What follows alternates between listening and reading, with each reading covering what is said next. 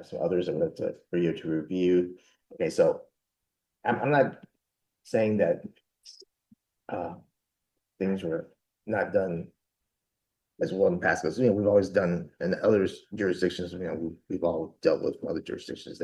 They do that way one-on-one, but I believe good faith means I consider everything, even if I don't like one of your proposals. I have to consider it, and I'm thinking it through, and it's what I like the feedback. Sometimes on a one-to-one, one item, I might say I can't do this, or you might say we can't do that. But if it's put together, you might be able to accept some things if other things are give and take. So that's why I like to put more on the table in the beginning, and then I think we're just going to parse it down. That's my thought process, as opposed to saying no, no, yes, no, no, and then we switch sides. So that's my idea in order to get to more yeses and compromise. Okay, so if it doesn't work, I get it, but that's why I like to present all these at once, and then we can decide, how we can get to a yes on as many as possible. That's my idea. Kind of make sense a little bit? Okay, all right. So if I may, and some of these parking and help me with this. Let's move back. These are all red lines. Most of these are what you all presented. No, Article 3 is something that Okay, we're sorry. proposing two definitions. Okay, sorry. Yeah, I'm sorry. That was over here. Yeah, the two definitions, the bargaining unit and course and scope of employment. Yeah, we have about, I think we're going up. We just need one, we have the rest. It's fine, yeah. So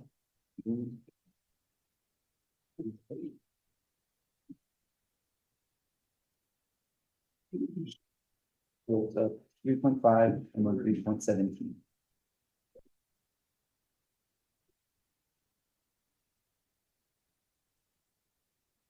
Course and scope of employment is leading up to what you all were talking about with the work outside of the jurisdiction. So it's a movement towards that, and there's more directly on it. So And 3.17 is straight from the Texas Labor Code definition. just to give you background, again, it's just for your review, but we wanted to give you the back. What section is that? For the labor code, I'm not sure. I'll do know. Let me see if I can find it. 1 second. Bring up the Texas Constitution and. Yeah. You have the job? To represent. What's the reason for cutting out the cadets in this manner?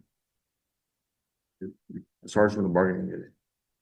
Well, they're not part of the bargaining unit because they're not full-fledged firefighters. That's my understanding. Oh. Course and scope is a Texas Labor Code 401.011, section 12. 401.011, section 12. Course and scope. Yeah. My understanding is until the cadets become full-fledged firefighters, they don't receive any protections from the CBA. Is my understanding correct?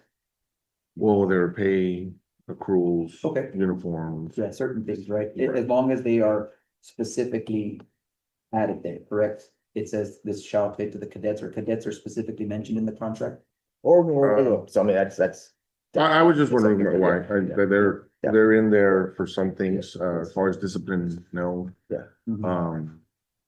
Even this would be, Well, they follow. some discipline, yes, some discipline, no, it just depends what they fall under. Well, our idea is to take them out completely, but if you want to put them back in for certain things, we can do that too. Again, I'm putting everything on the table. Yeah, no. As opposed to saying, this is what we I'm want. just asking, adding this, Mhm. are you proposing to remove them from the pay scale, from everything else, or what is it? No, I think the intent is anything where they are specifically mentioned in the contract as having a certain protection, then those will apply. But to say that because they're mentioned, that everything would apply to them, that's where this language would come in and say that that's not the understanding of the. Or we craft that language. Yes. Well, it's just, if we remove them, and I'll give you an example, for approval of the contract. They always vote. This would remove them, so there would be a non-vote now. And so that's why I'm asking clearly what it is that you're asking, because this would remove them as part of the unit with voting power. Okay. So, What's something for y'all to? Okay. And I won't put you on the spot, so y'all No, no, no, come back, no, tell us, look, we want them to vote, we don't care they vote, so that's just something that we're proposing. We're thinking is just cleaner to remove them, but we understand. So you're saying it's cleaner to remove them and then go back into the contract, and every article that specifically references them, we need to add. Or we just clear it up and say, unless specified, there, nothing else applies to them. That might be how we end up, that's all. Okay, yeah. Okay. And of course, the scope of employment, that's actually gonna tie into another article that we're proposing as well, which is why we added 3.17. Is okay with that. We're gonna talk about this. Yeah. Let's give it. Oh, you gave Article 11 earlier? That ties into Article 11 as well. Well, let's just talk about that. Yeah, so 11.6, I know you wanted it to be with pay. In a similar situation, a city employee is always taken without pay. So there is no discretion by the employer if there's a post-accident testing that's going on, then they are sent home without pay.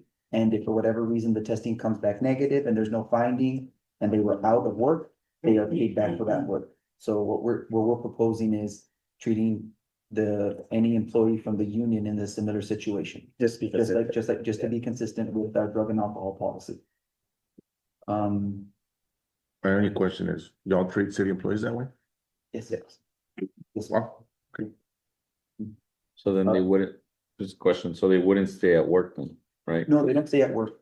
Because the current practice right now is get an accident and you stay at work. That's why they get paid. Yeah, if The city employees? if they're, yeah, Oh, you stay at work for only certain things. yeah, if you're at work, yeah, but if you're at Yeah, on administrative leave at home. And that Okay. applies to, yeah. And again, we and can this is for that. post-accident, right? I guess not. So a city employee as a fender bender, y'all send them home without paying until they get results. Is that the current practice? I could be- Yes. That's great. They're not even run, so they either others in the. Are we talking No, but all city employees or just class A, class B, class C? oh, And are we talking if they're at fault or if they're not at fault? So if they're sent for post-accident drug and alcohol testing. Okay. Because again, you can have a post-accident where you're, let me give you an example, he's not driving, gets hit. Then there are certain runners that they will be tested for money. But if they are operating and you get, if they get sent for drug and alcohol. and they're sent home without pay. And the average is what, 2-3 days that they're home without pay? And those hours that they were supposed to be working, they get reimbursed even though they got sent home? Absolutely. Yeah. Okay. They do, Yeah.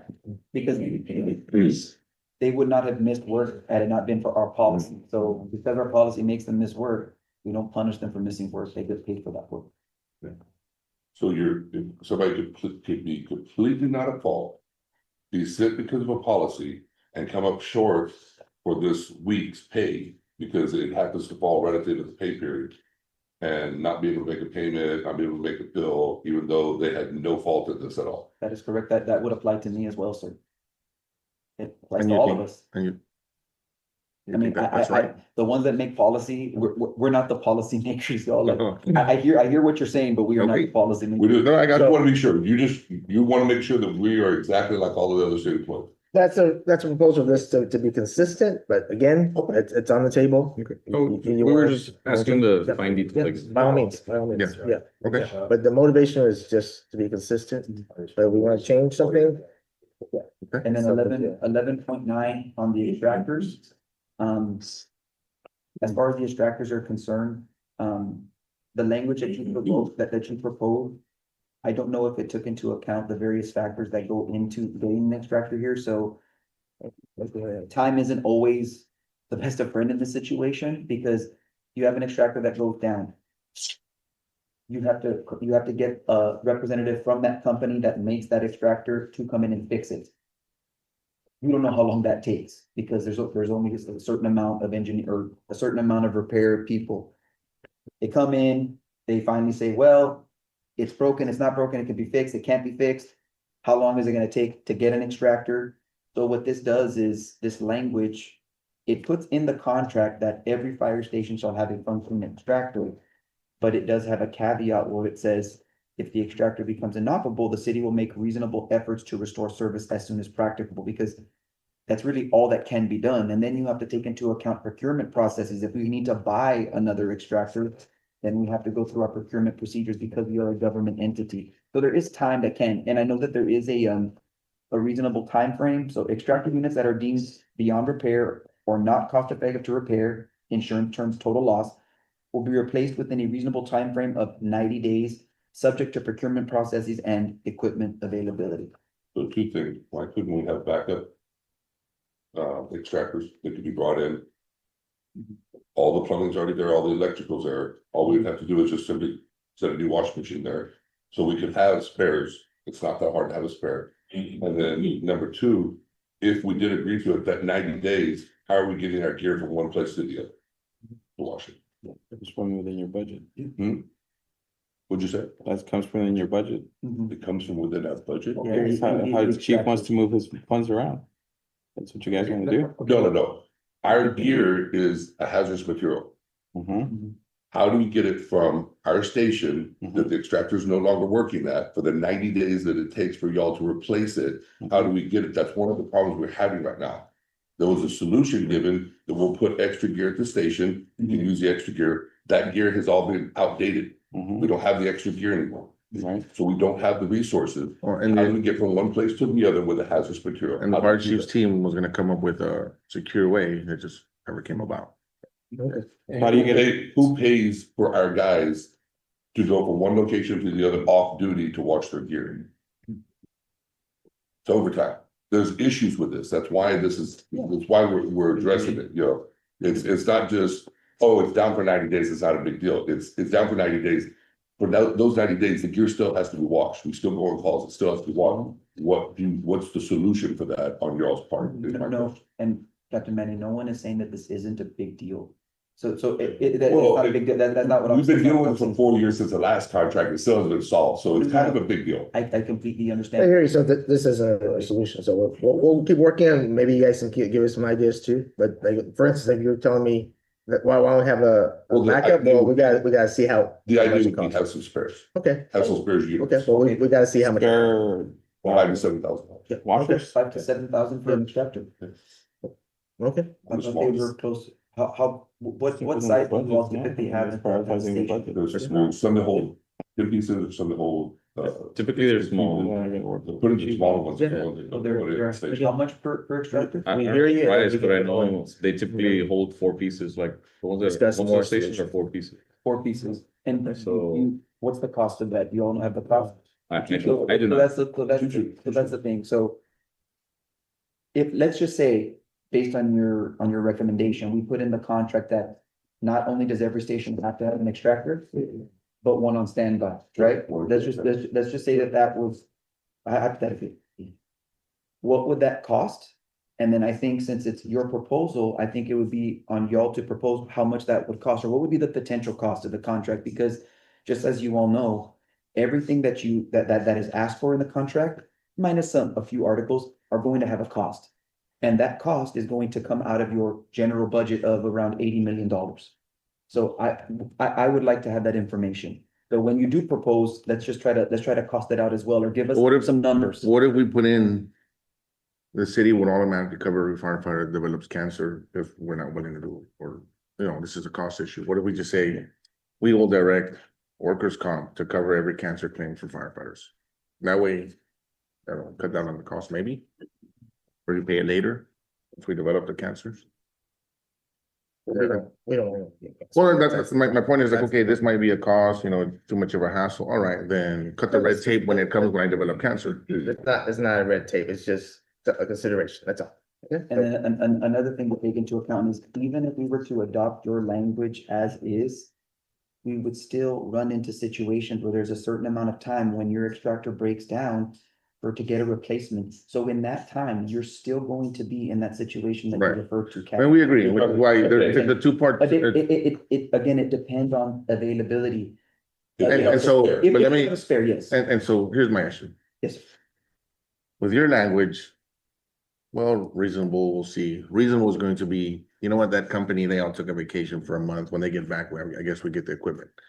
Our language is, no, it has to be there. So if it's not there, then we'll go through our grievance process, which then will make the cities like, all right, we need to hurry up. Your language says, when I get to it, I get to it. Right? So let me ask you this, who solicits those vendors? The department. There you go. Yeah. So reasonable within, I don't understand, there you go. I don't understand. well, I mean, so you're making it sound like the city's reasonable. Oh, I'm You guys viewing manage that administration. vendor, Well, right? I don't. Well, I mean, the department I did, manages it might that be vendor. different, but So within that reasonable time, if the vendor doesn't work out for you, then have alternative vendors. So, So 4 years later, as mentioned by my partner here, we're waiting for somebody to figure out in 4 years how to take care of this piece of equipment. We're talking about reasonable time. 4 years is reasonable time. Mhm. This is something that we've brought about, we've talked about, we've tried to come up with constructive ways, and we get the same run around every single time. And I understand what you're saying when we're trying to talk about reasonable times, and I'm kind of more on the point. How do you justify 4 years as being reasonable time when everything we're trying to tell you is a optimal solution to provide for the health and safety of our members, right? And these are not things that are just you are hearing today. Mhm. These are things we've been addressing with our management for a number of years now. Mhm. And yes, we have tried to do other things, but we understand there's other washing machine, other stations, but then the critical hazard now becomes, once we get back from the call and we decontaminate, the gear is there, then it would be where we can put on some PPE at that time to load it. But now when we put in our personal units or other units and taking it to another place or on our day officer, we run into a whole other scenario situations where the resolve of reasonable time, 90 days, does not take care of what we're trying to address with this. So Captain Flores, so again, 4 years for this situation, and you're right, we have heard these before, but this contract provision isn't going to take care of that, because let's just play it through what you said, Captain Gonzalez. You go through your grievance process, how long does that process take? And you still don't have an extractor. oh, no, I agree. No, and then let's say we go all the way to arbitration. The arbitration gives you an award. What is the arbitrator gonna do? Go get an extractor. And what if with that award, we run into the same problem of the manufacturer doesn't have it? All of these things. What I'm telling you is that your language doesn't really solve the issue. Well, of Yes, course, it there's no language in the issue. world that we can implement to the contract that will make you move faster, right? And I'm not Well, you, it's not us. fire chief, Let's just. administration, whatever deputy chief is handling the issue, right? There's no language in the world that's going to break their hand and force them into it, right? Right, and I agree, Yes. which is why what we're talking about is like really putting reasonable, not reasonable, from doesn't an matter, because there is going to be a process. from an operator standpoint, right? It's giving you a perspective from an operating. It's all about priorities, right? Right. So how we prioritize where we put our investments, you guys have a budget, whether you prioritize one equipment over another equipment. Nothing keeps you folks from 4 years ago from prioritizing those within your budgets. And you keep referring to it as us, like as in if we're managing the fire department? So this is. No, I'm just, the department. as firefighters, As say, as the This is fire, us. the department itself. The Fire right. Department Administration. So Mhm. what I'm saying is this is something that needs to be addressed. Now, I'm not saying you haven't done it or that we haven't done it. It just has to be that's a conversation that's best set for the budgeting, the administration side. Putting in the contract doesn't do anything for you guys other than. Oh, no, Sure, but I agree, Yeah. I agree. You could basically ignore the language, go through the grievance process, ignore the award, we have to enforce it. Of course, which is why I'm saying exactly what you're saying. There's no language in the world that we can put in there, whether you add reasonable or not, don't add reasonable or it's going to be. What it seems like is, it almost seems like an excuse of, well, it's just not gonna get done because for whatever X reason, right? I'm not saying- No, here, so if I may, let me end this Maybe I conversation, took it wrong. please, is that this is why I'm going through this, because on a personal level, I don't think it should be in the contract at all. It's something that we just got to work out. So we are working on that issue, right? And 4 years, It's too long, trying to work out the issue. But if you're gonna put it in the contract, we would change the language, that's all. But, and it's on the table, you know, if it's important to you, then we got the language, but like. I agree, I agree, I don't think But this because should be an issue that the only reason why we wordsmith this is because he brought it up and, you know, it's on the table. In good faith, we will entertain it, but I think that the real solution. Understand why it, you know, how you say it shouldn't be in the contract. I think we all understand why it is in the contract. Because we've given Yeah. decades for this problem, and it's been decades, okay? The extractors is not a new thing. The problem extractor that brought it up last time was at my station. It's still the same extractor, it's over 20 years old. It needs to be replaced. The whole problem is in this whole issue of, well, we can't find anybody to work on it. It's because it's so old, nobody works on that equipment anymore. At some point, equipment has to be replaced. But if our only option is to fix it, and the result is always gonna be, whoa, nobody can fix it because nobody knows how to work on that antiquated equipment anymore, then we just don't do anything. So what's your policy on that? There's a 5-year depreciation on equipment that cycles out. What's my policy? Well, the I didn't write- department's I didn't write policy. fire department Oh, policy. that's So, state. my So- fit here, that's So the not my commission, policy. well, the commission says year only lasts so long, but in that interim, Mhm. it has to be washed and maintained. Right, and again, we go back to priorities, is that equipment needs to cycle, you know. come The into gear a cycle. lasts 10 years. Yeah, Maybe, possibly, and again, I'm not saying that this is gonna go in the contract, I'm just throwing it out there, because this is why this conversation is fruitful, that you said it earlier, Captain Manning, we gotta think outside the box. I know that there are policies that are worked out between the union and administration. This could be one of those policies that is worked out between the union administration to address this issue, right? Maybe Well- having a policy that says after 5 years that it's automatically recycled, something. I don't Well, know. and I don't know what the would thing, fix the the thing problem. is, why we are here is we tried to work it out with the fire chief back then, when the chief was there, got put into the contract. 4 years later, continue to try to work it out. This is why we're here. The last avenue left, other than filing grievances, is, hey, in the contract, having the city acknowledge, all right, it's a problem, we're gonna prioritize it.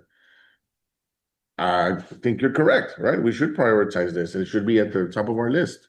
Why it isn't, you'd have to talk to whatever team is running it, right? Like I'm saying, you say the firefighters, us, like, give it to us, I'm guaranteed, like, we will handle it, but we don't have that kind of power control. So our only avenue, or one of the avenues, is to be here at the table to discuss it. Now, if the city wants to entertain it or not, I get it, if it's an item on the table, we'll discuss it. But- Broadcasting on Yeah. the video should be awesome, so they fix it. Yeah, sure, yeah. Yes. We could be fixed. Okay, I'm sorry, I didn't know that. Somebody's. So who's working it? The fact. Well, do you want to stall the meeting, just, it's not broadcast? I mean, Let's just keep working. I'd rather not. Let's just keep working. If it's okay, then we'll just keep going. Okay. Yeah, I don't. All right, so, The meeting's name and number? Thank you. thank you. So like I said, yeah, you How know, many extractors do that? There's supposed to be one per station, but right now, as functioning, So, it's a solo. How many are out of service? That's a good question. How many are out of service? right now, that I know of, Más o menos. I have no idea. Okay, how many are out of service? I know one at my station, I don't know about every other station. So your station, you said it's old, but is it not so, working? so I guess what we gotta look at is the age of those things, because again, you're looking at about you know, man, if you're getting 10 years out of it, you're doing good, but it's about 7, yeah, no, so yeah, see, but We're still trying to fix it. but you shouldn't be trying to fix it, agree. you know what I mean? And that's what I mean about being battle ready. I mean, because certainly you put priorities on your ambulances and your fire engines and other equipment. This is essential to your operation. I agree. So again, it's within your administration, the department as a unit itself, how you prioritize these things and So you were Marine, right? Army. Sorry, Army, okay. Offense. And so Let's not do insult. you're 100% correct, right? Yeah. You first make sure, you go sensitive items check, right? You to make sure you got the basics of what you need to move forward, right? And then from there, we can get the fancy trucks and all kinds of stuff, right? But initially, the core functions, right? All right, and so we agree. We believe it should be one of those. Which is why when finances come up, we can point to a bunch of things. That shouldn't be a priority. That shouldn't be a priority. Why it's prioritized? Hey, I guess it's to the individual who's in control, right? At the end of the day, though, all we're told is, well, we don't have the money for it. Well, you would if you would stop buying all these fancy things and all these other stuff, right? Like a fleet of pickup trucks for everyone that works in the office, right? Mhm. You could say to go, maybe y'all can double up, right? Maybe you five use one, share it, Carpool. right? But we don't do that. And we're not gonna get into the management style of our current management, but why we bring it up? Because we believe it should be a priority. And apparently it's not. And this is why we're here, right? So I agree 100%. It should be at the top of the list, but it's not. It's on the table. Why? I don't know. You'd It's have on the to- table, and we're gonna work the issue, and we'll see what we do, okay? Mhm. Hopefully by the end of contract, it resolve either one Yes. form or another, that's all I'm saying, right?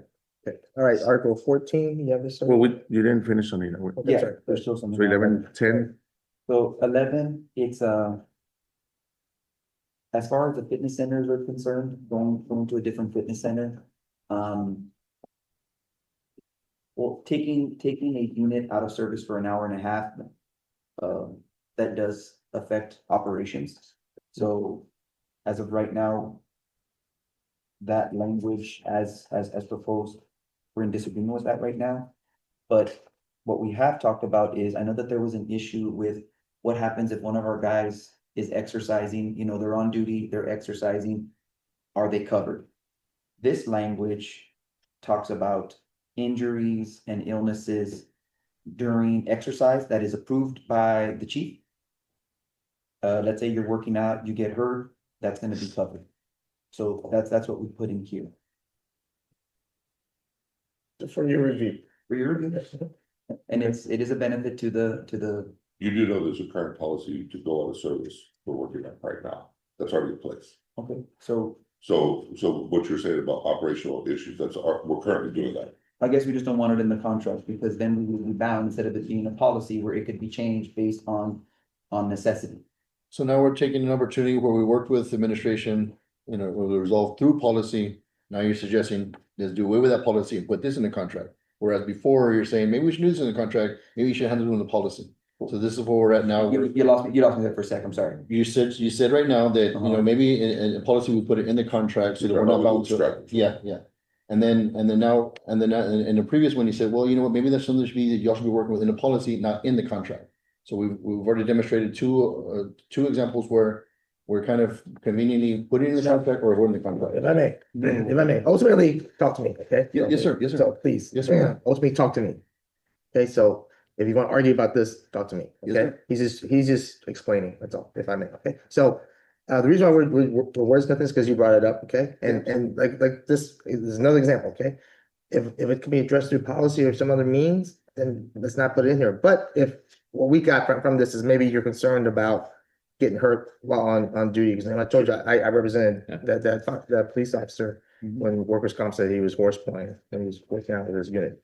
So maybe we just cut the part out so we can leave the policy, but you know, we address what you want to address in the language. So that's all I'm saying, you know, well, we're wordsmithing because you brought it up. And we're not trying to go, let's do policy on one, let's not do policy on, we're just saying like sometimes, okay. you know, what's best, that's all. So just going back, I'm sorry, I'm not trying to be complete, I'm just saying like, there's explanation that I can explain. That's all. Gotcha. That's all. going back to, we used to go to gyms. Yeah.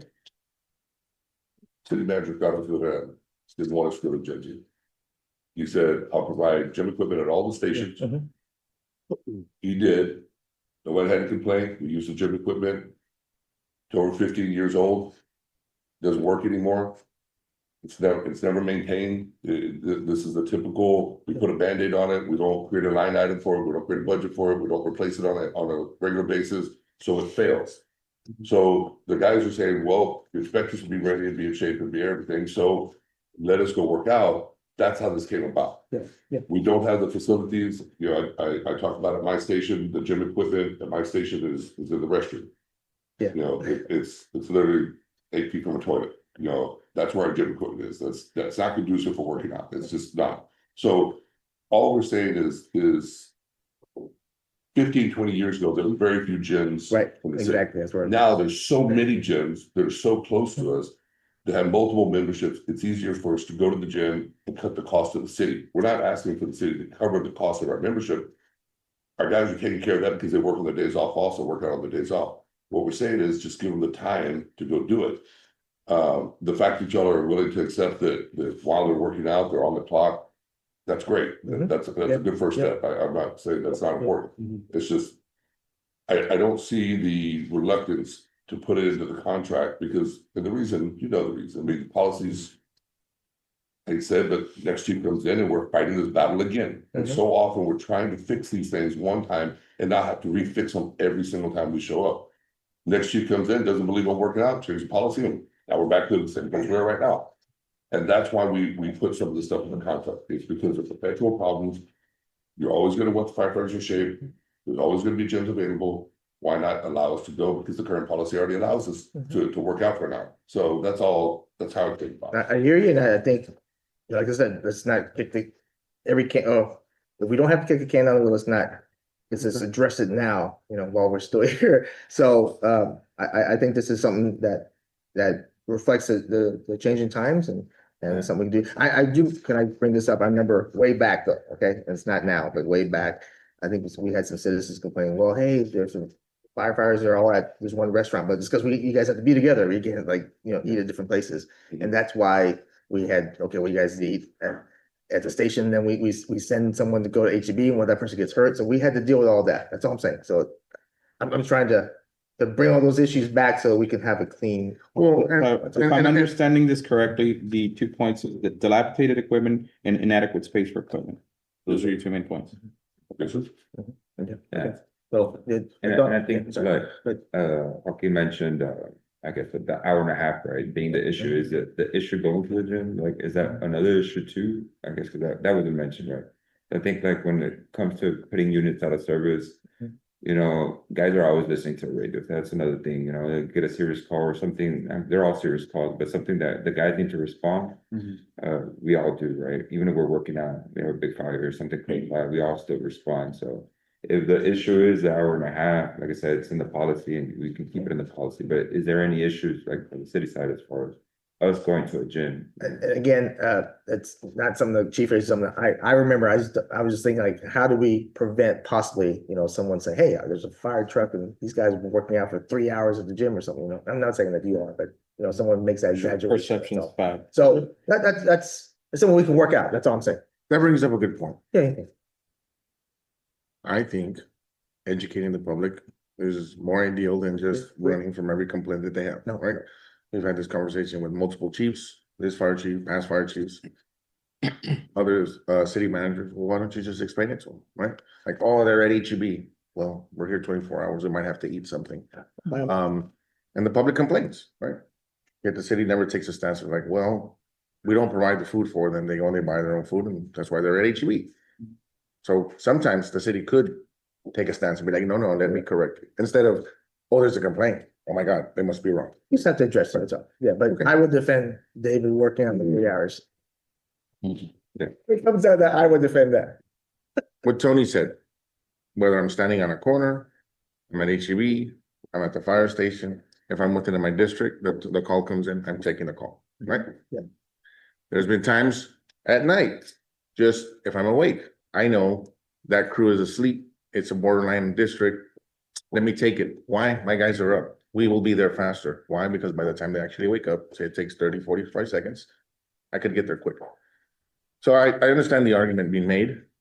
The reality is, I think what Tony mentioned, the reality is we don't operate like that, right? So maybe that might change in the future, but okay, look at your point. I hear you. Yes. We had a complaint that a director was getting a haircut for 2 hours at sports clubs. No one stays at sports clubs. I'm So- fair duty, yeah. what about fire? Woman directors, so. Oh, what do y'all do? Yeah, so I mean, it's just, hey, we did educate them like, no, sports clubs doesn't, but you stay. I don't know how else to explain. I didn't know we should go get our hair cut while I'm doing. But I'm saying, it's one Haircut. Also, it was, If one veteran It's lunch goes to the gym, does everyone have to go? Yes, Everybody stays together at all times. Okay, so does that mean? he that sits in the every- truck. so what we They sit in do, the truck? If the guy doesn't want to work out, he sits in the truck. But he has to go.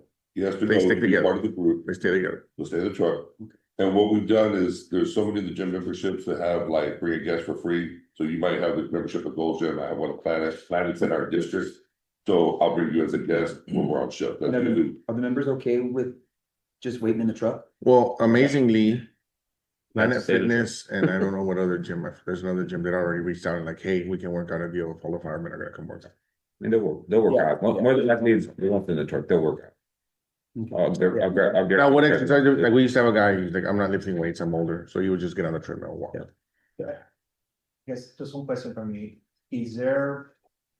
I guess if you get a call, when you get a call and you're at the gym. Will you be called or are you in an hour and a half away from the, somebody was calling? Well, we had put in an hour and a half, like what we're proposing, So out of you're- service, so you're taken out of service, right? And you might remember when we used to bring up lunch, right? We used to say PD gets to go out of service to sit down and eat, we don't. And the city never agreed to it, right? So this is one of those issues where like, hey, other people can do this in the city, and we can't. In this case, we're asking that our guys be out of service. What Tony was saying is that if it's say someone scratched their finger, that unit probably won't jump in. But, and what we're also talking about, the gym would be located within your district, which means if you're at the fire station or at the gym, you're within the Response time. response time. So most likely, if we hear that it's a call, chest pain, jump in, let's go, right? Break from what we're doing and we go, right? And so it's out of service for, and not to say that they're not all emergencies, but there's some calls that are. There's some criteria. in the We emergencies could that- wait an extra minute, right? And then nothing really serious will happen. But if it's a house burning, heart attack, something like that, the units will jump in. So you're in an hour, you take time, what do you call it, your Out of service.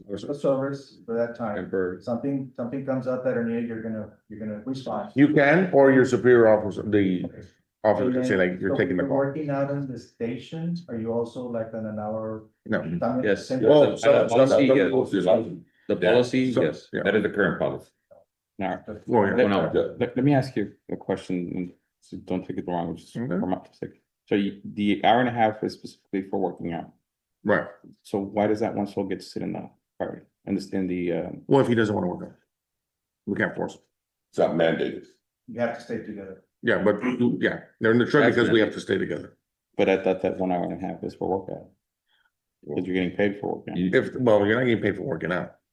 We're Allowed asking, an hour and a half. well, I guess Allowed we are an hour. getting paid. And but that could be something we can include. We mandate that they have to work out.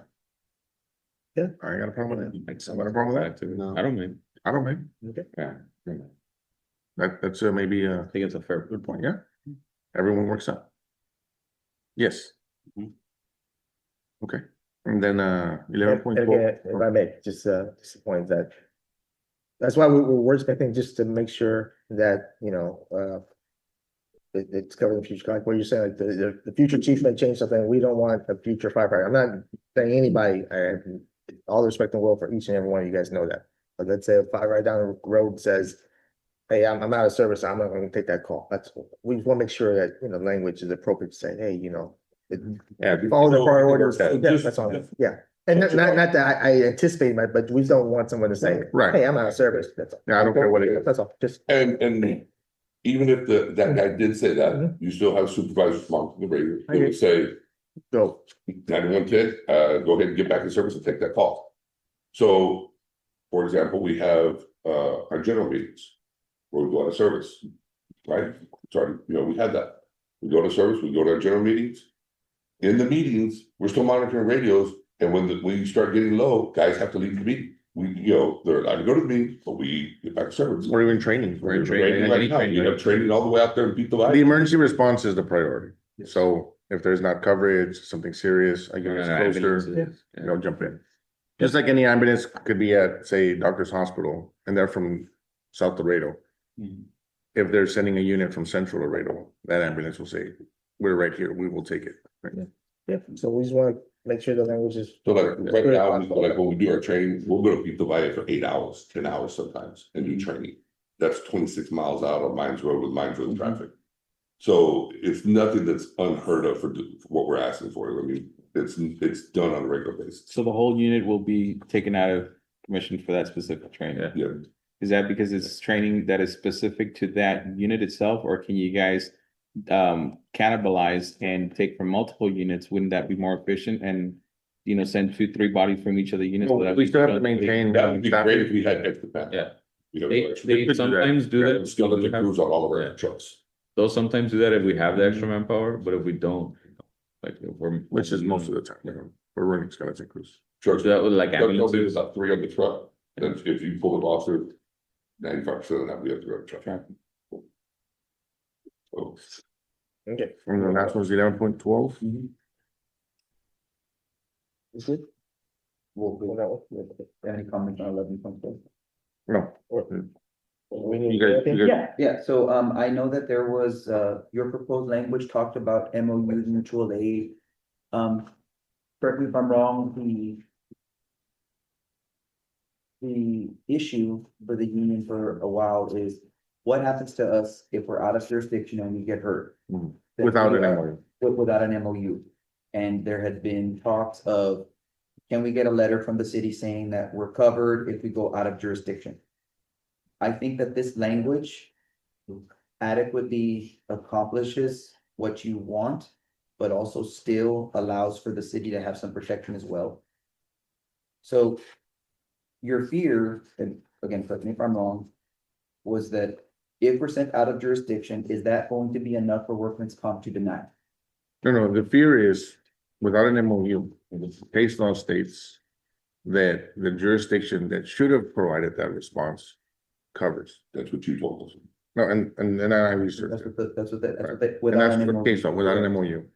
The city currently has MOU or a contract with the state. That's for civil, that's but for the- civil liability, not No, no, for no. workman's compensation. No. Like for Teeks and all that, if you get injured, the city will cover. Teeks has told the city, we're not covering their injuries. And so and if you guys have a copy of it, This is Forestry Service, Deeks. you sign a contract with them saying, we're gonna send personnel.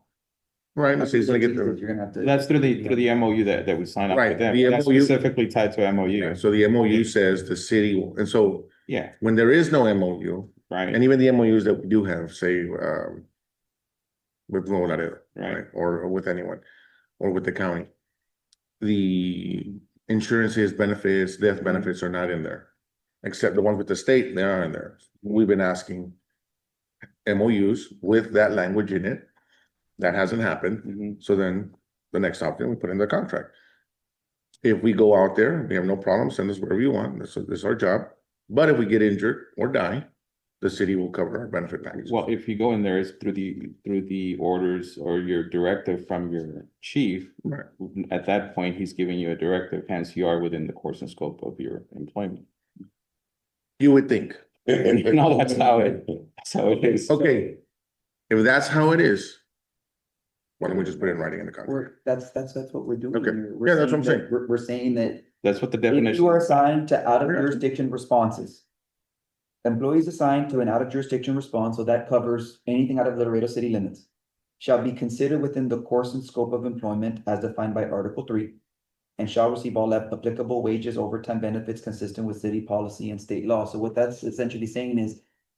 You are ordered to go outside the jurisdiction within the course and scope of your employment. If something happens to you, then because it's within course and scope, workman's comp can't say, oh, they're out of the jurisdiction. That's the only reason No. why we're denying them. But if there's no MOU, the state law you're referencing with this article says. Mhm. The jurisdiction that should have been covering that service has to cover the benefits. Then maybe. And that's why I'm Come saying, back to you, okay. I don't want it consistent with that state, that case law. Okay. I want it The consistent. case law that that you're referencing.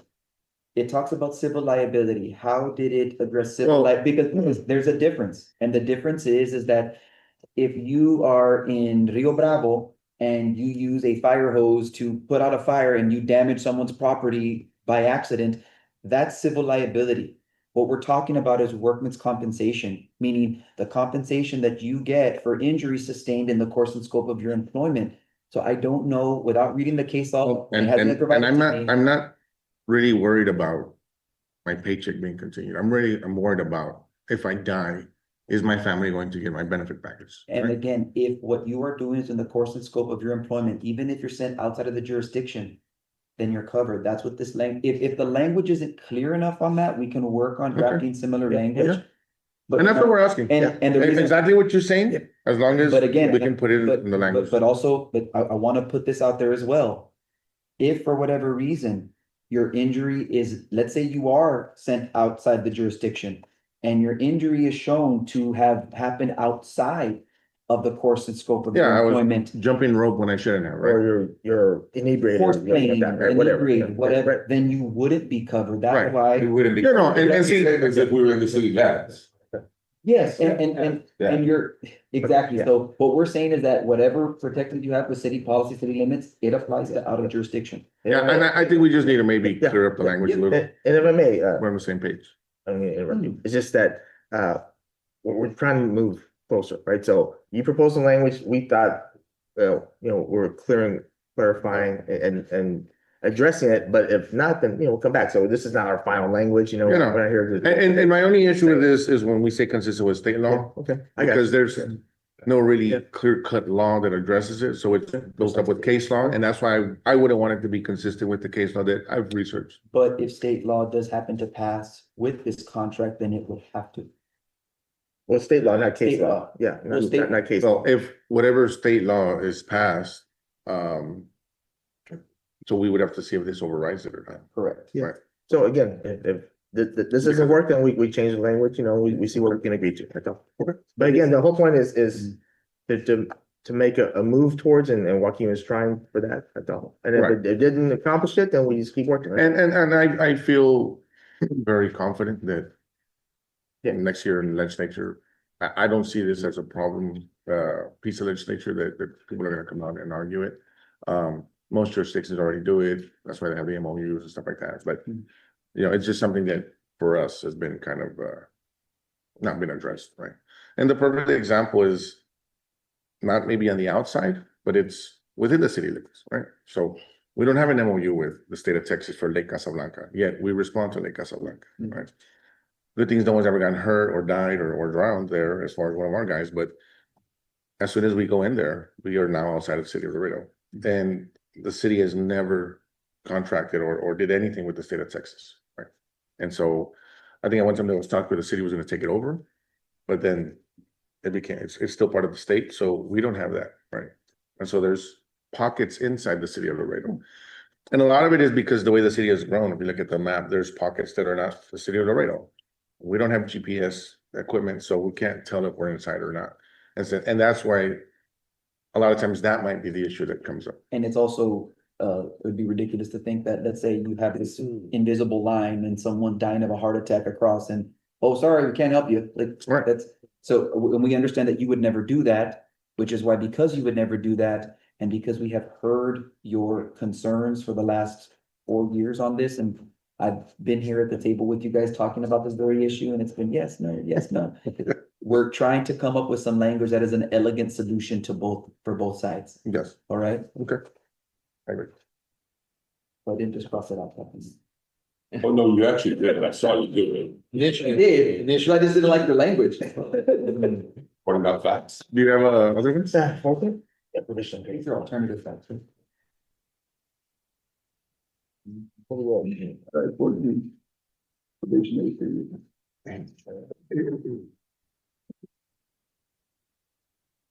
So it's essentially, we agree with the age 37, not so much the age 18. So you wanna move to minimum age to join is 21? Yeah, what's the minimum age right now? It's set by policy, correct? And it's So 21, service- or it's 18 with college credits, so. Yeah. 18, 19, 21. Yeah. So we don't have to put 21 in the contract, and we can make it that it's a policy.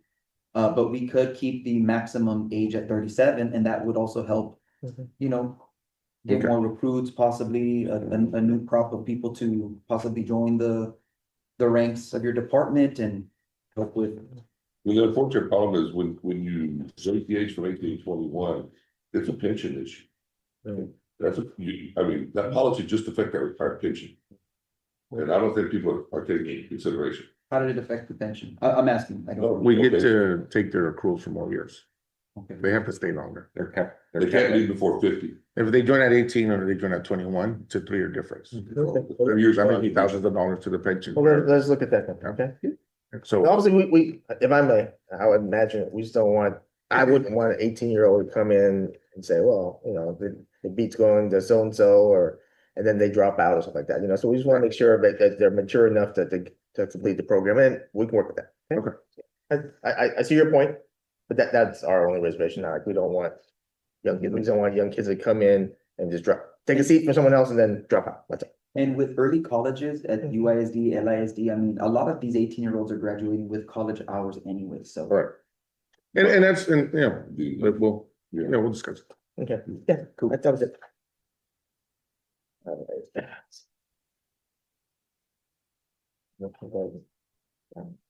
So on the uniform. So after discussing the issue with the chief,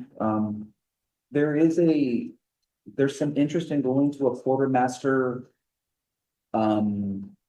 system where you have a place where you can pick up, you know, your uniforms. I don't know about certain parts of gear, but what we proposed is you are getting all where you get this equipment or these uniforms from, it's consistent with departmental standards. So we would erase the list that you provided, and it would be a policy as to what is provided by the quartermaster. And again, this is all based on a joint management uniform committee established with the recommendations. Yeah, a joint management uniform committee. So that committee would determine what is going to be kept by the quartermaster. And we also remove the language that provides for the $500 per year. And one question I have, I know that this is something that you all had talked about. Your version of 18.1. Did you know what's the cost of that? It just depends. If you go through golf, Yeah, very pricey. Like at our Out- current What do you mean the cost of the $600 times each firefighter? No, what? No, the list of, Because that is the language that we wanted to replace. And so I want to know what the cost. It's, we didn't price it out. And What again, manufacturer? well, so I guess the next step is, well, what is the cost to the city for this new system? I think based on a preliminary analysis, it's about $1,100 per firefighter. Okay. Does that sound about right? I mean, It just depends. are you going by current pricing through Gulf? it just How do you depends know on the what the manufacturer. I think it That was the would- current pricing, which from what we paid. And so, and that's what I'm saying, if we go to gals, And I don't know what that is, by the way. T-shirts could be Okay, twice the so price. Galls is a company and manufacturer that the city has outsourced or provided because they seem to be the only ones that they've considered or have been in contract with in the past that provides the multitude of equipment through there.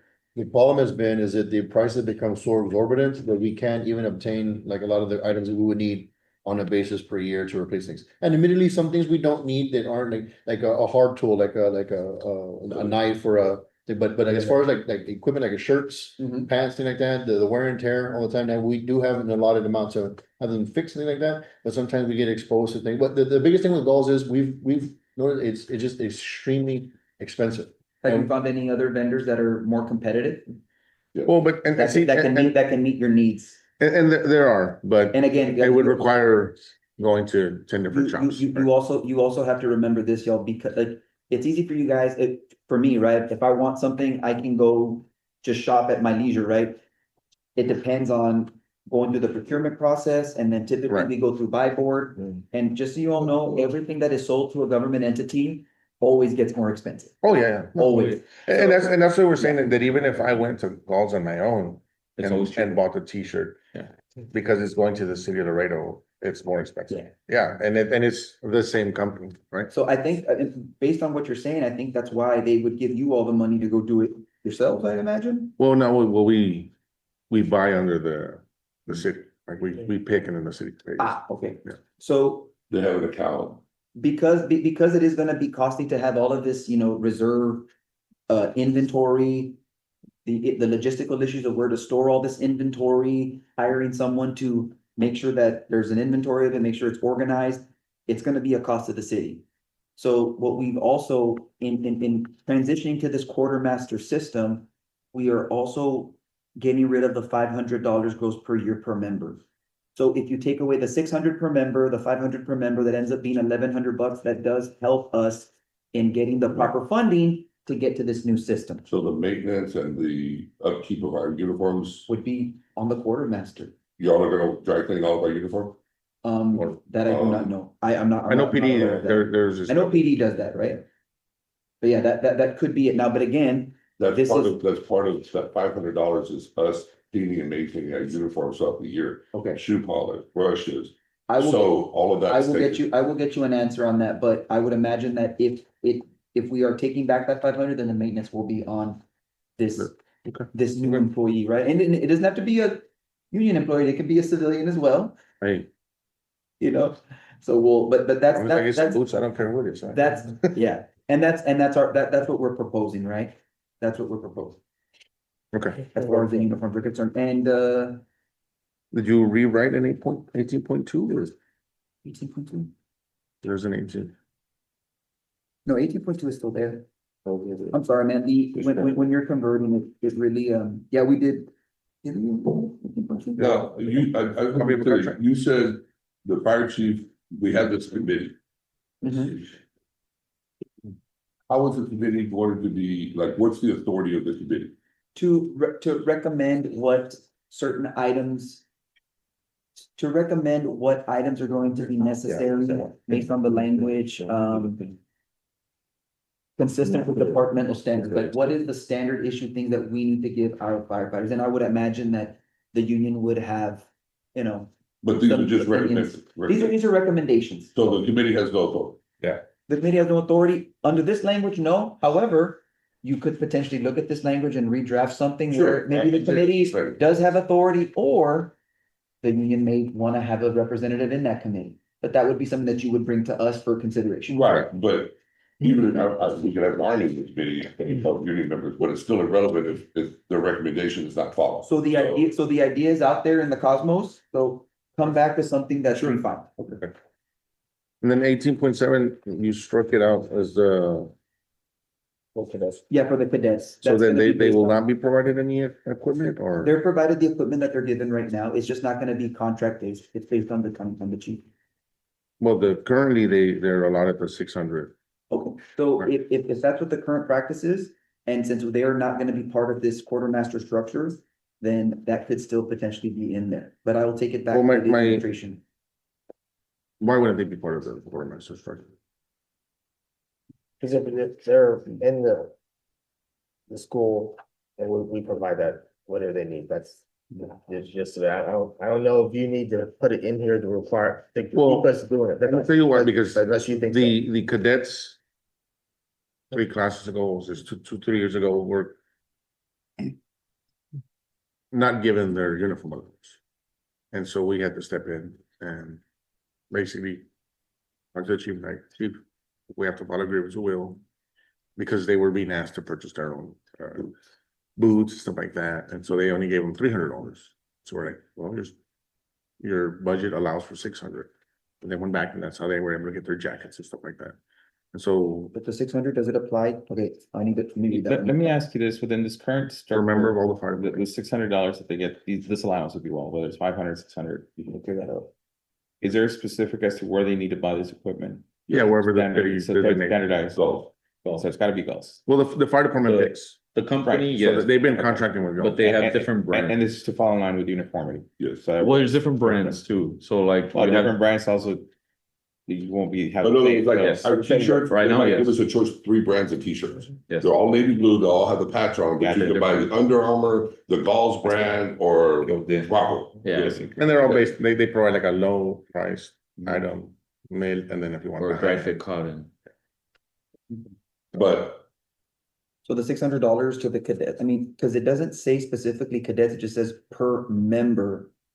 To all the fire department personnel, the word member here, I mean, wouldn't it mean member of the collective bargaining unit, or is it? No, just remember of everyone in the fire department. Okay, We'll clarify that. yeah, I think we need to clear that up. It goes along with. and this goes back to the same thing, we have cadets, the 2-year-long cadets. They're gonna go through winter, they're gonna go through rain. We don't provide them a jacket. How do we not do that? They can't show up with a pink jacket and a green jacket and a yellow jacket. It should be uniform. They're in the academy, but we don't provide it for them. The other thing is that money was being budgeted and then held for something else. It wasn't like we didn't have the money. It was just we're only gonna give you 300 of your allowance for what we think you need, and then we're gonna keep that money for something else. But if you wanna put that in the contract, obviously you put it out there. Yeah. And then we'll Yeah. take a look at it. That's Thank you. okay. Next one was. Article 21. Just real quick, right at the top of that, right at the top here, I thought it's, on this part, right here is. Joaquin was working with the days and so forth, and it seems to me that. From our last talk, you all just wanna make sure you have the same days as the city employees, so that's why I said, let's just say you get the same days as employees, I didn't see any days that you get. Extra to preserve, but that's why. That's why I thought it'd be cleaner just to say, you get what the city provides, and it could change and go up in personal days and all that, so that's it. I'm sorry. That's it. That's essentially. Okay, sorry. So, I thought I changed it the last minute, that's why, but all right, I just wanted to take the blame. Over there. There you go.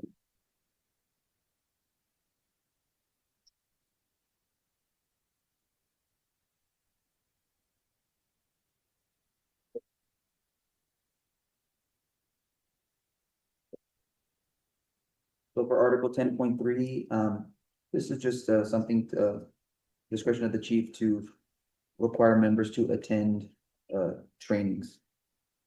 So there would be mandatory trainings as part of their duty hours.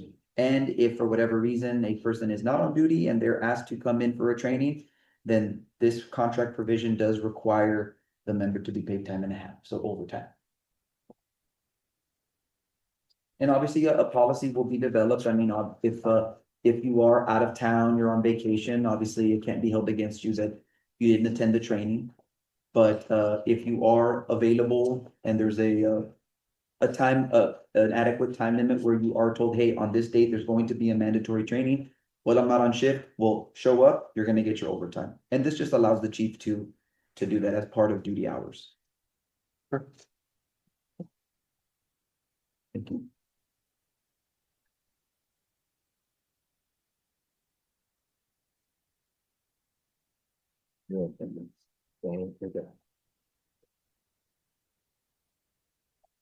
So on 20.9, the first part of the motion we're not covered, 20.9, so.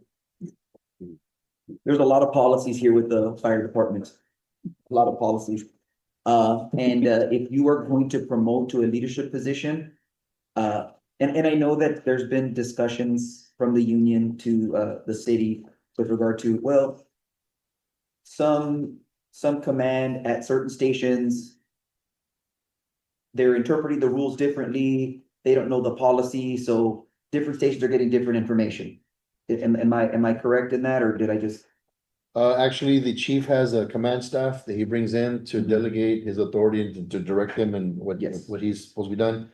And somehow or another, when the command staff leaves to their designated assigned station for the city, the information we've seen has gotten. Yeah, like a bad game of telephone, right? Bad game of telephone. So what this allows as part of the promotional process is you're gonna get the same amount of books, but it does say here that the chief may test on standard operating procedures. And this could be something where, hey, look, we want to know what procedures you're going to test on. It's like the books, right? You know what books you have to have. Anyone who's taking the test is going to have to know what policies are going to be tested. And it can't be a brand new policy. We've taken that into consideration because we don't know how it works, right? And so what we've determined was as long as the policy has been in effect for at least 3 months, it's testable. So if there's a test and it's been given for promotion and just the next day there's a new policy that cannot be tested as per the contract. So it has to be at least 3 months. Okay. To be in effect.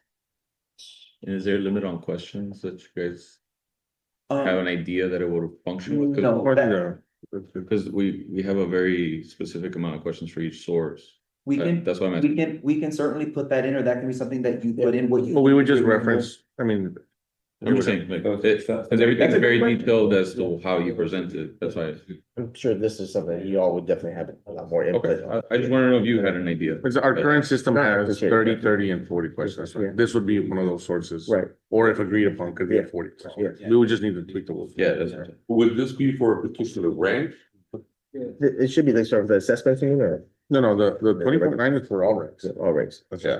But I'm saying like when you get to the assessments, then you have fewer, written questions. Well, they'll be worth The range. half Yeah. a point instead of 1 point. I guess technically Well- somebody could like Yeah. study a material Not for have 7 any months and then. The Yeah. 4th month or 3 months right before they could change it, Yeah. have to be something different. Right. Yeah. That's the thing. Yeah. Yeah, it can, I guess. yeah.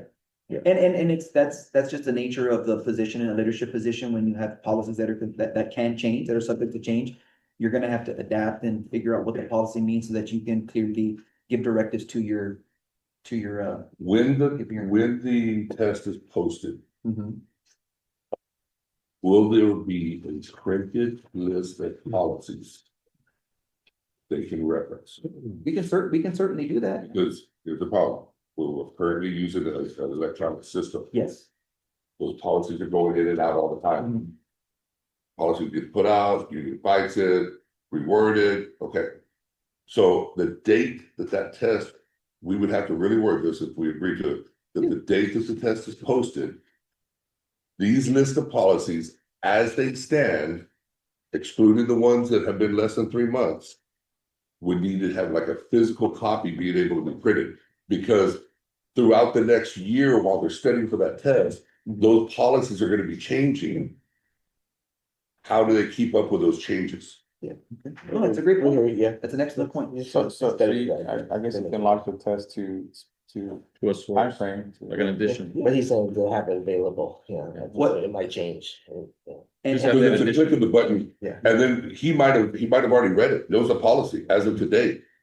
And then 3 days from now, it changes midway through the exam. So what you're saying is when the test gets posted, what policies, They are in effect, and they maybe, need to be printed out. maybe not the list of policies, but rather it's specific as to policy, those policies prior to this posted date. Or just what's They on need the to be test? printed. What's tested? what's gonna be on the test, yeah, essentially, yes. And these It's just an addition. Yeah, and at the end of the day, we just want to put it in the contract where the chief is allowed to test on standard operating procedures, because he believed that it would make for, it would make for a better, someone who's promoted, better to understand all the policies. More informed. Yeah, more informed. Thank you for that. More informed. And then the next part is the assessments. So for the promotional ranks of captain and above, candidates shall complete the assessment process conducted by a third-party vendor that is selected by the chief. The score would be 50% written examination and 50% the assessment results. So that's what he's proposing in this. Cool. Well, not cool.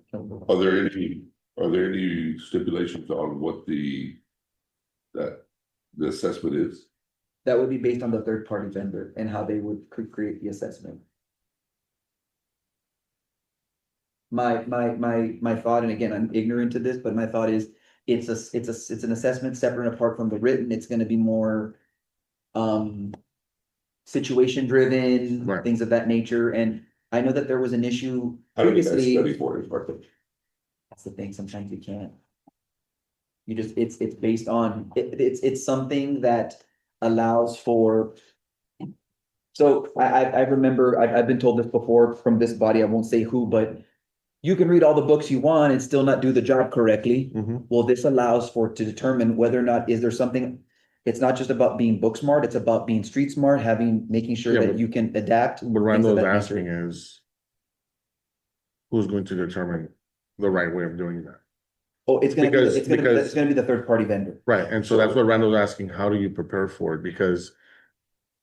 Laredo might fight fires completely different from the person New coming York, in from Austin, Arizona. right? Okay. And so that's where, I'll give you an example, someone comes from up north Mhm. and we're testing for, say, a captain. And he might start talking about, what do you need to do so that when it freezes and your water doesn't freeze and stuff like that? Our guys will probably be like, we've never encountered that. Yeah. Right? And that's why we're saying, how do we prepare for it? An Or what are they? excellent question. So I guess for me, what would you all propose? Would you propose getting someone from this region? I mean, what? Well, I guess we would have to- Because getting someone from within the department carries its own issues. Sure. So I guess the question is, who do we get to have those assessments, right? And that could be a conversation. It could be Well, policy. I'll tell you, because we had, at one time, it was like a committee Mhm. that was interviewing, like, people that, to see if they could be, acting captains, right? And some of them would come in and they'd give them their answer. That committee didn't like it, and it was internally, Mhm. they didn't like their answers. And they were like, well, why are you doing that? Like, I've worked under these officers, this is the way they always did it. What I'm saying is, a lot of times, because we do now for over a decade, a bunch of online CE type training, and we don't really focus on the Laredo way of doing things.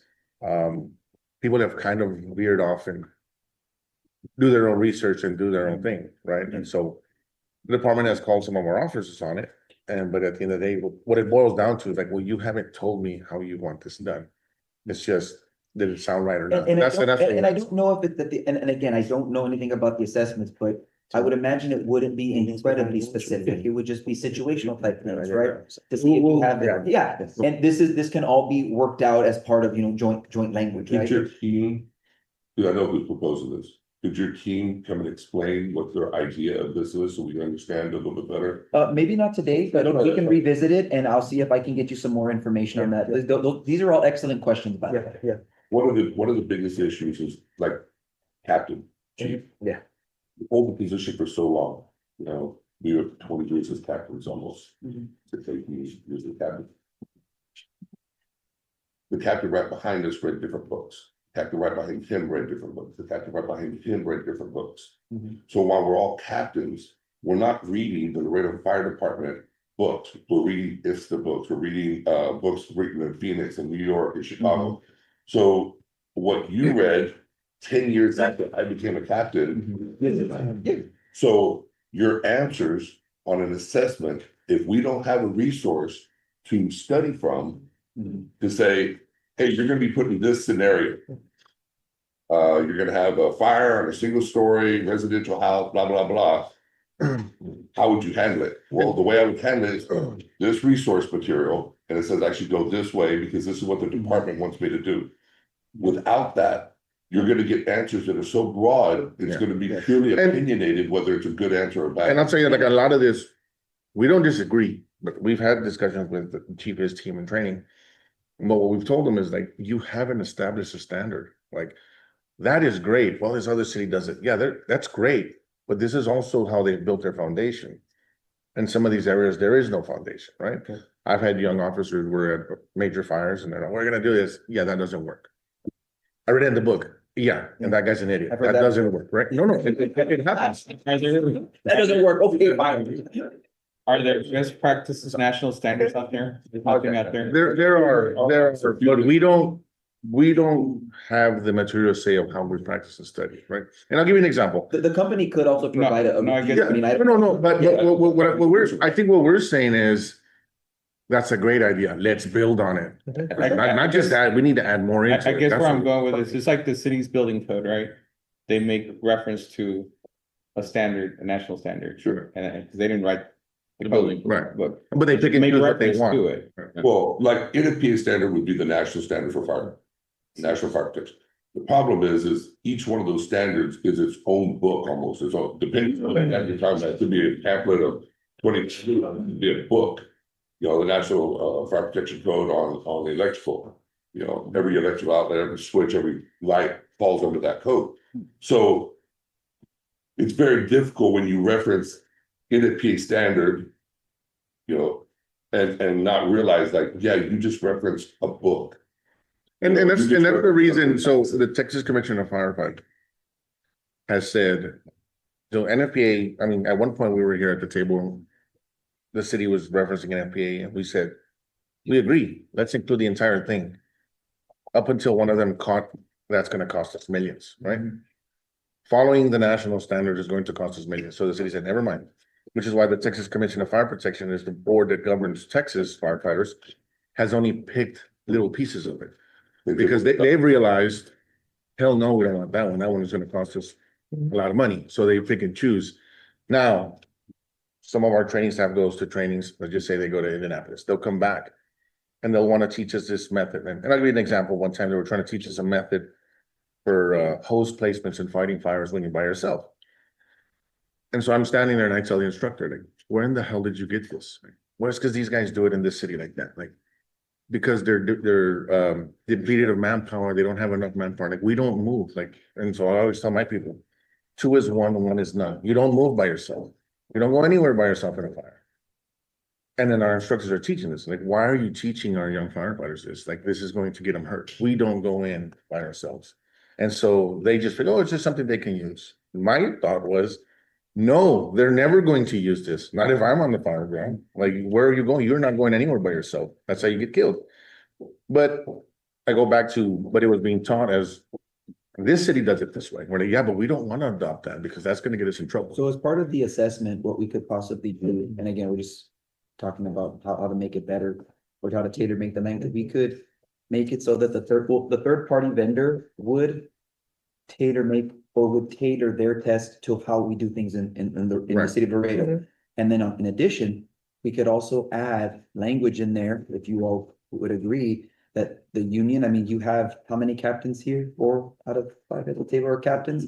If there's a captain's exam, I would hope that you all would have some input as to what type of Well, and the assessment. we- So it could be we've- something where the chief and the union president can come together and And I'll tell decide you, what's in the assessment. I agree with what you're saying. We've proposed in the past, like, to chief officers, like, why don't you write the standard for us? Like, you're our chief officers.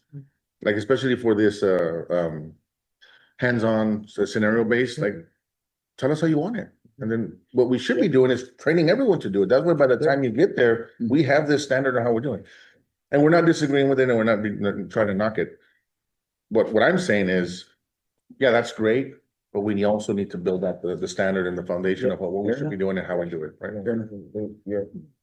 Christian Inquirer, we all agree with that. The whole idea about what the assessment is just to broaden the pool, not just have book smart. Right. No, I agree, we agree. I know in years past, we've had an assessment, it's never been at this proportion. How did y'all come up with 50%, 50-50? I mean, it's just a proposal right now. If you think it should be less or what have you. I just didn't know. That was something that was given by the chief. I just put it in there. Just put it out there. And the other, why only the officers? What would you like to propose something where it's for drivers, assistant drivers? Well, I'll talk about with the team, but I'm only mentioning it because those initial guys, assistant drivers, are going to be handling a lot of equipment and gauges and pumping and all kinds of things. Like, why would they not be put through the same? They're not. And then the drivers are acting captains. But You there's be a a cost. driver, you become acting captain. The assessment Well, cost. well, Yeah, because each assessment, I mean, you're talking in the. Yeah. In But the thousands I of guess, dollars I per guess if assessment. you're saying that you wanna weed out. Again, then we go back to a lot of this, Get not all been the done books because of tomorrow. cost. Yeah. Yeah. But, Not because it's not the best practice. yeah, it's just cost, like, yeah, it's not a priority. Yeah. Maybe we work Yeah, on, yeah, gotta start- that's the answer, because it costs. However, maybe some of the lower guys, if it's like a pretty straightforward thing, we maybe don't need a third party assessor. I don't know, I'm just throwing it out there, yeah, that's all, because if it's pretty And and straightforward. I'll tell you, the one we used to do was, can you back the fire truck up without Yeah. hitting these cones? Like, Yeah. can you put it in, Yeah. can you get? Yeah, but you don't need. that. I'm serious, Yeah. I've been to fires where I have to go yank the assistant driver off and I put my rookie because I've taught him. Like, you put your gear on and you're gonna go fight the fire, you pump the truck. Yeah. And this is driver like, but I'm an assistant driver, like, well, if you could pump, we would let you pump. So get the hell off the truck, right? And so we've been asking the department for more hands-on training. I'm saying, if Because something it's a safety- fundamental like that, we don't need to pay for a fire chief from McAllen to Right, come it down. could probably be in the training staff. Yeah, Well, to review hold on. that he did hit hold something, on, if it's objective. well, that's the problem. I hear you, I hear you. We can do it in-house if it's not gonna affect any position on the list. Mhm. But if we're gonna start affecting positions on the list, then we're gonna have to go third party. Outsource. Yeah, I hear you, I hear you, I Eliminate hear you. any bias. And we'll just. But then there's a cost, that's all, I'm saying, it's So just I something we guess how gotta you deal with. structure these tests have to be what the objective of that test are. The problem is, For next level. it's just so competitive, one point Responsibilities. is Move you down. thousands of dollars to an individual. One individual gets promoted, the other doesn't. I would rather just not. have One it. point is massive. Yeah, So it's not like, well, if the guy was off a little bit or what, no. The appeal- One point on our test, the because appeal I'm committee, competitive right there, so. You all work on something or think about how we can avoid having, the appeal every question or something. I thought the legislature got rid of that. No, see, the problem we've run into with the appeals is that they'll award points that Yeah. we're looking at it as like, how in the hell did you award that Yeah. one? So what it turned everyone to do is like appeal everything, because we have no idea what these guys are going to Yeah. approve or not approve.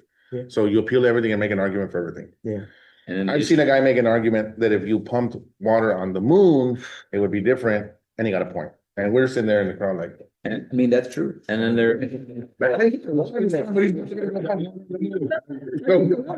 gave you the. Hey, man, just create, as a point for creativity or A for effort, right? Look, it was my first promotion exam, and since then, every promotion exam, I've appealed everything. Yeah, you have Because it's to. like, I had no idea what the point these guys are gonna give out, Yeah. so. I was thinking like, is there a way to wait that balance? Is that there's somebody right now reading your appeal and determining whether or not you have a legitimate deal. Instead of the commission having to read everyone. Right. Did you have one individual that's making a determination that is not a firefighter, that has not read the books? Reads your appeal on a question and says, no, you don't have grounds, civil service commission is not gonna review. That's a problem. But We'll bring it. Yeah, Bring it we'll- here. Yeah. but yes, It's, okay. it's different. I think it's time. See how we make it workable. Yeah, no, I mean, Yes, I agree. do y'all wanna take a break? I know, we'll finish what you have, and then that way, when we break. We have one moment. Yeah, I have some, couple more that, we're working on. Okay, there you go.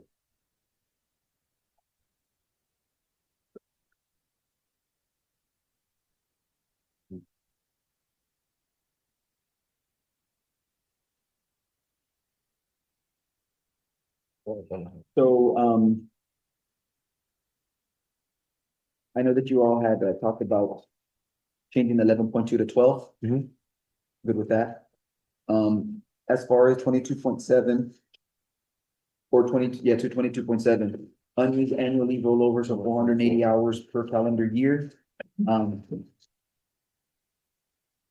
We're still thinking about it.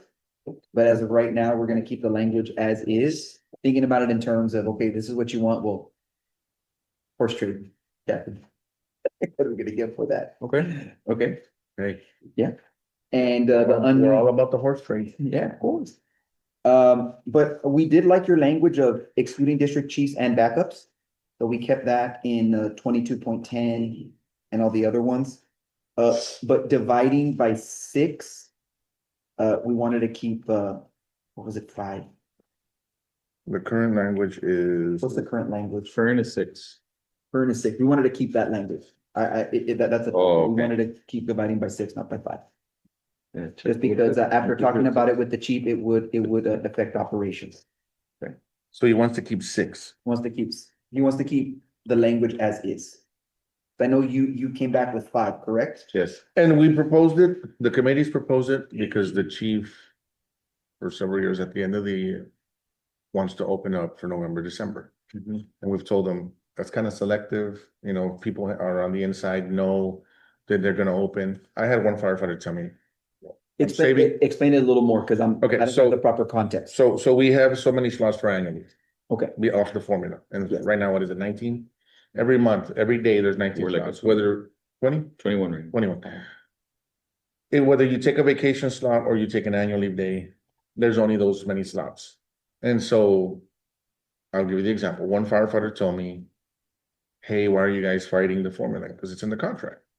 He's like, no, well, I've been holding my annual leave. Like, why have you been holding your annual leave? It was because I know that the chief is gonna open it up in December, so I'm gonna take all of December. Open what up? The The slot, more 21 slots. to 25 More slots, or slots. 44 slots. Okay, And so he's like, oh, so you can use your annual leave, but most people that don't know are like, well, I already used my annual leave. I would have known, I would have taken December off. So a selected few take all of December off. So we said, well, chief, you can't do that. The contract says this. On top of that, you're being very selective on who's being able to take it. So if you want more slots, you do it the entire year. And we address it in this manner so that it's fair and everyone knows what's coming and what slots are available. And then if you don't use it, you basically lose it, right? And that's why we proposed basically a smaller number so there can be more slots, so that it's consistent throughout the entire year and not just a couple of months. So if you want to keep it, that's fine. As long as the fire chief understands that we're gonna hold them to it for the entire year. for the entire year, okay. Right. So That was the reason why we brought up the, new number. No, I'll. So that certainly we can bring it get up. away I'll from- Bring it up. just to be clear, so when you have those night shift slots and they're full. Guys are taking days in September, August, because the other slots are full, so they start taking their days early. Now their days are gone. Come November, we open up 4 extra slots per day, and they're like, well, I would have saved my slots if I knew you were gonna open, that's the whole. And that's what I'm saying, that some people were like, well, I know El Camarada is gonna open it. And so we're like, oh, we need to get away from that kind of practice. So who's Firefighter Camarada? That his last name? Come on, that's a I'll big, just say. I'm sorry.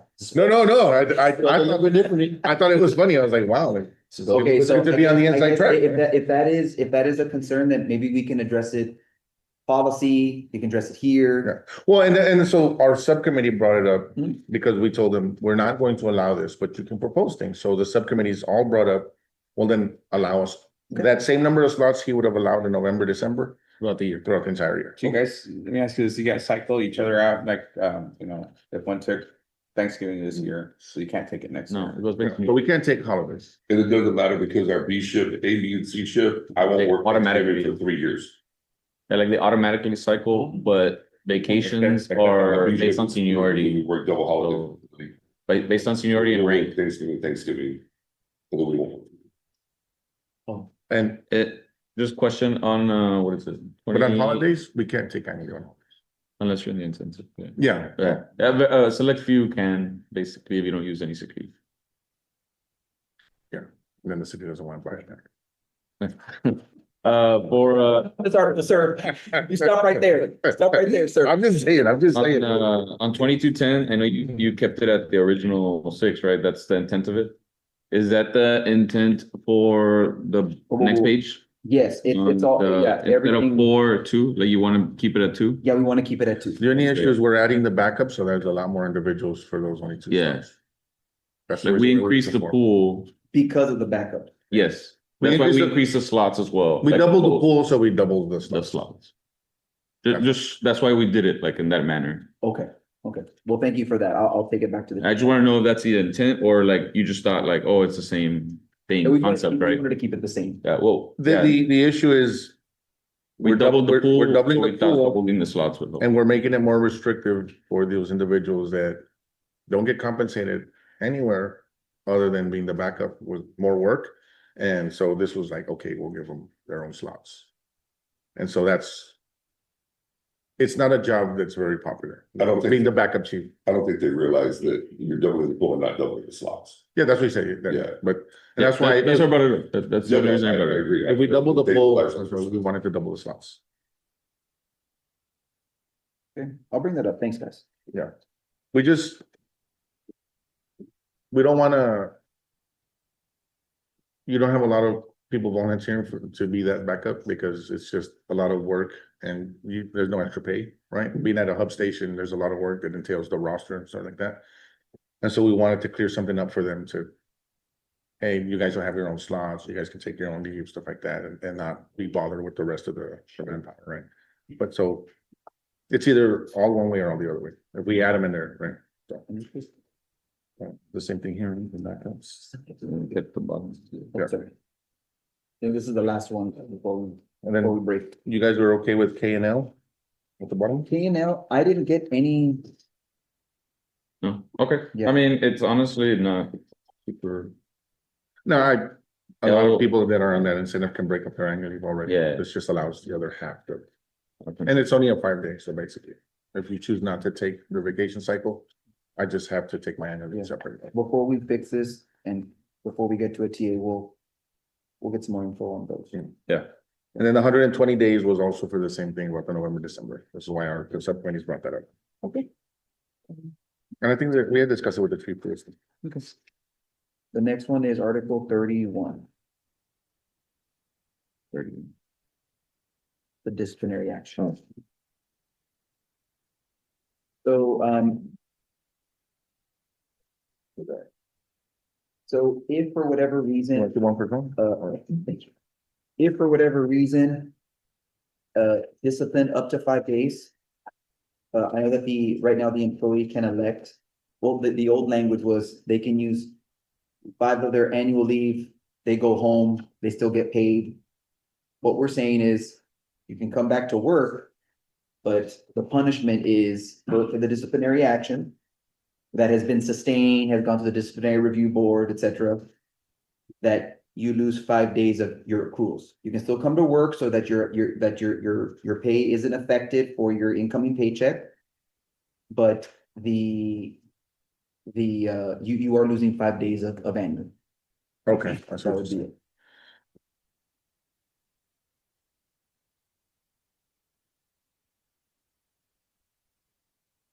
Okay, and I just want to, just for a point of clarification, we've told this to the.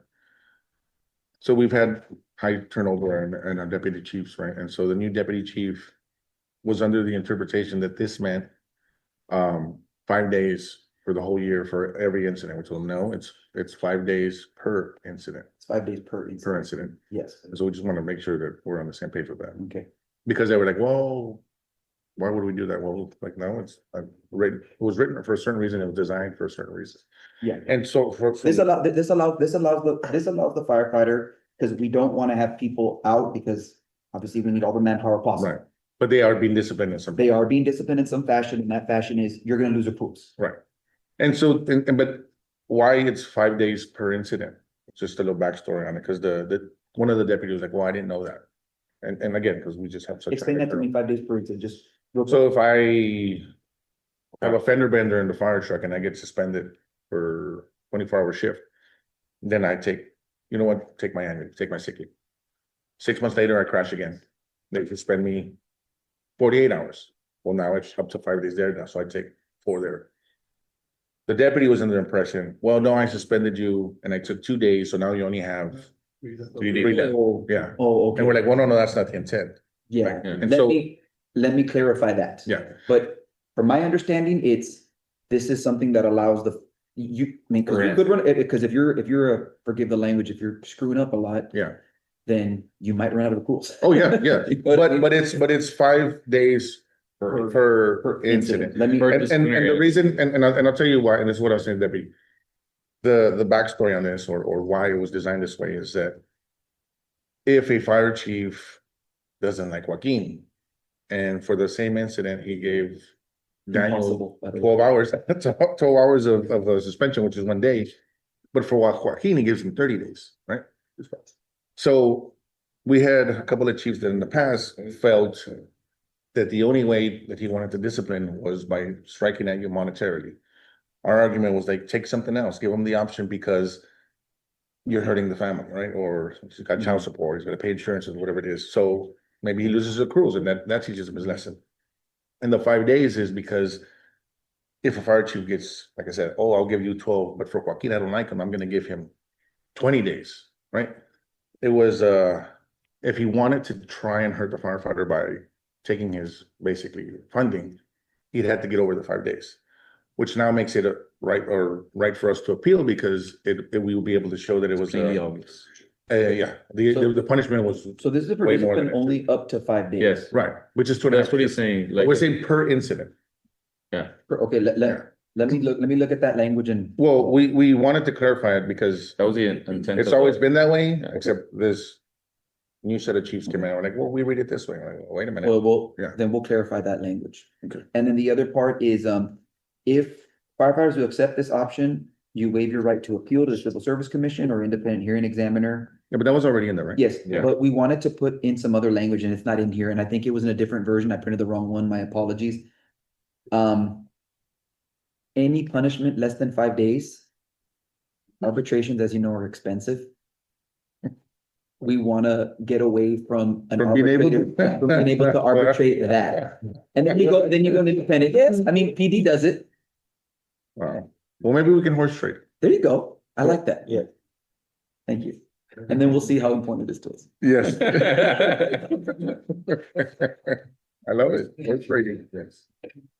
The stance.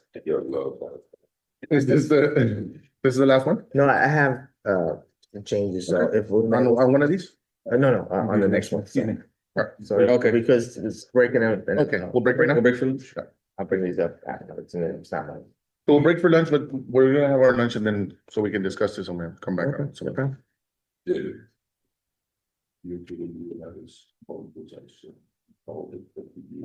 Why? We're a little busy. So, Yeah, that's fine. Have Felipe or go flip, one of them take them to him. Have our guys take it to him. You're talking about with the arbitrator. money back.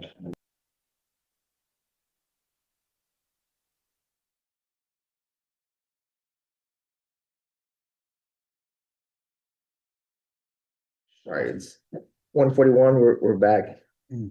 All right, we went through all of yours. There's one Article 25 funeral leave. If I may, I'll bring it back on Friday. I thought we were okay, but I still double check. This one is 27. And if, I have some history with this one, going back to negotiations ago. It was actually PD actually, so the city's position was to reduce the ABL, so this is what we do with you all, we'd have to do with PD. I would believe in fairness, so it's on the table, and of course, good faith, we will entertain it. And I know that you were asking for additional time, and last time you mentioned making the president full-time. Going along with, the what, like Randall I had mentioned before, and it's understandable concern, like what would happen with the next fire chief and so forth. So, that's something that we're trying to address here, because ABL leave, I mean, it could be whatever y'all decide, and it's not defined in the contract, so I made an attempt to define some of it. Man, I hear what you're saying, especially when you say, hey, we go to Austin and bring back money for the city. That's absolutely what we want you to do. But I think we should put in the contract as far as what would be ABL. And I know you all wouldn't go and use ABL to campaign, because that's another section in the CBL, but just so we can tell the public that, yeah, these ABLs are for these reasons. It should be for some public interest and not for any private union benefit. So, and again, the hours that you propose, it's just, we need to be consistent with PDs, because we can't tell them no, say yes, you. It's just not fair. It's not good. You want to officially bring that up? We're dealing with it, they haven't corrected it. The sound's not. Oh, sorry. Yeah. No, but we can continue. Okay. Work on Okay. So that's, again, it's for your consideration. Okay, I just, I'm 20, what, you removed what, 27.3? Yeah, and we wanted to be able to allow the chief some leeway in case, the needs, operational needs. Okay, and I guess, You end up on the deal too. No, that's for how much time can be carried over, right? I'm sorry. I'm sorry, yeah, that should be 3,000 with 1,000 carryover, so that's my mistake. oh, so you're not proposing 4,000? No, I'm sorry, we're proposing keeping the same, but giving you 1,000 for the carryover. Again, that's our proposal, that's our counter, and It's again. already there. It's already there. It's already there, yeah, but I'm sorry, I So keep the same in both. keep the same, yeah, I'm sorry. Yeah. Okay.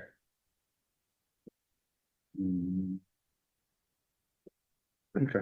I can go through it. So we can Yes, see- Bob, let's go through it, Yeah. and obviously we have PD negotiations, so, they're proposing similar things. And maybe there'll be something that ends up, but I believe everything's on the table. Okay, our last three are ambitious. So, What? Oh, you have 3 more? yes, Our last thing, our this one. quite ambitious. That's what we propose. Yeah.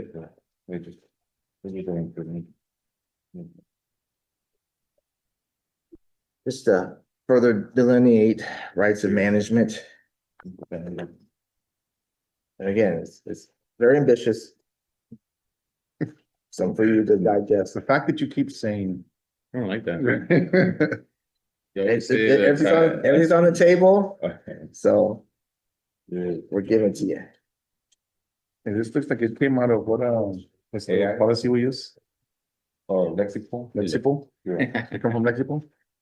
And this health and safety one, well, that was The right, website that the department uses. and this is health and safety. It deals with the drug testing in particular.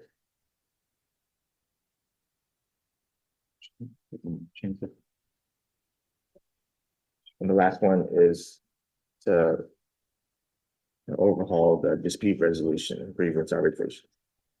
Oh, ambitious. I don't like these words.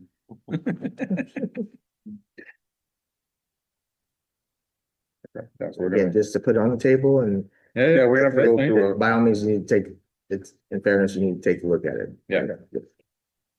That's all we have today. Yeah. And I guess this is more like a clerical question. Is this like a new like format, I guess? No, not format, but it's probably a whole new article, so we're, yeah. so, Oh, but, yeah, like- we're breaking it down, so, Okay. yeah. As opposed to, cutting and pasting. Fine. But some of this though is, it touches other articles, right? Yeah, we tried to take out things. Like management rights, would, So rights of management would be in the management rights article.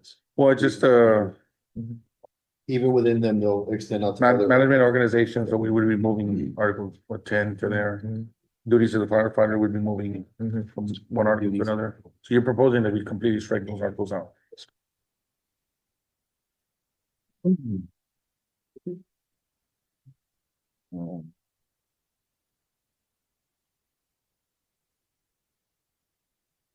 This will be revamping the entire random drug and alcohol testing. Camila's here, if you want to ask any questions. She's available for the next 3 hours. So the grievance and arbitration would be merged.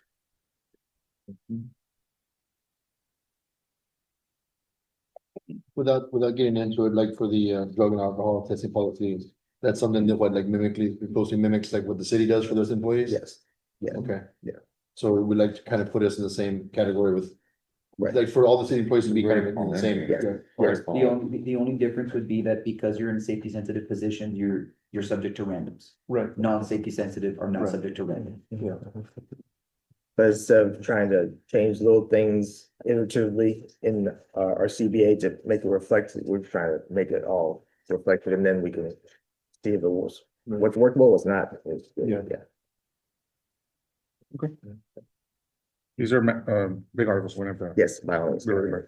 I appreciate you maintaining it. We can go through the list of what we have here. Okay. From the definitions, what you propose in 3.5. So there's 3 sentences. We're okay with the last one, with those first 2 though. Shall not be covered under this agreement. Okay. Then the second goes into their wages and benefits. So is the proposal to remove the cadets' pay and their benefits, packages and all that completely out of the contract? Yeah, because, technically they're not covered, but I understand from today, you're telling me that, they vote, so I can understand how that, So we would they be, need to be addressed, whereas coming in, I thought, well, if they're out of the contract except for certain articles, and it's just. no, but this specifically goes into carve them out of what they're in there for, Mhm. like the wages, benefits, and the protections under the agreement. They're asking to remove them completely from it. So we don't agree to that, Okay, but we agree to the last sentence. okay, so just, Archie retains exclusive authority over training, evaluation, discipline, and release the cadets and trainees. okay. Fair enough. Let's go back and review that. Yellow pen, No, I was kidding. I was looking at what you were looking at. yeah. And then The first in two sentences. the first and second, yeah, the last one, we're fine. The fire chief had that ability, when we don't get involved with it. Then we have these, Danny, or no? Yeah. Okay. 3.17, Yes, sir. we're okay with the language. We just want to add section A from the code. From section A from the code, everything, Yes. we have the code. So essentially, Well, a version of second. so We took a that, sentence out of the code and we would like to add. so that code is section 12, and right below that, if you're looking at the labor code, letter A is The last sentence of section 12 is the term does not include, and But then we letter A. want to include Yeah. better. We would like to say the term does include and then read out A, I, double I, triple I, like A and A, then 1, whatever, 2, 3. whatever's printed, just A. Like And the what's- first, No, we want to include just transportation to and from the place of employment. oh, okay. Okay. Okay. Transportation I guess To to, and from the place of employment. So so you're addressing the course and the scope of the employment for basically leaving the jurisdiction and stuff like that. We want to include transportation to and back. you know, I think what that code we're talking about is like me going to my job Yes, isn't covered Generally, yeah. generally, But- and but I think because that's you guys are what's. different. yeah, but that's what I said, we read the code Mhm. and we want to take a sentence out of there and insert it in the fashion that we're proposing. They want an exception because. We want to include transportation to and from when we're sent.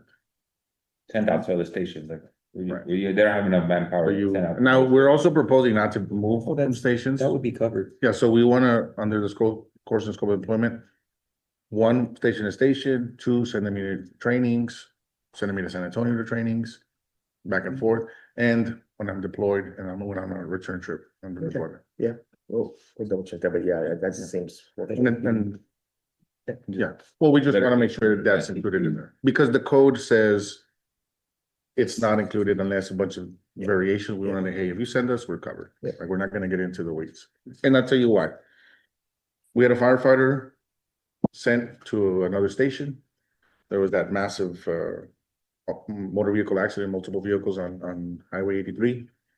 That he calls the chief and he lets him know there's a big car pile up here and he's in his personal vehicle. And he says, we have units responding, pull over and assist. Gets back into his vehicle as the scene is done to go back to the station, he's in his POV, and a vehicle hits him. Claim is denied, right? It was eventually taken care of, but it was denied because they said, well, you shouldn't have been there. But the chief, well, basically gave him the order to stop. And so we want to make sure that they're covered as we're being told to move from one place to another. Because they're not in department vehicles, they're in personal vehicles. Yeah, I get it. And so even in the deployment, or we're sent to trainings, sometimes city vehicles given, sometimes you're in your personal vehicle. But if we're being ordered to go, then we think we should be covered. And the deployment, you're ordered to go. It's not something that's voluntarily. Well, It's the not deployment, there's a list of firefighters that have volunteered to be part of that team.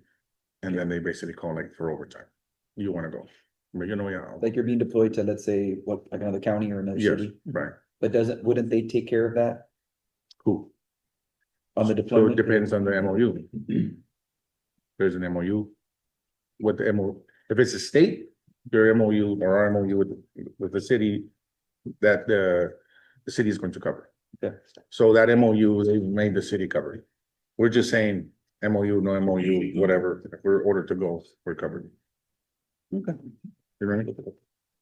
Well, And- it's a phrase out of the code, but the codes. Yeah. States it differently. Yeah. We're saying we want it to. It means something different under the labor You want code. A. On the labor code, it says, the term does not include transportation to and from the place of employment unless, And they gives 3 examples. for example, What are the examples?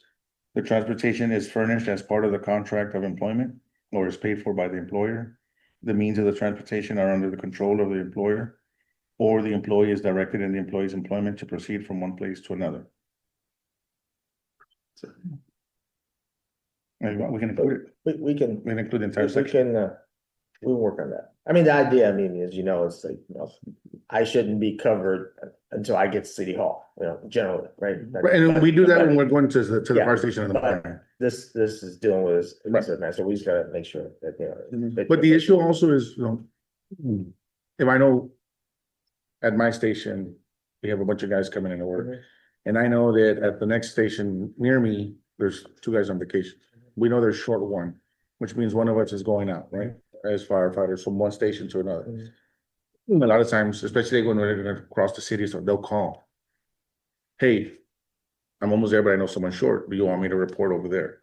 And so the chief or officer in charge may tell them, go ahead and report. So in rare instances, the firefighter's on his way in the morning to the station, or they may get called. You know what? Don't go there. It's gonna take you an hour. Just redirect right now. Mhm. Once that order is given, that's where we wanna make sure that part is covered. If I'm just showing up to my daily work, yeah, I get it, right? That's never been covered. And if I may, that's what I like to make sure that the language is clear, as opposed to. Right. Another example is like zone, instead of going to city hall today, go to fire station. Well, maybe that is not a redirection, that's all. Right. But maybe Okay, if we write it clearly, then the direction, yes, we know when it starts, that's all I'm Okay. trying to say, right? yes. Thank you, Matt. But I appreciate you explaining it to me that way, if we can, work on the language. It makes sense? Yes. On Article 11, health and safety. So we want to go back and discuss it further. I know you're saying that the city employees don't have it. I was surprised to find out they don't. Mhm. I don't see why any city employee would be docked pay, right out of the gates, innocent until proven guilty. I would argue it's because since they're not working, they're being told to go home. We can't pay them when they're at home. Yes, but, But we're. and I'll give you the example with us.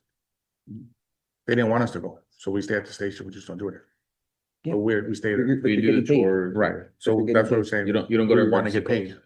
No, but you get paid in that certain Yes. circumstance. This Yeah. only applies if you are sent home on administrative. Just like a city employee. Right, and that's what I'm saying. Why are we docking pay? You're not docking pay, you're not working.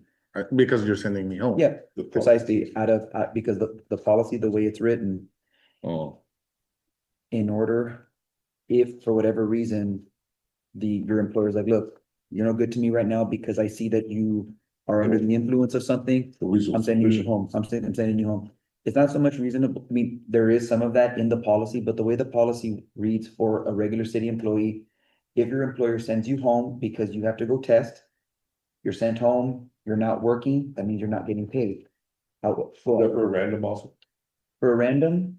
No. No, random, you're This only applies to administrative post-accident. Okay. So if I get hit from behind, Yes. randoms, the reason why we're not sent home is there's no suspicion. I'm involved in an accident and I cause it, well, there's a chance that my influence of alcohol or drugs could have been that's why you're testing me, right? That's the whole reason why you're testing me. That and liability. Yeah, you're just. Yeah, that- to remove a life, Yeah. the city's liability. Yes, so now I'm sitting at a red light and you hit me from behind. Mhm. There's no suspicion that I was doing anything wrong, I'm sitting at a red light, but you're still gonna dock my pay. Do we see the problem here? Like, Docking- there's no reasonable, articulable reason why you're sending that person home, other than they were parked and somebody hit them. But you get paid if it comes out negative. Right, but here's the problem I have. Y'all have a $1.1 billion budget. So for y'all to pay somebody and the chance of him coming up positive or her coming up positive and not being able to get your 3 days back is not that big a deal for the city. But for the individual who has insurance being taken out, child support being taken out, house payments that need to be paid, 3 days of not being paid and getting it 2 weeks from now when the checks are cut again is a significant and burden on them. That's why we say for all city employees, they should not have their pay docked. The city can afford it. Captain Manning. Those individuals, it's very Okay, but no, difficult. we get the argument and we'll take it back, that's all we can do. I understand your argument, Captain Manning, but we're not here to argue what's best for the drug and alcohol policy. With all due respect, Why? all, Drug and alcohol policies in our contract. You just proposed an It is. article on it. we propose an article on it, but it's to be consistent with. The policy is written by those that write it and they come up with it and then it's approved by council. This is not the place for that. I can't tell you whether or not it's burdensome or not. All I can say is that's what the policy says. We go forward with the policy. We don't get to pick and choose what we follow. And what we're proposing in this language is to hold you to the same level as a regular city employee. So you Yes, That's it. but we disagree with the level you're holding the city employee. I understood. And so this is why we're saying Understood. it should, and I get it. We can affect change there, that would fall on council, but we can affect change here. And that's why we're So proposing. that's, we understand. We did a counter, you were saying no to a counter, now we can take it back if we may, because look, Yes. we have choices made to whether you're gonna be different from everyone else, or change everyone else, or something. I don't have the authority to say yes or no. Yeah, today, so- and I understand that. My only thing is, I get it. when you proposed the statement that you like, I was surprised to find that out. Yeah. I was surprised to find out that we're treating our employees in that manner, right? Especially when they have nothing to do with the car wreck. Like they were just sitting there following all the rules and they get hit. So let's talk about this just for a quick minute. So let's say I'm sent home, I get paid, then they find out something was positive. Sure. How does the city get that money back? They're gonna get fired. No, how does the city get that money back? Or before the check comes out, Mhm. they take it out. No, how do I get it? Remember, the pay period stops a week before. Yeah. You can't dock someone pay like. So that. here's, That's simple. I understand what you're saying. Like, how do, And- like, and I have to here's- file a lawsuit against everyone to get No, back that money? and here's what I would that's- say, here what I would say. No. One, why are you sending them home? One, why are you sending them home? Maybe they can't drive, but they can sure, we do it at the stations. We can answer phones, we can do certain things. Sending a city employee home, and the argument for us is different. But you're saying how you get that money back. The city employee who works at the library can continue to work. Like, they're not handling anything that's going to be maybe detrimental to someone's life. And maybe they do, I don't know. But why would you send that employee home? Keep them working. The other one is get them tested and get me those results ASAP. The problem is we had a guy that was out for maybe a week and a half that hadn't got results. We kept on like, hey, we need to get this guy in the truck. What's the holdup? The lab is right here, right? So the other one would be, expedite getting the results. And then that individual, how do I get that money back? Well, they worked. They just weren't allowed to drive a vehicle or handle heavy machinery. And we do it with our guys all the time. I think as non-emergency workers, they would even play into the city's hand, like, okay, you wrecked, something like that, you have an accident. Well, then you're gonna report to this office and you're gonna do paperwork there, right? Mhm. Like, why would you send them home? And if you 1 or 2 days that the employee worked and then they were positive, which the odds of, I mean, are we really having employees test positive frequently after every accident? Like, it's a small number, if any. I would just chuck that one up as, okay, we took a 1 day loss, if that's your concern. So I just don't think, I've never agreed when policies are made, it was, oh, maybe that one guy got in trouble, let's just blanket everyone with a bad policy. And I understand all the rest of the city employees have it. I would be the first one to make the argument, hey, y'all should rethink that policy for the rest of the city employees. So I got you. we would like to revisit it or see what other issues there are. Carol, how long does it normally take to get the results back for a post-accident test? Yeah, okay. And then 24 to 36 hours. Oh. And then there's a holiday or Weekend. a weekend. I get you. Yeah, I got you. Yeah. That's where you end up with the 5 or 6 days. And that's where you end up with half your checks missing. And now your direct pays to your electric bill, your house bill, all the fault. I get it. I get it. I get it. And we understand that the rest of the employees have it that way. We just. We- off the city point, yeah. it should- We went back and we discussed like, and that's like, why are we treating our employees like that? That's one of what those, we Have to talk and say, hey, do you want to reject, do you want to change it for all employees and we'll start that conversation. on the extractors, we heard what the city's argument was. And although we believe it should be a priority, we can't force administration's hand. And so we were just basically gonna take it off the table and fall back to the grievance procedure. Health and safety, if an issue happens, we'll just follow the grievance. And just so you know, we're trying to work that issue. Yeah, no, that's fine. I just, For all. Yeah. we have an avenue on how to address it, which is, Yeah. hey, we think there's a health and safety concern, we're gonna file a grievance. Sure. We were trying to work with the department because we were told that they were working on it. It just took so long. So instead of going to grievance route, we figured we could discuss it here at the table, but we'll just take the article off the table and if need be, we'll follow the grievance procedure. Okay. I hear you. But Oscar needs to practice, I'm saying. 11.10. We're okay with the language, we just wanna add. If you're in agreement, the sentence that we put. We're also taking away the 1.5 hours of out of service and fall on whatever policy the fire chief wants to develop as far as. Cause it's not only just 1.5, the fire chief and his team also designate, you guys go at this time. Yeah. So that way there's always coverage. And then we would just want to make sure that our guys can go to those facilities. That first part. Especially why some of these businesses are making it very inexpensive for firefighters to go. And even their families are promoting well-being. It plays in health, city's insurance costs, stuff like that. Yeah. And so the other thing is there's so many of them now, right? Yeah. They don't have to budget for a gym. Right, and then it takes the burden off the city from. We've argued in the past, hey, Space is a big- Villarreal gave us Yeah. treadmills, all kinds of stuff. You know, can you upkeep? And it never hits the priority list, but this way the firefighter will go and pay on his own, and they'll go work out. May I ask this, because I thought it was a good conversation we're having, and you all mentioned maybe it'd be good to have a fitness for duty or fitness standard.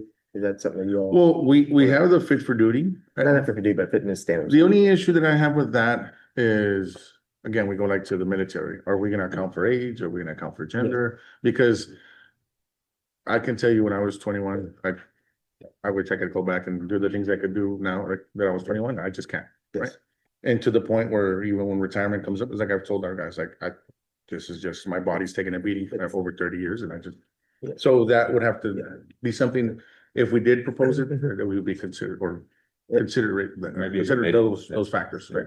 And if I may, if it's a health test, yes, you can take differences in age and gender and such, right? It's just, I remember the last time I worked here, like 15 years ago, there was a case that came out and PD was very concerned.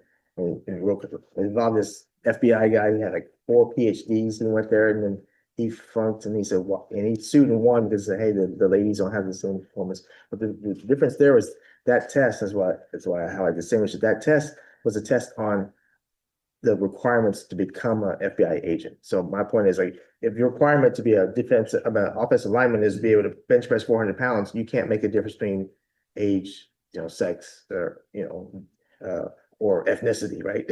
I can't do much against a 400-pound guy, right? But if it's a health test, then you can take the difference into account for age and sex, so forth. But you're talking about a health test, kind of like a PT test.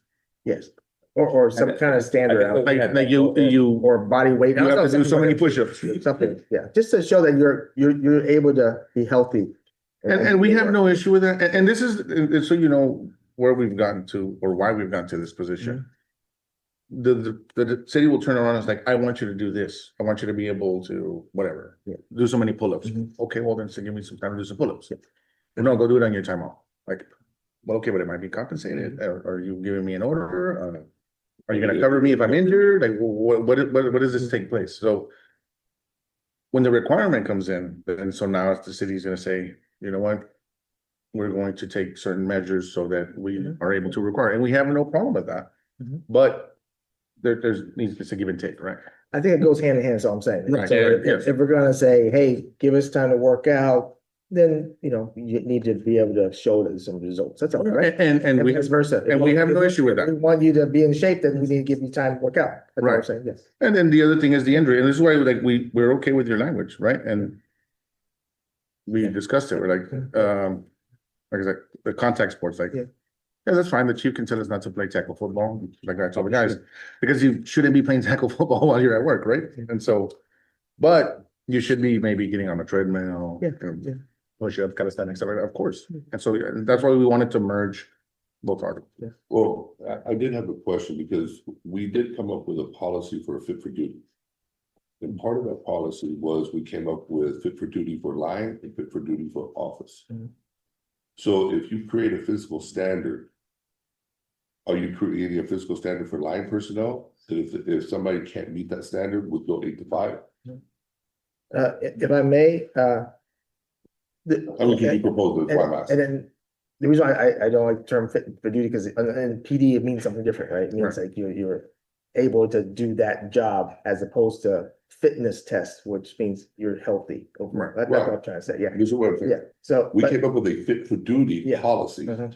that has 2 different places. Mhm. That's fit for duty. Mhm. You want to create a fitness standard. Yes. What I'm saying is that fitness standard is for line personnel or for office personnel. And the reason why it's so, if I'm required to squat 400 Uh-huh, pounds to uh-huh. be on the fire truck, Yes. okay, but because of age and injury, I'm no longer able to squat Uh-huh. 400 pounds.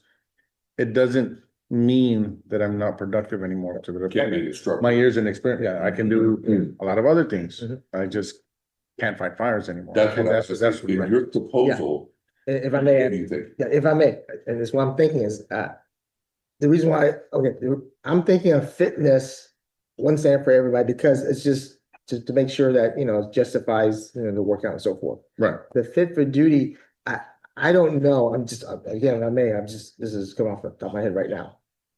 I don't know if I want, maybe because I have my perspective sitting on that side of the table, like, I don't think it's fair to make you do a annual test or every 2-year test to see if you can keep your job. I think that's too Right. much. I'm just saying, just a fitness duty, you know, just so it's gonna be a lower standard than the fit. But you should be able to at least maintain this. Yeah, you should be able to, you know, walk, you know, for Yeah, a while, a mile. or be able to, like the Air Force, you know, have your heart rate go to 120 and not Not die. Well, but it does go in line, and this is why I'm saying, like, we're not saying no, because Yeah. it goes in line with the fire chief has Yeah. even done, I think he's gotten some grants, or Yeah. he's trying to make it part of the budget where the annual testing. Yeah. What we wanna do is Yes. make sure we can Right. address an illness or Yeah. anything happens Yeah. early on. And this standard is a lower standard. I don't want to cost someone's job over this, that's what I'm trying to say. Okay, and that's fine, that's what I'm trying to Yeah, no, I hear you, understand, when I you hear say the fitness test. Yeah. fitness. See, like, there's a difference to me when you say a fitness program. That people are gonna participate in and we're gonna track results versus a fitness test. A test is a pass or fail. Yeah. What's the consequence of the fail? That's what I want to know. Probably just some remedial, hey, you need to go work out more or something, you know. Well, that's what I'm saying. So you're recommending like a Go talk fitness to the- program. Yeah, go talk to the nutritionist, that sort of thing. Nothing bad. That's what I'm trying to find out, Yeah, that's all. yeah, but the fitness for duty, that's what I'm saying, fitness duty would be like, hey, you can't do this job, you know? Yeah. We might take disciplinary actions, Right. I'm not envisioning that here. Okay. So mainly more like a fitness program. Yeah. Hey, guys. Because we want police officers to be fit, we want firefighters to be fit. Right, you know, and that's why we, Yeah. we're fine with the It language. kind of goes along with what you all been saying, like, you know, take care of health and, Yeah, I'm not against that, I'm just trying to understand what the proposal is, that's all. yeah, no, I want to be clear, like, Sure. I don't want this to be a punitive thing, that's all. Yeah, okay. And that's what we wanna merge what we proposed for 11.10 and what the city proposed for 11.10, Mhm. and then see what language we come up with on the fitness Okay. program. Okay, yeah, let's work on that. Yeah, I mean, we're in agreement that, and And if I may, I don't want to commit to anything, I'm saying, like, maybe we can work out something to where everyone can participate, because I just heard at the break, like some firefighters said, well, I have to sit in the truck and it's hot, but I don't have money for a membership, and I think we need to work something out there, so it's like, yeah. no, and that's the other thing where, and I can use, I'm like Planet Fitness reached out to where like, hey, we can work something out with all the Yeah, firefighters, yeah. even all city employees maybe, right? We would have to go out for RFP. though. Yeah, yeah. Well, like if you're gonna pay for it. Yeah. Okay. If we were to pay for it. But that, something that's considered, right? Well, and But also we right. bring it up as well because with the wellness program, stuff like that, like it. Mhm. People are working out, Yeah. right? There's been models where companies are like, hey, we're all gonna walk early in the morning and all their employees do a 1 hour walk and then it reduces, Mhm. you know, illnesses and stuff like that, which saves the city money, right? So. I was there in the military, so I know you were. In the military, your PT and everything is done while you're on duty, right? Yeah. Like, they don't tell you, hey, you need to go and be ready for a 3 mile run and not give you any time to work out. Well, you do PT in the military and then if you wanna work out extra. when you're- Well, there's extra, I'm saying, but they give you time every morning, 5 o'clock in the morning, you all go to PT, right? Well, officers, you know, they expect you to do that. Zone's like, I'm such a high rank. No, I wasn't high rank, it was just, you know, they maybe don't know. Although they told me I had to get this 19-year-old to pass his test so he can get his bonus. And I was 42, but I had to get him on his 17 to 21 year old standard. He got his money, so. it was cool. But no, the answer is, I had to do it on my own, but no, that's just part of that, this big.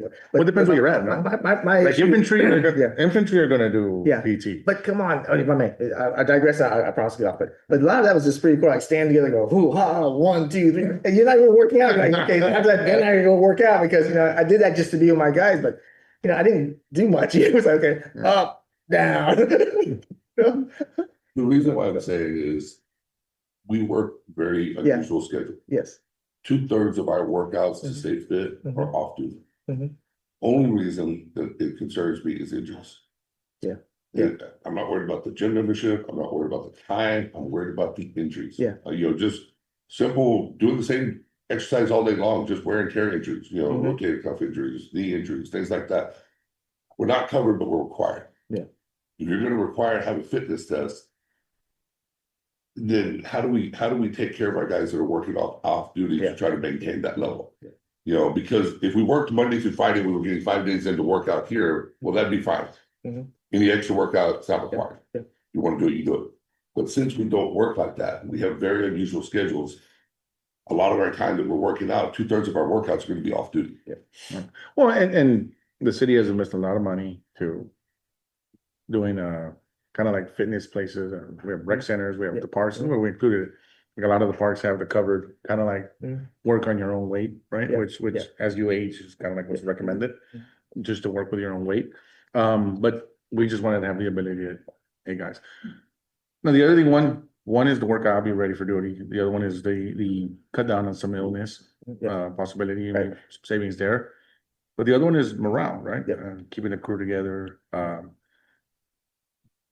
I get on the young guys sometimes because I tell them like, while you're not together and we're all eating separately, it affects the crew, right? Yeah. And so the job that we do, you have to have a strong crew involvement. And so this is another version of also is like, we're gonna go do this together. Yeah, yeah. And so, it helps all around. Yeah. That's why we Yeah.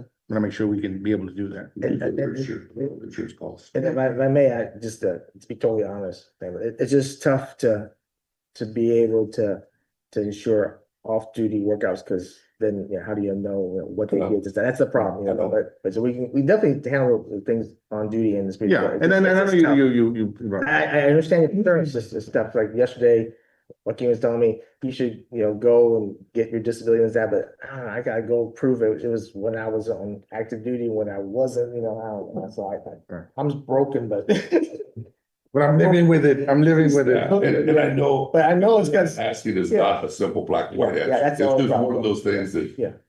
I just wanna blow up smoke, I Well, gotta be and- honest with you, that's all. That's And the thing is, problematic. for the public that doesn't know. Okay, so we do our checks in the morning, make sure all our equipment is ready, maybe some training, tabletop, stuff like that. Cook breakfast, dinner, but there is downtime, right? Yeah. Like, except, the guys on the ambulance, they get Yeah. pretty beat up. Let's be better, so. Well, some stations, right. Some stations, some crews, and for all crews, there's downtime. There's that 1 or 2 hours that you're not going on calls and, sleep and everything, your daily activity that goes into one day. And for the public that doesn't know, it's just like, well, would you rather me sit down and watch a movie? Mhm. Or would you rather me go run a mile? Yeah. Right? Yeah. And so that's what we're talking about here is, Mhm. the criticism, like, the one individual that showed up, to one of the city's meetings that criticized the police officers, like, they're all overweight. And then you turn around and say, no, but I don't want them to go run a mile while they're on the clock, right? Well, which is it? Make up your mind. Yeah. Right? And so that's why we feel strongly about it. We think we should be able to, Yeah, right? yeah. And the department promotes it. We just want to make sure that we Yeah. have that ability. And I we- understand the out of service, okay, let the chief designate policy, Mhm. but having that ability is there. Right, I think we have a agreement, we just gotta make sure Yes. it's workable for both sides, yeah. So we're scratching 11.11. Okay. For 11.12, we're okay with your language up until it says, consistent with city policy and state law. We made the modification that says benefits consistent with city policy and or this CBA or the CBA. The state law is a moving target.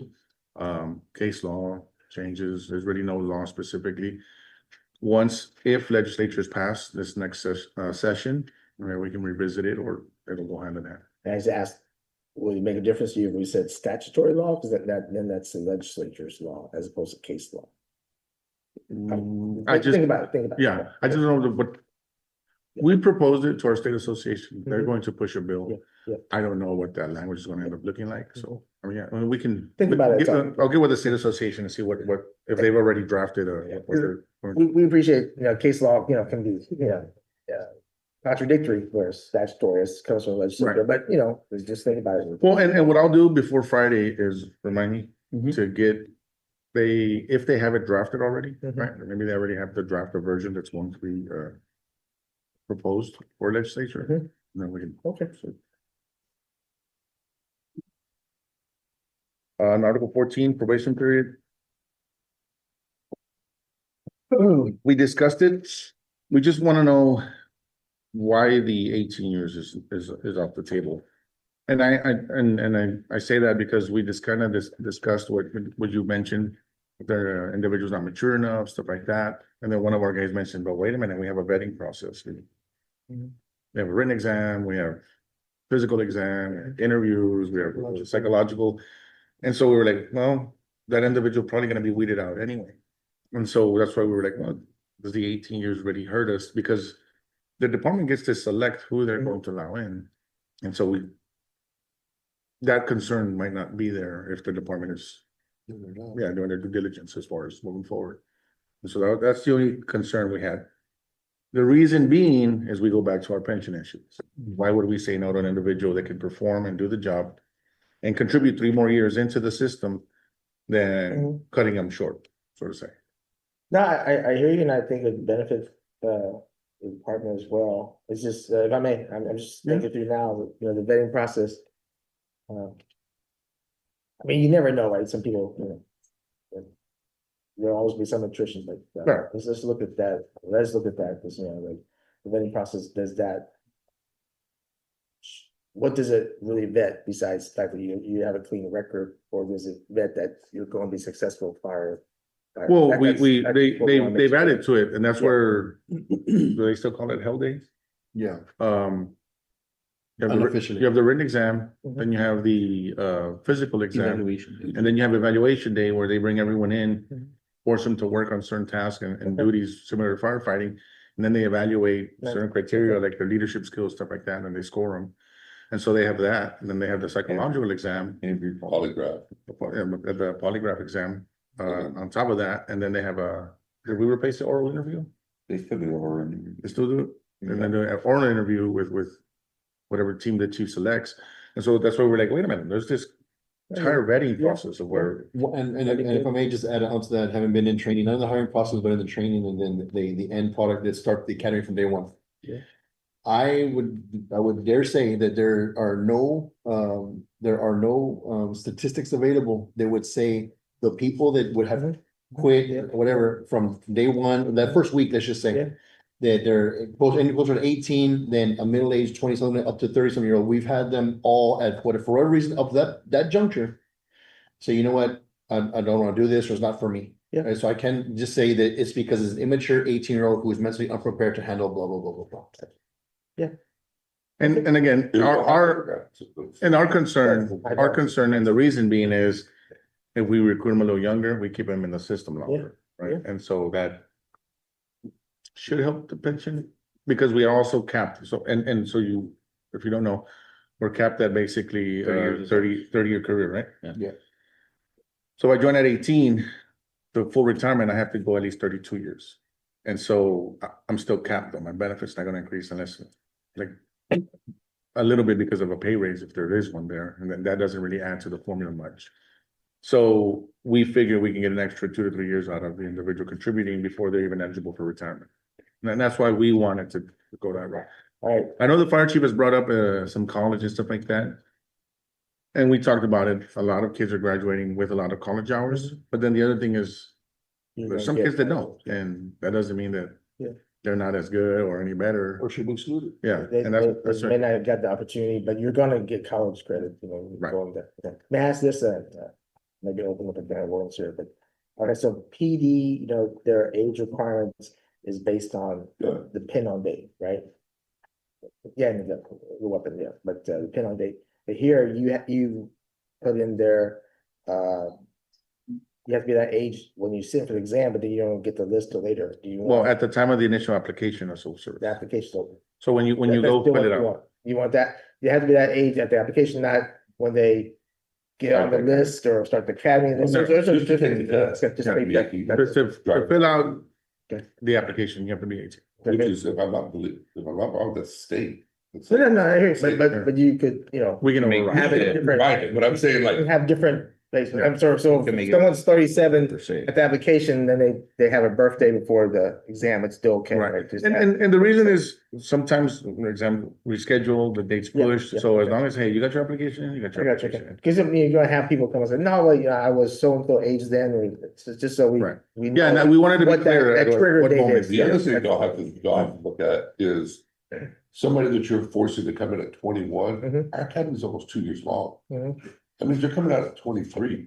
Mhm. You get less years of service out of Yeah. that training, out of that person, you get less years. You got 27 years on the line versus the other way, you got, 30 years on the line. The potential for getting more out of the money you spend on training is much better if you let them in at 18. Okay. Coming in at 21, you're just losing years. Last question is, you don't make it 56, because I'm a 56. Only if you have a certain skill set that we can use. Yeah, yeah. I mean, so we'll take it. Another attorney on the. We'll take it, something. Be the If you have a certain skill set, I'll tell you this, if you have law, if you're an attorney or if you're a physician, we'll take you. Yeah. Helps our team. Guys, in all honesty, I can't do what you do. I mean, like you guys see danger, you go, I'm like, hey, get someone else. Like, someone call the Call fire. somebody. Yeah, man, nah, it's good, man. Like I said, you're like, call over. Yeah. Let those guys run into Some hate it. the fire department if they wanna.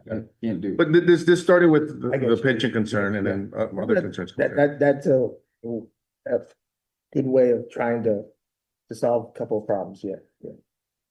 Yeah, You know, I- sorry, but Joaquin, his workout is hitting golf balls. Pretty much. Yeah. Hey, I wanna start doing, Too old, man. I wanna start But he doing hits it that. very well, so. I wanna start doing that, but then a friend told me he pinched the nerve in his back and I was like, I'm looking for an activity that is not gonna get me hurt. But to Randall's point, I didn't even think of that one. We want them a little bit younger to come in. We tell academies all the time, like, you're the Clydesdale, you're the workhorses, like, Mhm. us older individuals, can't perform at that level anymore. And so we expect you to come in and be able to shoulder this weight. And so I didn't think of that, the age that they're coming out, if we're requiring 21. Yeah. They're starting at 25. Yeah. But we start We're not getting a lot of 37, years out of then you're. Well, 37 is, they're gonna leave at the 20-year mark. Yeah. And so we also viewed it as, Okay. they're gonna take a less, take on the pension, Yeah, right? yeah. So it's also, Yeah. The difference is, You start if collecting. they come at 37, every year they work, Then you collect they're getting Yeah. 3% earned to the pension. Yeah. So whatever they earn, they take. Mhm. They come in at 18, to get to 50, there's years that they have to contribute. Mhm. There is no benefit. Oh, yeah. That's what we have district chiefs that that came in at 18, that are maxed out. Mhm. They would, they're pissed about it, like, I maxed out. I had to work 2 extra years for nothing. Mhm. Yeah. Yeah, it was nice. so that's why both For contribution. both ages were considered for a reason. Gotcha, okay. No, I appreciate you explaining to me, but yeah. Okay. The next one on the uniforms, Mhm.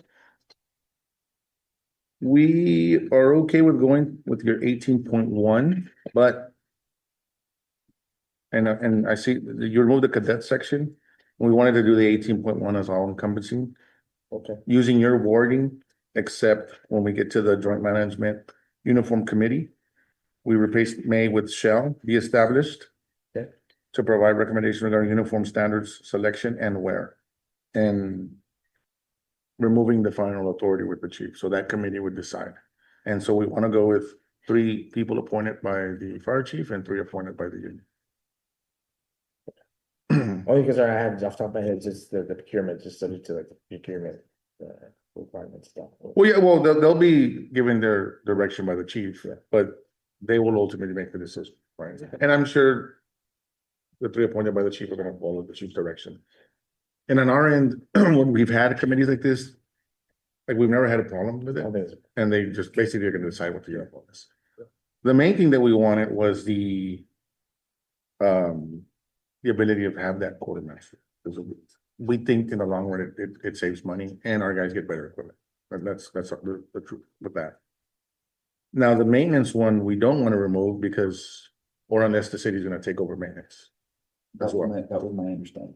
Or the city will take over maintenance. But we're talking about, like, I think the city covers PD's washing and. Now, the issue is we might have to change the requirements because with 4 pairs of pants and 4 shirts, if I'm having to turn them in for dry cleaning, y'all are gonna get them back before I have to be on duty again. And if I work 2 shifts in a row, I used all my clothes.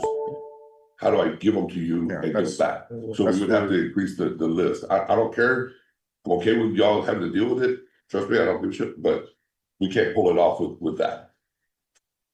Still a logistical point. Let's take a look at Yeah. that, yeah. We'll look Yeah. at it. So just, yeah, whether we're gonna provide our own maintenance or the city's gonna provide it, just what the mechanism is going to be. Cause it's different than, you know. Yeah. Yeah, and we're not talking about everything has to double, like I don't need, like 3 pairs of boots. Yeah. But pants, shirts, Yeah. undershirts, things like that, I'm Yeah, gonna we- use more we than do one go pair in through, a like, shift, because we work 24, so. Yeah, we do go through a lot of them in a shift, Yeah. especially like you have like, That would be, that Major would be the only incidents. thing, if y'all are gonna take care of the cleaning, and we have to bring them somewhere and drop them off, or they're gonna do rounds and pick them up at the stations. We need enough to last until our next one, and then if we get called for overtime. Yeah. I can't take the overtime because I don't have enough uniforms. But what about you guys can wash those? You know, Well, Well, that's what the $500 was yeah, for. That's the sew, that's the maintenance. Yeah. So if we got rid of that, then Shoe polish. Yeah. who's gonna maintain? And if we are, then it's just, no, okay, Yeah. we're putting that burden on. Okay, yeah, so The firefighter, that's fine, but that's what that $500 was there to compensate. gotcha, yeah. Okay. On Article 21 holidays. Mhm. So we want to know, what is the major concern as far as the listing of it? So when you list an additional personal holiday, that one may not be granted to every other city employee, you would just be getting another holiday. And then you also wanted a second holiday by Well, We separating, wanted to bring them, yes. so you would be getting 3 extra holidays based on this. one Two. extra. One extra, the person. Well, yeah, one extra. The current So the one city that practices- holiday schedule Well, we practices typically 3 get two. personal. Well, we typically get 2 per year, it's No, just that council, We bring it, yeah, 3 for, well, we have been, but For council years. can always Go back. go back. okay. So then we want to propose. Okay, we'll leave that personal holiday out and then keep all the language the same and just breaking up Memorial Day and September 11th. So you're getting One. September 11th. September 11th. But we'll have the same amount of holidays as. Well, we have to list it, and then if the city gets that We don't third get, one, we don't get September 11th. Oh, you're Yeah, saying, we're oh, asking for that if extra. they, yeah, never mind, yeah, it would be Yeah. extra, one extra. yeah, we're asking Yeah, yeah, for One one extra. extra day. And the truth is, it's September 11th, like it's not like, Yeah, we get it. it's some other holiday, and then Memorial Day as well, like it runs hand in hand with what we do. And so I never liked it since the beginning, and there was more confusion of why it was ever approved that way. Because then we'll remove number 19, personal holiday, but go with the language that if the city employees get it, we get it. And so we're asking for September 11th. And then keep everything else the same. The other thing is, on the last line, you guys had removed, however, the above holiday for fire support employees shall be granted with the employee's vacation schedule. We don't know why that was scratched, because what this does is it gives me a 12-hour day off if I'm working Christmas. And so I put it with my vacations, and that's how I schedule my annual leaves. So you guys struck that out, so it doesn't give that mechanism of where it goes, right? So we'll look into putting it back in. So other than, I don't know why it's in all red, but basically keep everything the same, other than removing the one person holiday, is what our comments. Okay, right, and then if council grants it, then we get it, because of the next, right? On Article 10, duty hours. We have an issue with this. Because it doesn't spell out any criteria or mechanism. It just says we're paid at 10.5, is it, we're considered covered a full aspect of all that work, but the other thing that comes up is. What if an issue comes up? What if the chief scheduled it? We had one deputy chief try to force an individual into training and holding his promotion over his head, and so that got cleaned up by the fire chief, but this brings up a bunch of concerns. What is the schedule gonna look like? What kind of scheduling it is? Is it, why can't they do the training on shift? Like, what is the requirement that you have to do it off shift? And then if you can't make it, what happens, right? And so that there's a lot of unanswered questions there. Most of our guys go to these trainings that the chief has scheduled, so I don't think our membership has an issue with it. It's those what ifs that will pop up. Well, if I can't make it, and then the chief comes back and says, well, you missed the last 2. So I'm gonna suspend you, or what is the, Okay, what's going to happen, right? And so we gotta find that. the other thing the guys schedule, like, okay, how soon is the schedule gonna come out? Are you gonna let me know tomorrow? Hey, you have to show up tomorrow? Like, hey, what about my childcare? What about this? I had a vacation schedule. I don't think it'd be that quick. Right, and that's why we're That's what I've saying, been but there's, yeah. And so normally the chief has been putting out like a month or two ahead of time. Yeah. And even like that, there's been some incidents where guys can't make it. Because Right, something is previously scheduled. right. and And that's situation- why this, if we just need to, Clean it up, yes, clarify more, yeah, that. Okay. maybe wording it a little bit more detailed. That's fine. That's anything on that. Okay, go ahead. It's, Also, Could that be in a policy? Yeah, As We- opposed to have, because what this does is it says there are gonna be mandatory trainings, right, you get paid time. you get paid time and a half, and you're covered and injuries, everything, right? Just as if it worked. as if you're at work, Right. correct? Now, I think those would just have to be in a policy. Right. you And talk about the details, I feel, well, he's saying if those details are in the policy, but like, yeah, but we still want it. Yeah, yeah. We still want to know the concern, how they. Or what the policy is gonna look like. Right. Well, And look, I'll give you an example. There's been times something comes up, hey, we have this training next week, right? In a month from now. A lot of it is the scheduling and then how our guys can make themselves available for it, right? Again, for the younger individual, the childcare, right? Like, hey, you know, you popped this on me, like, I wasn't scheduled to work, but now I am scheduled, right? And so we just want to make sure, one, that our guys have the ability to schedule for it. But two, the main thing is, what if for some reason they can't make it? What is the consequence of not making that training? Right? And that's our concern. also, if talking about like your report. There's times that kids are out of school that are big travel time, Christmas, Thanksgiving, summer and stuff like that. If we, in the policy, would not schedule these events during those times, you would have a lot less people have policies. Well, You know, That's it, yeah, I think that's a good idea. schedule in mid-October, you know, it's not a big holiday that everybody's leaving out of town, you know, that would help a lot. Mhm. And then if we could schedule a year in advance. Big trips, people usually plan a year in advance now, they're so expensive, the ticketing and everything else, you know, it's a year in advance. I had brought these issues up to the chief and he was very flexible as to, oh, yeah, like if they have something previously planned, you have a plane ticket, you have a sporting event that you're gonna go to, you don't have to show up, it's okay, you'll just make it up on the next one. Right. And then that's And just. then I even asked the chief, this isn't a one-time training, I mean, there's gonna have different scheduling, right? Right. Yeah, so.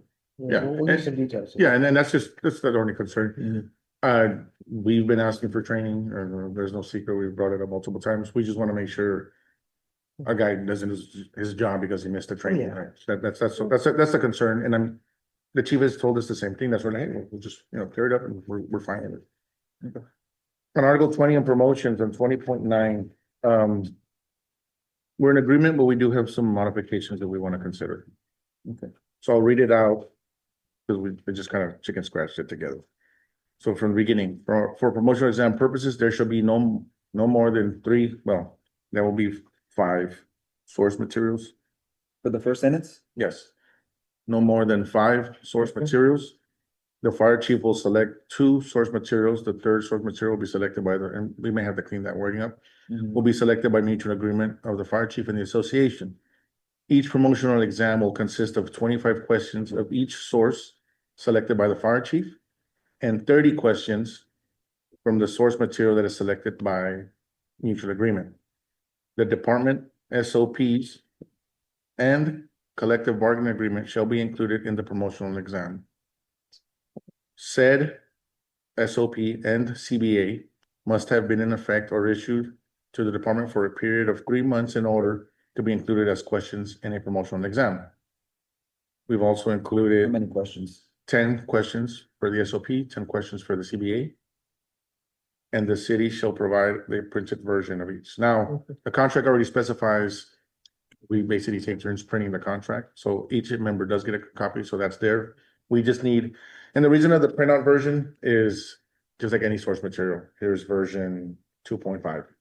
And so we're testing out the 2.5, if anyone wants to go and download 2.5, so that we can make sure, you know, things are all correct and everyone's studying. Now, we also wanted to include that policies will only be modified once a year. So that way we can keep with the testing. I understand the reason for it, but this came up as kind of fire, but the CBA instead of taking turns nowadays. I think the city's been printing, no, we take turns. No, we took. Yeah, we take turns on things, but nowadays, what if we just post it online? Online. And we have an app and it's online, yeah, we can maybe. Something to think about, and I'm talking about just CBA, so I'm not talking The about, only reason, Whose turn is, Brett? I don't know. Our turn. so the only Okay, we'll reason, do it next time, no, I'm kidding. no.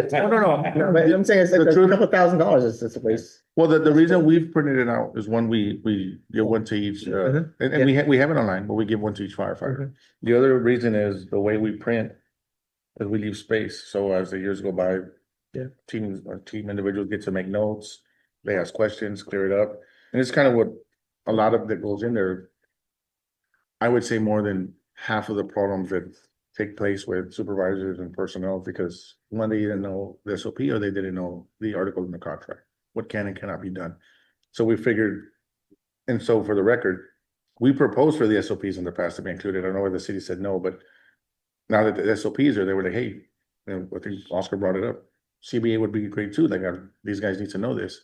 And the way we were explaining to some of the younger team members was, by the time you're testing to be an officer, you're well versed with the SOP manual, collective bargaining agreement. And so you know how everything works, so it just makes you a better officer, right? And so that's why we wanted to include the SOP as well, or CBA. I was CBA. thinking like, you know. cost. Then Article 20.11. Mhm. We're okay with it, except I think you said you're gonna bring in the chief's team to give us a bit more explanation on what that assessment would be. Mhm. We would like it to be for all ranks. And then we're toying around with maybe changing the percentage of the weight of it. Mhm. So we need to look at that. But we agree that it is something that we add value. We would like to see it for all ranks. And then see what the department has thought up of what they think this would look like. And at the end of the day, all we want to make sure is that it's a fair process, and And are you thinking of lowering the percentage for the assessment side? yeah, that's kind of what we're. Well, I think Maybe the we biggest, left. I think that the biggest point of contention when we brought it up was our members, when the testing cycle comes out, they're on point. They're so competitive Mhm. that anything that we're gonna adjust or recommend, right, and we don't place a heavy emphasis on the initial Yeah. score that they, Mhm. it's kind of gonna do an injustice. It's gonna kind of maybe make this, the morale seem kind of like, well, Yeah. now we got a 50% chance of, so as opposed to my score, when I competed initially against everybody else should mean something and signify something. Now, okay, for the second assessment process, just the weighted. Yeah, yeah. Yeah, and we'll discuss that further as a team, but we just want to see what the department's view of it is. We are in favor of it. We just want to make sure it's a fair process. Yeah, like the process is ironed out before we agree to. Yeah, no, And then I think Joaquin, you had brought up the appeals. I didn't, what I told, I didn't get a lot on what. I didn't bring up you. Oh, yeah, you brought it down to. Article 31. Yeah, not being able to appeal every question. Yeah. Oh, no. Oh, no, yeah, that's right. I brought up Yeah. appeals for arbitrations, Yeah. Oh, okay, so it's not with this. not with this. All right, that's what I was like, I didn't, That was- I was thinking, I went back to, it, I was like. what is did that Joaquin something mention? that you want to Brought up work? Just an idea. Yeah. Oh, no, Because I know someone brought PD, up the appeal. Yeah. they're trying to get away from it. I didn't know if you all Okay, thought of a way to not have to deal with the have appeal. people, appeal every question. Because It's it's, something you that- can't appeal every question, it's pretty much the same. You know, Yeah. it's the same for everybody, so it's still. Well, and what's happened is the commission has gone to basically not approving any questions, right? You have to be something very Obvious. fundamentally wrong with the question that why they remove it, because they You could. haven't approved anything based on substance in a while. Yeah, essentially what it appears, this is just pure speculation, that Yeah, I was gonna say. for the sake of not appearing competent or confident or, One answer. Yeah, but Concrete. because Yeah. you know, we're just gonna avoid Right, having to table. rule on this altogether and sell wrong. together. And that's not comforting to our guys. Yeah. Yeah, you're. I mean, now you know. And so, and then here's the other thing, 'cause- and all people brought up. There was one point that was given out. What we were discussing was, it's not because the question was wrong. It's because 80% of the people that took the test got it wrong. So the commission said, oh, it must be wrong. But it wasn't wrong, it's just 80% answered it wrong. Like, that's just the reality of it. And they gave the point, right? So And that's not good for the 20% that studied maybe a little harder, And got it right, right? And got it That, right. and that could have determined whether or not they got promoted. exactly. Yeah. Of that one question, right? And so that's where it happens. So Sorry, John Eric.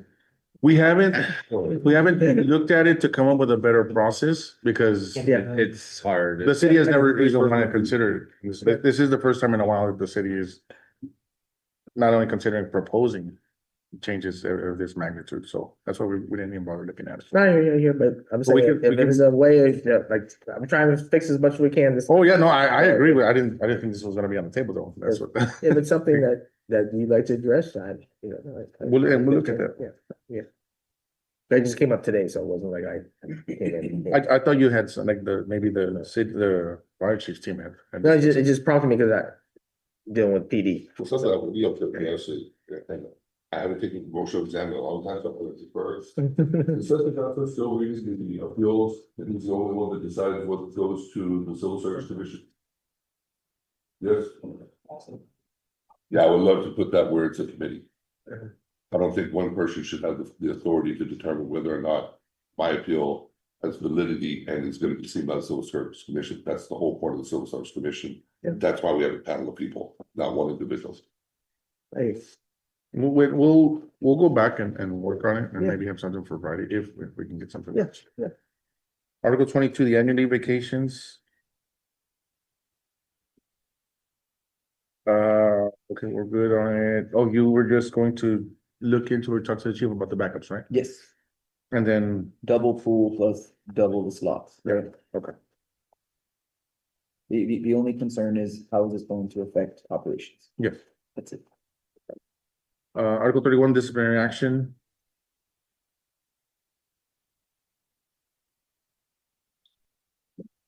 Did you guys clear up whether, are you okay with the per incident? I did not clear that up. I get the feedback, right? Okay. And so we need to discuss it a bit more. I don't think the team was comfortable with not appealing up to. Like when you brought it up. Yeah, It saves the city money, it saves the membership money as well. It doesn't even money as well. or what about just waiving the arbitration? But that's what costs money, the Civil Service Commission. You can still go there. Yeah, you can still go to the civil service committee, it just wouldn't be arbitration. Was I not clear on that? no, I No, thought no, it no, was. no, my apologies. Yeah, no, I was.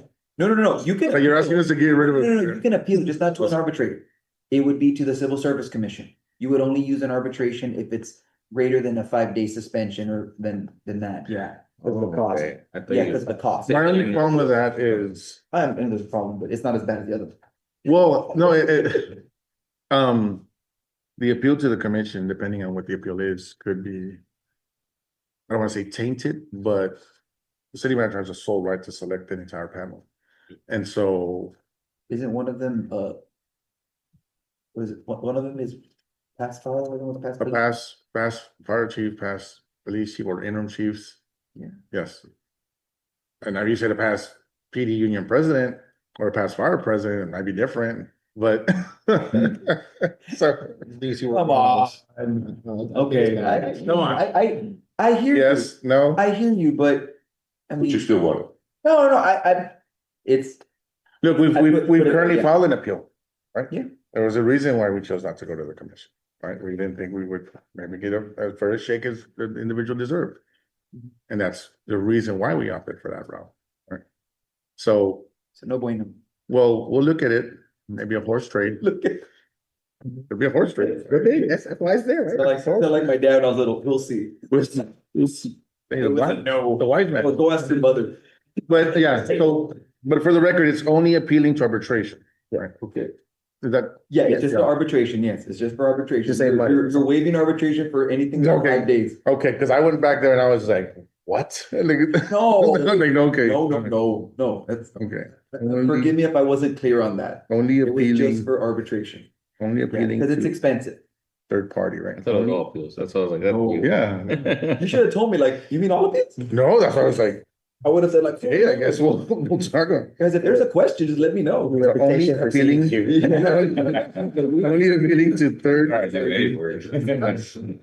Only appealing to third party other ones. For suspensions, you said of 5 days or below? 5 days or below, yeah.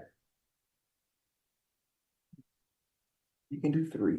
Come up with 3. But if it's 5 days or above, then. You can, yeah, Yeah, you can yeah, arbitrate, okay. absolutely. Only appealing to third parties. Right.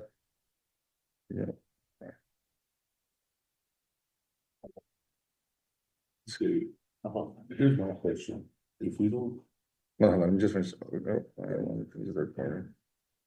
Oh,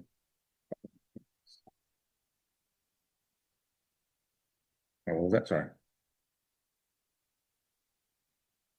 these could be violation of the contract, and we're the Civil Service Commission. But final say on the interpretation of the contract. No. Civil Service Commission doesn't get involved. This is only for disciplinary appeals Yes. that are not mentioned in the contract. Because if they're mentioned in the contract, that would be agreement. So if there is Okay, a Someone, argument as to what a term means, that would go to an arbitrator. It could go to an arbitrator. so, This is just for discipline, like, Put it this forward, it's CBA still controls. yeah, CPA still controls, Right. but it's just a suspension.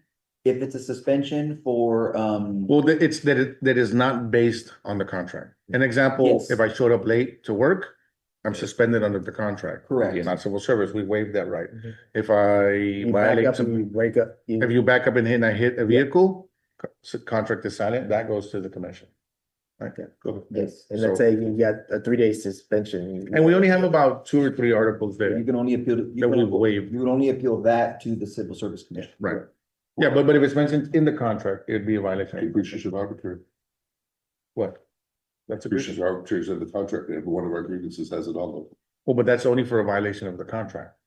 Not a No, the disciplinary action, punishment, the so. punishment itself could be capricious and arbitrary. Yes, but Well, we try and carve that out. We try and carve that out, yeah. if we appeal it to the commission, then the contract doesn't go. For example, if they had an accident, it's not in the contract, and they give them a 30-day suspension, We wouldn't be citing the contract. that's capricious and arbitrary. No, we wouldn't be Well, if citing. they had a 30 30 days, it would go to an arbitrator. Yeah, and you can. I'm That's using, over 5. No, I know, but what I'm saying though is that we wouldn't be trying to govern it Okay. under the contract. Yeah. We would be making maybe similar arguments. Yeah. But the contract would not. I mean, we could cite it as as a source, but it would not govern anything that the commission would be doing. We try and carve it out, like, it's, Yeah. if it's the 3-day suspension and you think it should be 0 days or 1 day, do we? really Go to need the arbitrator commission. And Yeah. and pay thousands of dollars to argue over, a couple $100. The choice is up to the member, right? Yes. And if they appeal or not. use arbitration, that can get very expensive for both the Right. union and for the city. Exactly.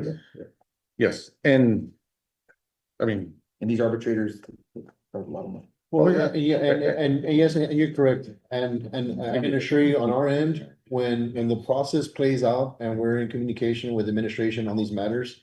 We do explain to the member and to the opposing side. Whatever the member decides based on the information we have available to us, Mhm. if we feel strongly that we have the grounds to move forward with it, that's when we do. It's not like the first line, hey, just do this, do this. Yeah. It's even at a point in time when we consult with the member on all the options, we weigh out everything. And in some particular instances, the necessity to have the arbitrator there is what's gonna be better for what we feel. The best represent the fairness for the member and the result. because I'll tell you, we currently, one of our members filed an appeal for a 12-hour suspension. Yes. Or a 24. 12 hour. So, and each incident is on its own, but this individual, every recommendation from every officer going up, even the committee recommended no suspension, fire chief decides to suspend. Similar behavior from other firefighters have gotten no suspensions. This guy got a suspension, right? Why that reason is, I don't know, maybe it's the individual, but what happened? We didn't feel merited a suspension.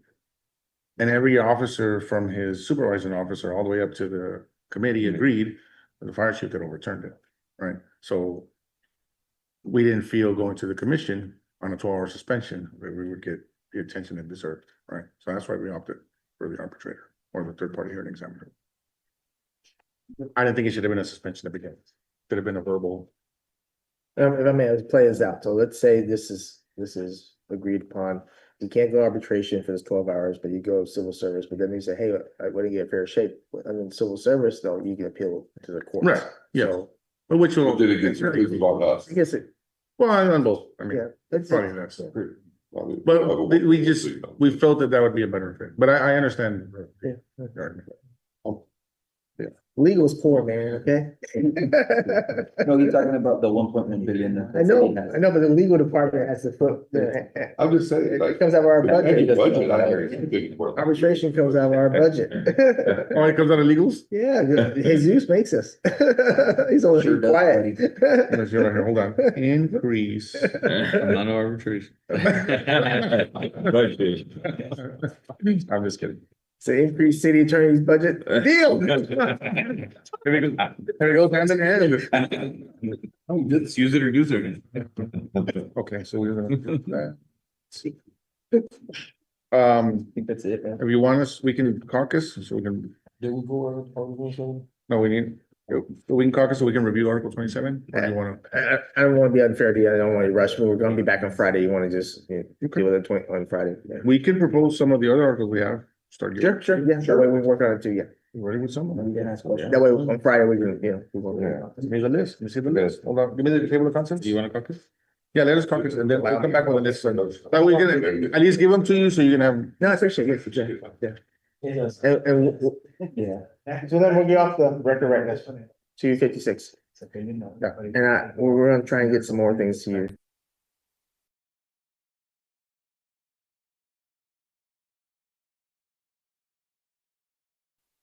These are the years when it'll be. We can do it 3001, I'll But- sign right now. That's the right one. Yeah, but I worried on it. It. When we met with the city manager, you were there, Zone. Yes, sir. We love that you're having this comparison, because we know exactly where we stand, right? And this is one, if we want to entertain the idea, okay, let's move to where all the departments are moving to. And so that realistically, on your side, you can see that this would be a decade in the making, right? Mhm. And not only that, the amount of money that we're talking about, so 180 firefighters to hire as new positions, new FTEs, I mean, it's what? 40 million dollars, right? Extra, just to hire these guys, just to have them on the trucks. And so, we found it all out. There are some requests that we'll have, and we're putting out the other version that we're currently under, that we're still short, which is by what, 60, 70 firefighters? Well, including the ones in the class, I think like. So Three more. I want you to see what more realistically, the adjustments that we need to make for now is for us to go from the 440 so that we have to about 472. Right, so we're short about 32 firefighters to keep in place 32. of the current version of what we're operating at now. If we wanted to move to where other cities are, what they're doing for a multitude of reasons, safety reasons, wear and tear. How many are moving to 2472? Right now, we know one is already locked in, In state of Texas. Plano, And and there's In three the or state of four- Texas. In the state of Texas. They're already, they're going to that road. There's Okay. 3 or 4 that are discussing it. Mhm. And for some reason, the bigger model is the 4896 that people are moving to. And then there's another version of, Austin just did one, it's called the Austin's, they want to be weird, right? Of course. It's essentially like I would say the middle ground, because it's 24 on, 72 off, 48 on, 72 off, and then 24 on. You're right. 72 off. You're right. That is weird. they're all, but the thing is, they're all trying to build in more downtime. And we know, Per week. well, So- but we know the reasoning. The Okay. reasoning is the wear and tear on the body. The Have to sleep. PTSD that Mhm. occurs because of it. And so this is what it looks like to get us there. And what we're saying though is that we understand that it's unrealistic at this time, right? It would take a massive effort. At this time, and then you look at a city like Plano that it has a 4-year plan to get it done. Right. And so, So but, you could see it in 4 years. yes. But what we're saying though is that the reasoning still doesn't change, right? We understand that as we're not proposing these more days off, right? We included one annual leave. But PTSD is still there, wear and tear is still there, safety issues are still there, sleep deprivation, everything that comes with that, cardiac issues are still there. We're not denying that they're not, but we've decided to put more focus on the fact of what we can address. The extractors being one of them, right? Yeah. Hey, you know what? The hell do I need an extra day off for if I'm still gonna get cancer, right? Because we can't address that problem. So for us, on some of these health and safety issues, we're at step one when other cities are at step 10 already of addressing their safety concerns. Which is why our emphasis is more on what we're proposing. Because why move to here if we can't even fix the small things, right? And this is why some of these things were proposed, and that's why on the extractors, we'll take it off, fine, we won't bring it up. But if they're not fixed, then we're gonna have to go through our health and safety grievance, because that's the only avenue we have, right? But we wanted you to see what a 2472 would look like, right? And a 4-year process, I don't know if 180 firefighters, new firefighters is even possible in a 4-year process. How many, so it would just take more academies, right? Right. Okay, how many more academies per year? The problem is this, you are coming into the peak area of the next, not 5 years. Randall, you're on the front end of it, right? In about a year or two, you have, I think, almost 95 firefighters that can retire. Talking about anywhere from 51 to 50 to 53, 54. We've made some modifications to the pension to try to retain some, right?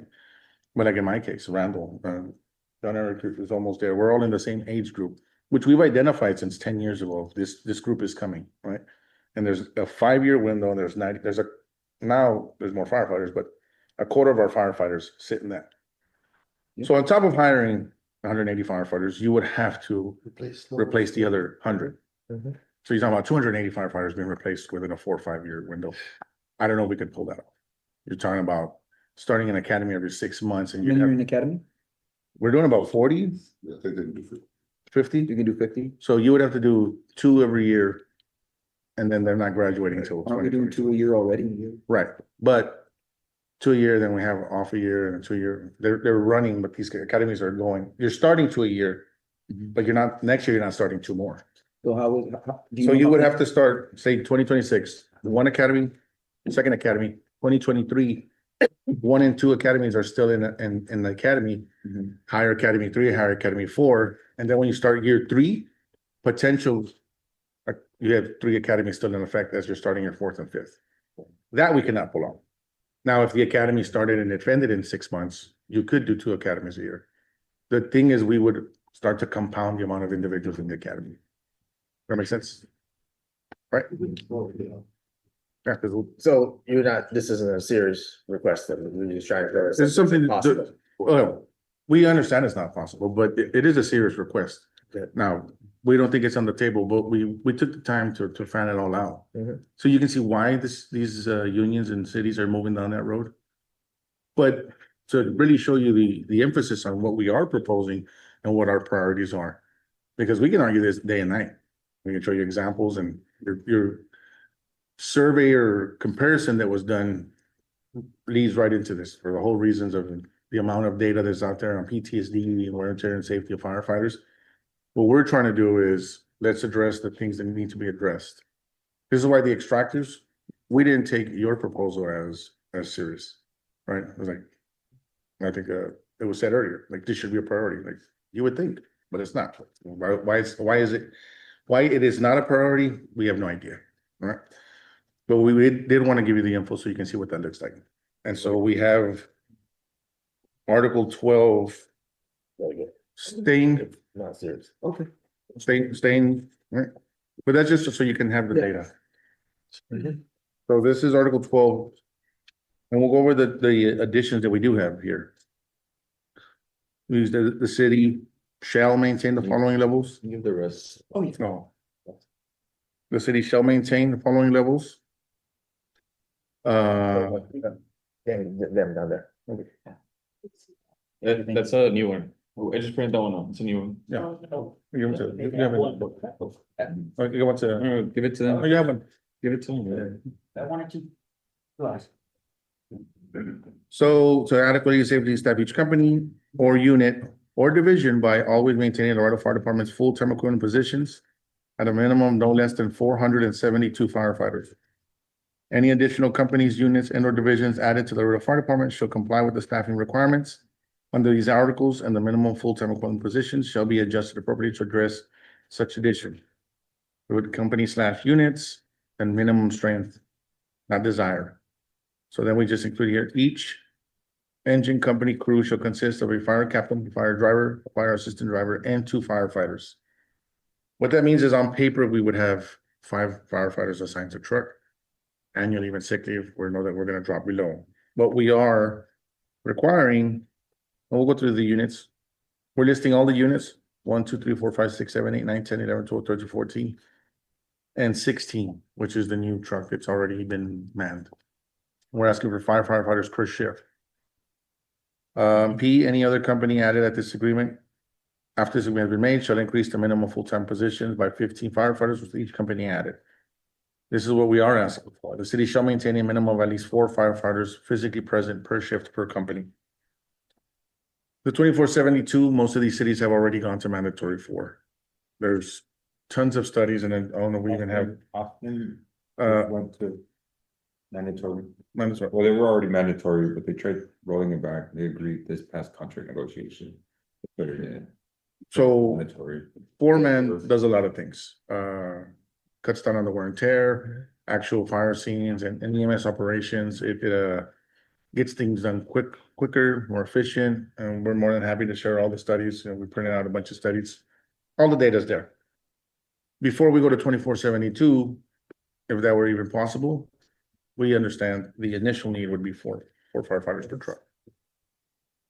That doesn't change much of what we have right now, other than the fire chief has moved a lot of people into new divisions that are 8 to 5 positions, and we're asking for those to be put back on the line. Let me rephrase that. We're not asking them to be taken out and put on the line. We're asking you, the city, to staff the personnel that he currently has as he's identified of what he needs, right? So that's for fire engines. The next is the crash and fire rescue. That's the ARF truck. The one at the airport. So each CFR company's crew shall consist of a fire captain, fire driver, fire assistant driver, and a firefighter. So that's 4 firefighters per shift. Any other CFR companies added after this agreement shall be made and increase full-time equivalent by 16 firefighters. The city shall maintain a minimum of at least 4 firefighters physically present per shift per company. Aerial ladders, same language, firefighters, just aerial ladders. And maintain 4. Get to EMS.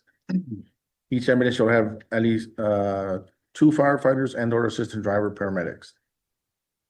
And then we have the mandatory 2 firefighters or assistant drivers all the way down. Again, all these are in service right now. We're just rewording it, right? 90-10, 20-30, and 90-40 are EMS captains. Any other ambulance added after this agreement has been made shall increase the minimum full-time positions by 9 firefighter paramedics with each unit added. Any other EMS supervisor position added, so increase it by 3 firefighter paramedics with each unit added. The city shall maintain a minimum of at least 2 firefighter paramedics and or assistant drivers physically present per shift per unit. The city shall maintain a minimum of at least 1 fire captain paramedic physically present per shift per unit. Fire prevention. There's no set model here. The current contract hasn't been followed in decades, just because the city is growing. So we took a snapshot of what the fire chief has identified as what's needed now, and we put it into the contract. 1 district chief, 2 captains, and 12 firefighters of any rank. What that does is that I think it adds 4 positions? No. That is 15. The contract specifies 8. That is 7 FTEs that have not been filled that are being pulled from the line to man that. That's needed because the city has grown, and even like that, they're overwhelmed. But we've just never added FTEs to the department. Which ends up happening is, as the fire chief sees the needs and he pulls 8 to 5, he's short changing the line. Overtime increases, safety issues arise, and there's no stop in sight.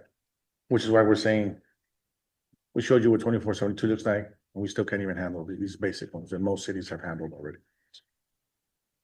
District chiefs, 2111, 12, 13, and 14. So we are adding a 4th district here, right? Which is 1 EMS captain and 1 district chief extra, which is 6 FTEs. The reason for that is we've moved to 6 stations now, or 16 stations. Which means there are at least 6 officers per every district chief. If we move to this model, currently you have way more than what span of control even allows. And so I know the chief has wanted to move down that road. Again, the FTEs just haven't been hired. So any other district chief added or hire 3 will maintain at least 1 district president per shift per unit. finance and administration, training staff, operations are things that are not in the contract. But the fire chief and the fire chief previously before him have seen the need and they have built out these divisions. And most of these people are being robbed from the 24/48 schedule, right? So on a conservative day, we've targeted at least 36 firefighters pulled from the line to handle these more administrative duties, but yet the city has not replaced them. So personnel on the line are required to do more with less. Article 12.2, the city shall staff any additional company and or division position it may add during the term of the agreement without deleting or depleting staff from active units and or minimum full-time equivalent firefighters positions. 12.3A, no division, company, unit, and or personnel in existence at the signing of the contract and or added during the contract shall be separated, reduced, and or eliminated from the Laredo Fire Department. B, once any additional company, units, or division are added during this agreement, the minimum full FTE positions are adjusted appropriately. The city shall acknowledge that those said companies and or units and or those positions shall not be separated, reduced, or eliminated and will become the minimum number of full-time equivalent positions over the fire department. 12.4, the 382 full-time positions of the Laredo Fire Department shall be made up of. It's a typo. All right, we need the 472. Excellent. Yeah. And we need to correct it. Does all this add up to 472? We basically took what's in place with the extra additions that we're asking for to fill those FTEs.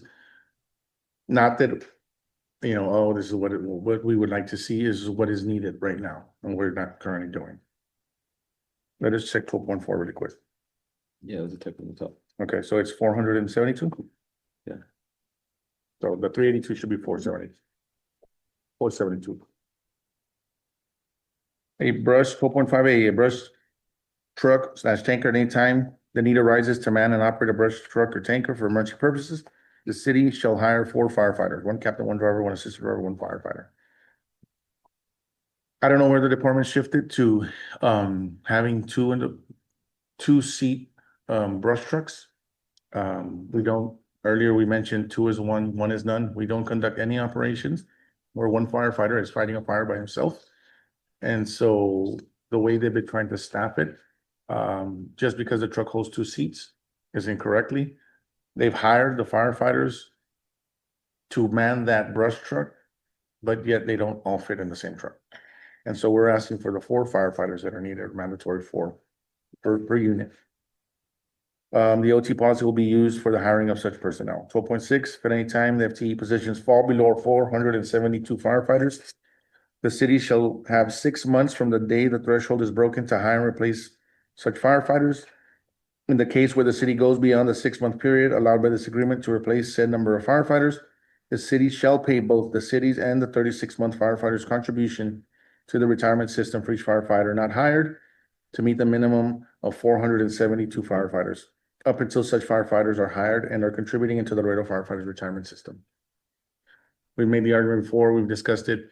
Zone, you've been on this side when we've discussed it. It triggers millions in losses to the pension. No one is saying the city can't try to balance the budget by not hiring personnel. Instead of taking a 100% savings, we're asking the city, well, you take a 70% savings or 68%. The city can still save money by waiting. All we're asking is that those funds go to the pension system so that we don't lose millions. And then at the end of the day, we're over here, you know, cutting benefits or asking for money because of the shortfalls. Make sense? B, when any additional company are added on this article, the minimum FTE positions are adjusted appropriately. The city shall maintain said number of positions. If at any time the new FTE positions fall below the same thing. Same thing, it's just that if it increases, The what? basically if it increases. Oh, if it increases, then we'll maintain that new number. Yeah. 12.7, at any time the number of firefighters physically present fall below the stated thresholds as described in this article, those cities shall not move personnel from any other unit, company, and or division, and the appropriate staffing shall be hired via OTime policy to comply with the physically present threshold as stated above. What that does is we have 16 fire trucks. There's 4 people on each truck. On 3 of those trucks, we have 5 because that day no one took a vacation day. truck one falls to two firefighters because of annual leave or sick leave, we don't start pulling from fire trucks to send to the other station. We hire the overtime at the station. Numerous cities do this practice. They get out of the concern of us moving, gender issues, things like that. You're assigned to a fire station, you learn your equipment and your area, and you stay at that fire station. We're trying to ask for, as the city is growing, to stop the movement of these long, transfers where an individual on Cielito Lindo is asked to drive to a Mines Road, and it takes them an hour and a half to get there. City is paying mileage. A lot of times they're paying the overtime for the stay over and things like that. So we're just asking, hey, when the stations that are fully manned, they're fully manned. All other stations, if you fall below, hire the overtime and we staff there. Know how much that costs? I don't know. I do know that it's a higher number because we don't have the appropriate FTEs. If or when all our FTEs are not sent to the office, right? And I understand there's a need there. But if that was fully staffed and the line was fully staffed, you would see a lot less overtime on the line because we would have 5 individuals per truck, which means one guy can always be on leave or one firefighter. So you wouldn't see a lot of it. A lot of it also falls on the scheduling of vacation cycles, right? And those are things that we don't control, but being as that is, administration, you're doing your job, whether you're doing it to a certain degree of how you want to do it, so be it. But we require minimum staffing levels for safety, for all kinds of reasons that we've made before, rotation reasons, cut down on the travel between stations, the problems that have been arising that we're having.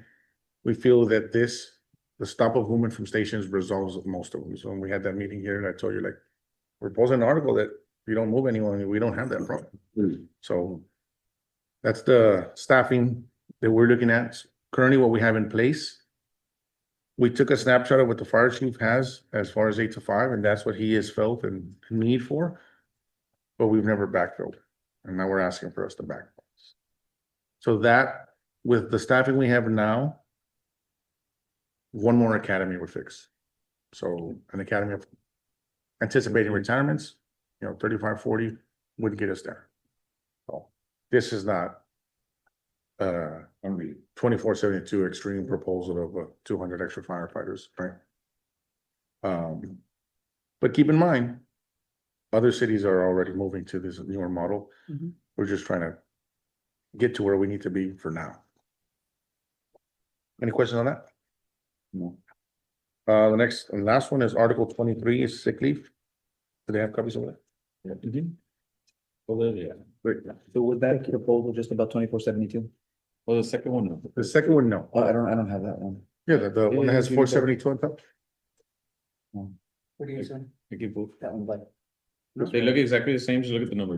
The 610 on top, you'll see that that's Okay, 20%. that's fine. I'll just look at that. Here, you can have this one. I have it. This is 470. Staffing of. So when you look at the 472, 5%. we're currently at about 440 right now, Including academy at 469, I think. 469. 59. So we're gonna lose some So people we're to opening up retirement. 30. So one more academy 30 for the new should take care of figure. that whole thing. So you already have them for 17, right? Yeah. So that, those guys are, or those people are supposed to man station 17. And so either we man 17 or we hire 5 more right now and we move to this model. So if anything, 17 could wait for a new academy. The new station 17. Right, so we can move to this as soon as that academy graduates or, right? In other words, what we wanted you to see was what cities are trying to move to, what we need now, and the cost difference is dramatic, right? On the sick leave, we want to remove the cap. However, cadets hired after April 1, 2006 will be paid and accumulated. Where's the 457? Okay. There's a reason why we're doing this. We're going to be proposing a new version of retirement and how the payouts are done. It's and just so you understand, it was just like, it's not just removing the cap. It's a 3-year 457B plan. So where we move, the firefighter will notify, right? And we'll get into that once we get to the pension article, but it's an article that allows better planning the firefighter that decides to get involved with it has to notify the city 3 years ahead, and then they start moving they can sell up to a certain number of hours of sick leave, or not sell it, right? They move it into their 457B plan. But this puts the city on notice already. This individual's gonna be gone in 3 years. You can start replacing him now. So you start the academies by the time he leaves, the other one is coming in, right? But it also the burden on the city as far as payouts in 1 year, and it just allows for better planning for the firefighter and the city. So we're asking to remove that cap there. 22.4.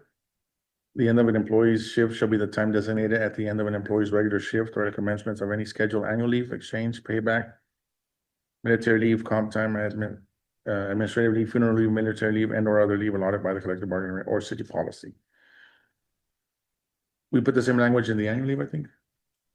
No, I'm sorry, no. This is only for sick leave. The issue here is some of our deputies, the newer deputies, what I've been telling them is that by contract, I'm allowed to trade my days just because payroll doesn't reflect it because it's a payroll nightmare. So it is the end of my shift. I've contracted my shift away. I've contracted it away at 4 p.m. So if I decide to go on sick leave at 10 a.m., then I only take those hours. What some chiefs wanted to do was say, oh, you're gonna go on sick leave or annual leave or whatever it may be. Then I'm taking away your right to your contracted trade day or your vacation day, and I'm putting you on sick leave.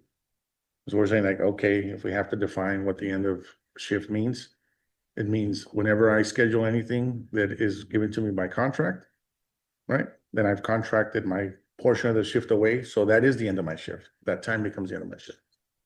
Are we clear now? Currently the policy is being followed now. Well, they've followed it, and some chiefs argued that they don't want to follow And to it. clarify. And so we're just saying, look, it is the end of the shift. Like if I traded away 12 hours at 8 p.m., I'm not scheduled. Their issue is, well, you're getting paid. I'm like, well, yeah, but that's because payroll doesn't want to go through the nightmare of shifting 12 hours on this pay period and then giving them back to me on the other pay period. So we kind of just say, it's my day, pay me my full, hours for the paycheck. Eventually, I'm going to pay them back, right? So that's one issue. The other is when I take annual leave or comp time, allotted by contract or policy, that is the end of my shift. They're saying, well, no, because you're on vacation, so your shift ends when your vacation period ends. Like, well, no, that's my vacation day. So we just wanted to clarify that. 23.7, sick leave buyback, the city shall purchase unused sick leave. We added to include incentives. 23.8, to include incentives, and 23.9, again, changing the 11.2 conversion to 12 months.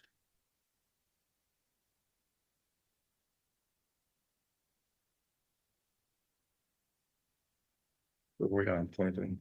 Is the pension one ready to go?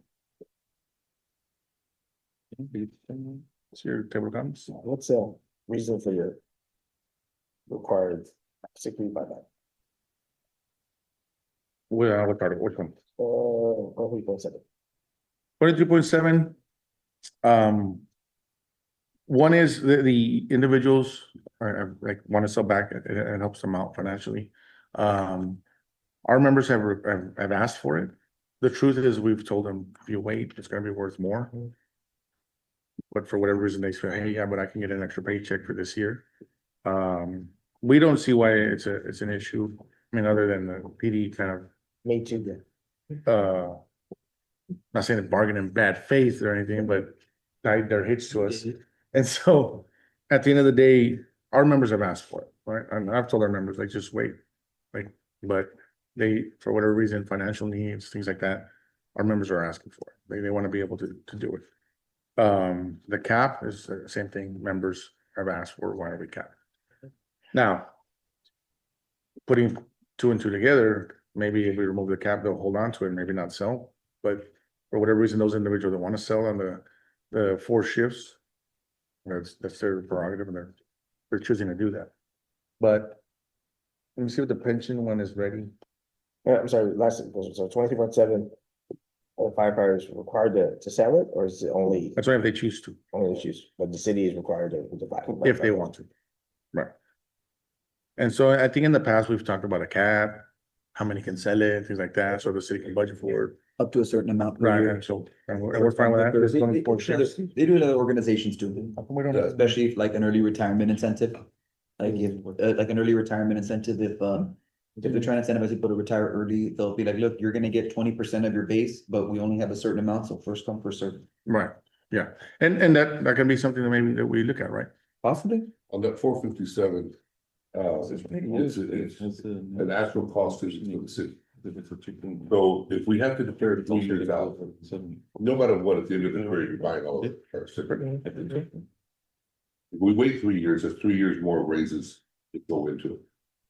Bigger thing is if we sell it back at the end, y'all are paying, taxes on it. We pay taxes on it. We do it on the 457. This is why years and back in the old days, whenever we could sell back on an annual basis, if it went into was it four, not the 457, if it went into the deferred comp plan. Mhm. The what? Yeah, into the deferred comp plan. Then we got full I don't know when it's benefits. done. Well, actually, if you can confirm what I'm saying. So, yeah, so we have an ordinance regarding sick-leave buybacks. It's all based on if there's financial, if there's money in the insurance, so we haven't actually bought that and. Well, you have, but you buy it in the deferred. Well, overall. Right, but I'm saying, with us, we already buy back a dish deferred. That's already in place, our guys do it every year. The difference is with this, you buy it back over the last 3 years. Okay. So you've got 3 years less of raises, for the first year, you sell back, or 3 years out, It's under pension. less money than you're gonna pay 3 years It's later more on. carry. And you're going to defer comp plan. So. Copy with the face. The- Why wait? Now the camera's on? Is it working? Yeah, good.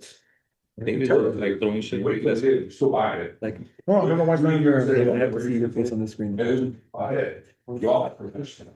It's there and here. Double read. Double whammy, triple whammy. Come on, man. Almost $40,000.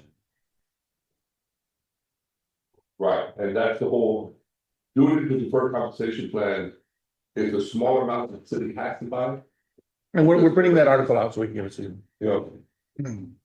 It says the city has to buy because it's in that 457. There you go. It No. says the city has to buy because it's in that 457 or? And because you're sending it back in the earlier year. But let's just say, Who's asking questions?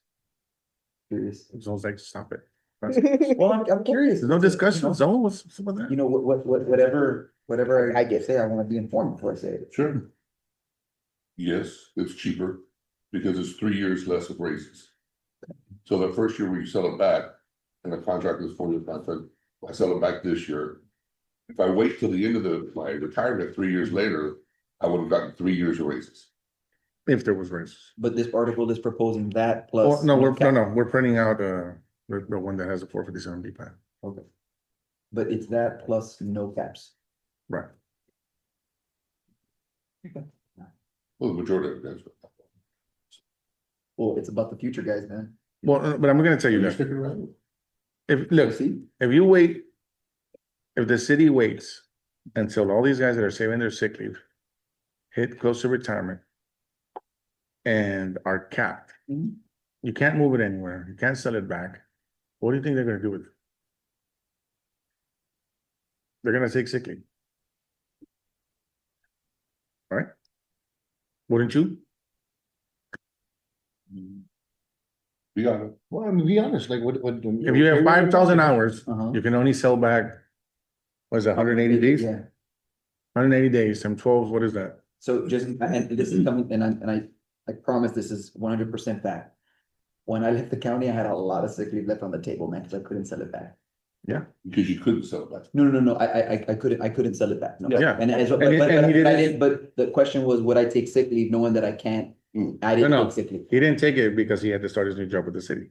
Well, I could have said, it. Give me a couple months. You couldn't work, Yeah. you couldn't work, I need, I right? need, I Yes, need, I yeah. need to work. But if you were gonna retire and you were 60 years old, you're telling me you wouldn't take in that 2 years of sick leave? Maybe. Yes, you would, right? Yes, you would. Let's be honest. I'm gonna go 30 to retirement. And so since we're comparing, right, now you know where we're coming from, right? This is the The logic No. behind- Let's see. And that would have its problems, right? That would have its own issues on why and how they're doing it. But what I'm saying is, we're gonna stick around to find out, or are we gonna address? So this new one is the retirement? Yes. So we did away with the old contributions, and effective beginning of the first pay period of October 26th, the city shall contribute an additional 9.4% to the firefighters' pay towards the retirement system, increasing it to 32%. Oscar, you want to tell them what it's based on? Actuarials. Yes, mainly. So we know that like in city charter, you guys are 714, Yes. double, 2 for $1 basically. We know that actual determined contributions actually equal to more like 20 or 21%, which is what the city puts in on average the last 10 years.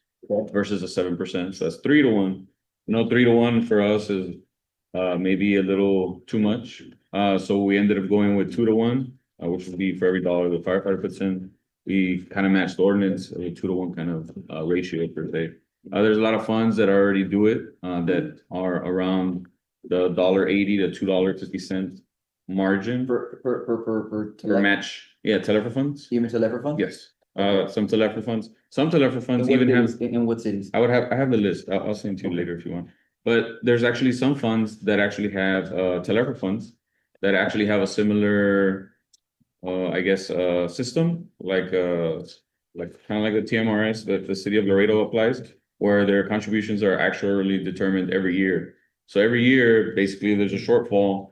The rates adjust to make up for them, so you don't have huge lapses of I guess financial. And based on our worst year, for the fund, how much would the city have to put in for that year? Did you calculate that? No, Yeah, I'm not actually. I would like to know because They if, have- if the proposal is that the city's gonna cover the shortfalls, that's what I'm hearing, right? The city's gonna No, cover the it's- shortfalls. No, we've made, examples. Oh, yeah, but we've made changes to where we've cut benefits already. Yeah, we Yes. Several times, right? And so the issue here is, again, what's being contributed to the city fund? We're asking for, and not even an equal ratio match, we're just asking for a higher match than what we're currently in. Right, that's where That's it's, just the pitch. Yeah, When you compare us to city employees, Mhm. then it gets really interesting. Cause that's why I said earlier, How's it interesting? well, because y'all don't contribute 5.25% to social security to us. We're the only ones that don't get 5.25%. So if you actually. look Also at- railroad employees too. They don't get social But they're security. not city employees. No, I know, but I'm just saying it's not this, so railroad employees don't Oh, get social security because they depend on railroad retirement, which is way better than social security. right, And I would argue that social security and anything that we get from TMRS doesn't compare to the benefit that you all get when you retire. Well, I'll, You get but 90 by I also 90. think y'all don't put in as much as we. Y'all put in 7%, we put in 6. Chief, to clarify something. Yes. Oh, no, I never said you don't we contribute. said the railroad employees. Railroad employees, they don't get social security, yeah, railroad. No, what I said is, social security, the 5.25% is not given for us. Yes, they pay, but they don't get social security. If you look at city employees, there's a 21% that's given to the pension. And then on top of that, a 5.25% given to social security. Hmm. We don't receive that. And our That's benefits, why we're asking like.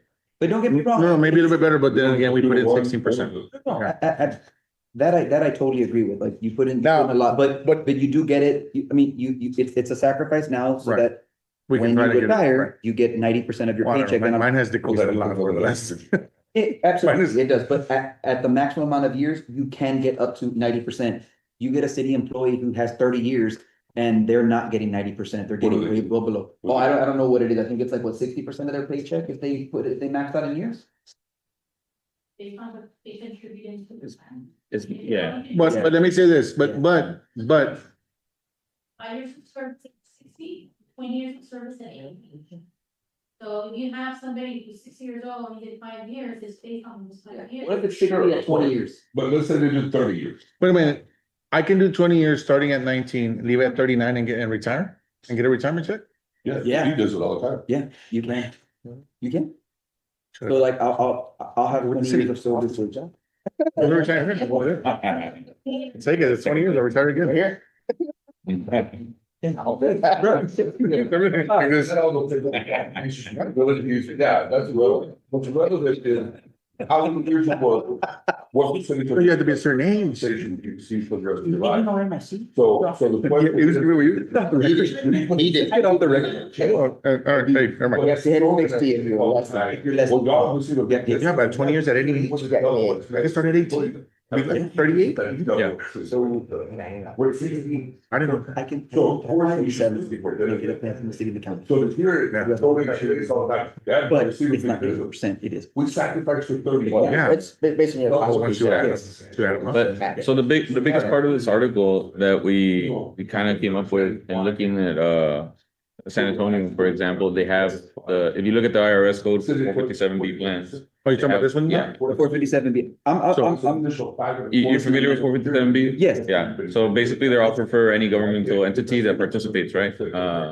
Laredo being one, so we all can be part of them, they're supplemental, I guess, retirements. I do contribute to a 457. And we currently have one with the Compensation city. plan. Yeah. It's the So Mission It's Square. Mission Square, yeah. Yeah, Mission Square Nationwide are the sponsors for our plan, Mhm. so if And- you go there, they have, sorry to interrupt you, they have basically, there's a 3-year provision plan, right? And specifically what it does, it doubles the amount that you can put in prior to your retirement, but you have to kind of declare for retirement, right? So it'll double from right now, I think the limit annually is like 22,000, so it'll double to around 44,000. Mhm. Obviously, it's your money going there, right? Like, it's not like, And it's not taxed. yeah, and it's And- not taxed, and the city doesn't pay the taxes on it, because that's also. And for the record, it's an Internal Revenue Service code. We define what that is, right?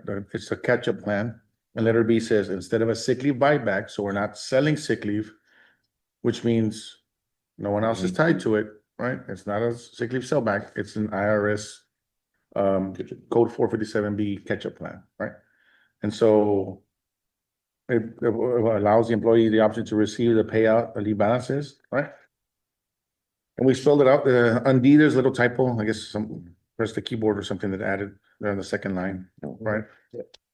So it allows the employee to defer the value of the leave balance annually within the 3 years prior to proposed retirement date, subject to the IRS maximum limits. And I think it's 44,000 right now. Every year it increases, but we're tied to the IRS code.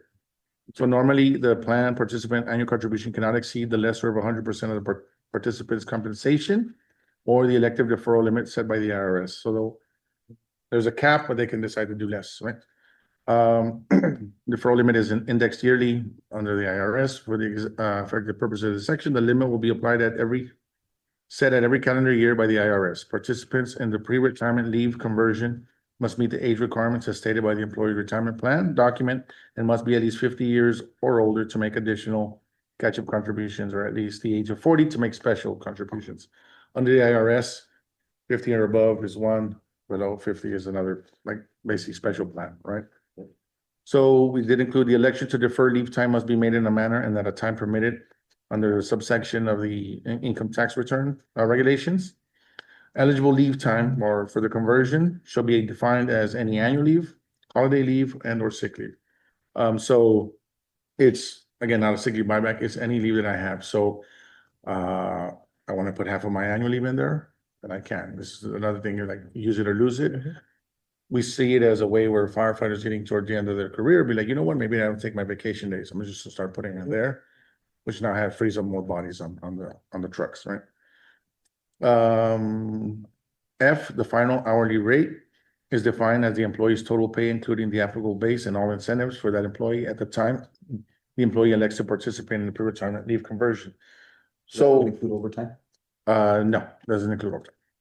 And so it's just, whatever, and because the overtime, our accruals are not based on overtime, it's just annually, whatever accruals you have left. What that does is allow the city better time, more time for better planning as far as replacement of the firefighter. Allows the city to buy back or pay it out at a lesser rate, and it allows the firefighter to start, trying to invest so that he can have for retirement, right? The special catch-up plan is for participants who are age 40 or older, right?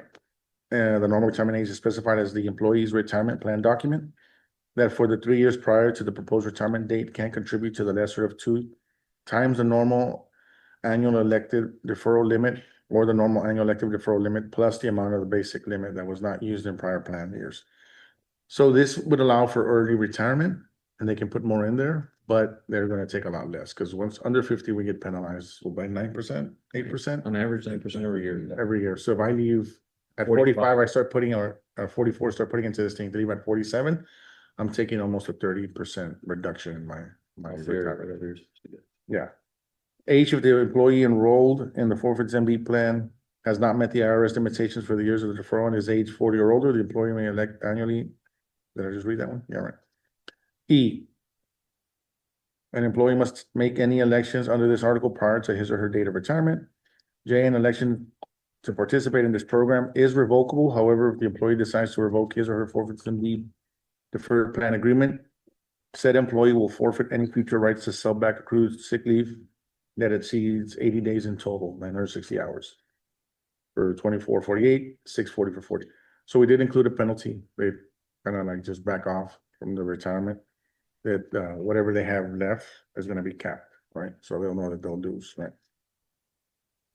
Such deferral will be permitted under the 457B plan so long as the agreement to defer such leave amounts is entered into prior to the first day of the month in which the amounts otherwise will be paid or made available. Then L, if that 457B plan allows both the age 50 catch-up and 3-year special catch-up, the participant may only use the one that allows a larger deferral for the applicable year, but not both. So it's not a sick leave buyback. It's a 457B catch-up plan. So anyone else that has a collective bargaining agreement that says if you give it to them, you give it to us, this does not apply. Well, in fairness, we would want to be equal, it's not a. In fairness, you want to what? To offer the PD as well, we wouldn't want to say, okay, well. Hey, if you want to. I mean, no, I hear you. But I'm saying it's not a deal breaker for you guys. Is it? At the end of the day, it saves our money. I mean, it would be right for all city This is employees, being proposed for all honestly, because jurisdictions. everybody gets deferred. This is the negotiating in good faith and bargaining, and this is where we come to demonstrate to you. Look, it saves your money. We're meeting our end of the deal. With no doubt. Thank you, Captain Flores. And so the thing is, we're trying to avoid problems, potential problems that we foresee coming, right? This cap deal is. It's gonna cost the city one way or another, right? This cap, right?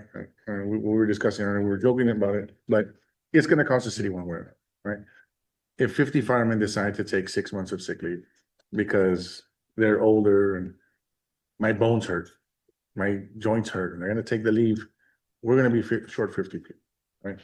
And so how is it more cost effective to the city and does give a benefit to the firefighter? Let's get it earlier, right? Catch them when they're earlier. And that's the whole proposal with it. Whether we want to include a cap like on the other one that we talked about, the sick leave buyback at the end of the year, that's fine. It give the city an ability on how to budget and put that into the budget, so that's not a blank check. We understand that. So the buyback, is there an age or years of service that you have to qualify? There's a to get it? requirement on the hours. Age is 40. No, this one or the other? Or sick leave buyback? The sick leave, Oh, yes. a sick leave buyback, you have to have a certain number of hours. So you have to I have understand. at least 60 days of sick leave prior to October 1st of the fiscal year. In other words, we don't want you to sell back the last leave you have and then you're like, I got sick, what am I gonna do? Right, so you're gonna have at least 60 days in there Anything before you over can the start. 60? You can sell back on an annual basis. That being said, this also, the 450 plan allows for them to wait at the last of their career, the last 3 years, they can start shifting monies over to that. As it stands there now, when you retire, any accruals you have, you get, you get paid out, right? Mhm. Upon retirement. Upon retirement, right? Yes, So, a lot can happen in between where, let's say, you do get sick and then those sick leave, you end up using them. Right, yeah, You know what but I mean? upon retirement, they're paid out. Mhm. So the limit, let's say you retire in January, limit is 42,000. You can put like up to $42,000 of, if your accruals get to that, into nationwide as it stands right now. So it's not like a unheard practice of right. getting those accruals, selling them, or getting the money from the city and putting it into your nationwide or Mission Square, whatever, either one. And that you so use. this San Antonio PD has a version like this. San Antonio Fire doesn't. We called them and asked them, and they said basically, they said, like, yeah, we didn't want to deal with that. Right, okay. Like, you didn't see it as something that's good, they're like, yeah, but, yeah. So be it. So San Antonio PD is like, well, we want to do it. And this is one, yeah, lifting the cap, but giving the firefighter an avenue to be able to start putting monies away for their retirement. Also alleviating a higher cost for the city or cost in any way, and then at the end of the day, allowing projections for retirement, which if 100 firefighters are gonna retire, like we were talking about in the next 4 or 5 years, you would already have a roadmap of what the replacement number would look like for them. And then plus future planning as far as, academies for stations and stuff like that. So. Okay, that's on the retirement one. Then other than that, I think we got about 4 articles left, so. So Friday, Yeah, and then, Yeah, you send it to us when you can, and we'll get you ours, before Friday. We'll try and, we'll do it effective, and then hopefully we can be able to. yeah, can we just work off of, this and just write it out, or do you wanna print it out and send it back to them, cause it's just. You know what I mean? Cause we're. already proposed, Yeah, for any maybe counter just proposal. work on something and then we'll. If there's any agreement that we can get to on any of them, then we can word them out and see if that's, Okay. if the intent is Yeah. captured with what, Okay. instead of going back and forth. Yeah, Like, presenting. why take time working on wording and then Yeah. like, I'm not gonna accept it, you're not gonna accept it. Exactly, I'd rather just. see Work on the what we idea Wanna do on the idea. and then we'll write it in, see if we're comfortable. with it. Okay. So Friday, we're scheduled 10:30 here? 10:30, yes. Okay. That's good, gentlemen. So Friday, you have 4 more articles? We have, That's it. there's 4, right, that we have left? I think so. Let's see. We gave Article 30, right? Yes. That one, that one, that one. We have the annual leave. Always. You want to burn up the annual leave, no? Anything? You were doing The 20, Article 22. Which, it's on yours, the one we marked off now? We already How much, I'm sorry, which ones are left? 8. Article 6, 8? Six, 8, 15. So, We got 4 articles left. yeah, I know that we're obviously gonna get into the wages and who you compared yourself to. Just so that we can have a fruitful discussion, can we see what cities you compared yourself to? We compared to everyone in the salary survey, the survey that you did. Everyone in the salary And then I survey. think there's like 2 or 3 other ones, no? I think so. Okay. We have the whole presentation, if y'all, we have 50 minutes. Let me be. Yeah. We can, what is 8? Let me see. Everything in the salary survey? What page of the salary survey? That way I can look it up. What pages? No, I mean, like, is it the portion where it just talks about base pay? Well, we have a presentation for you because what you paid for is completely wrong. And so we've corrected all the numbers, so we don't have to present what you paid for and then what the real numbers are. So, and that's why, But I guess another issue with the salary survey and some of the pay scale comparisons. Some cities would like kind of like fall off and then like be back in. 8, 15 and 16. Yeah, Like it wasn't across the board that they'd use the cities for whatever reason. Depending on what. Yeah, we have like 22 cities that we surveyed 20 ourselves. 22 cities that you surveyed. For not 8, 9, Yeah. 8, 15 and 16.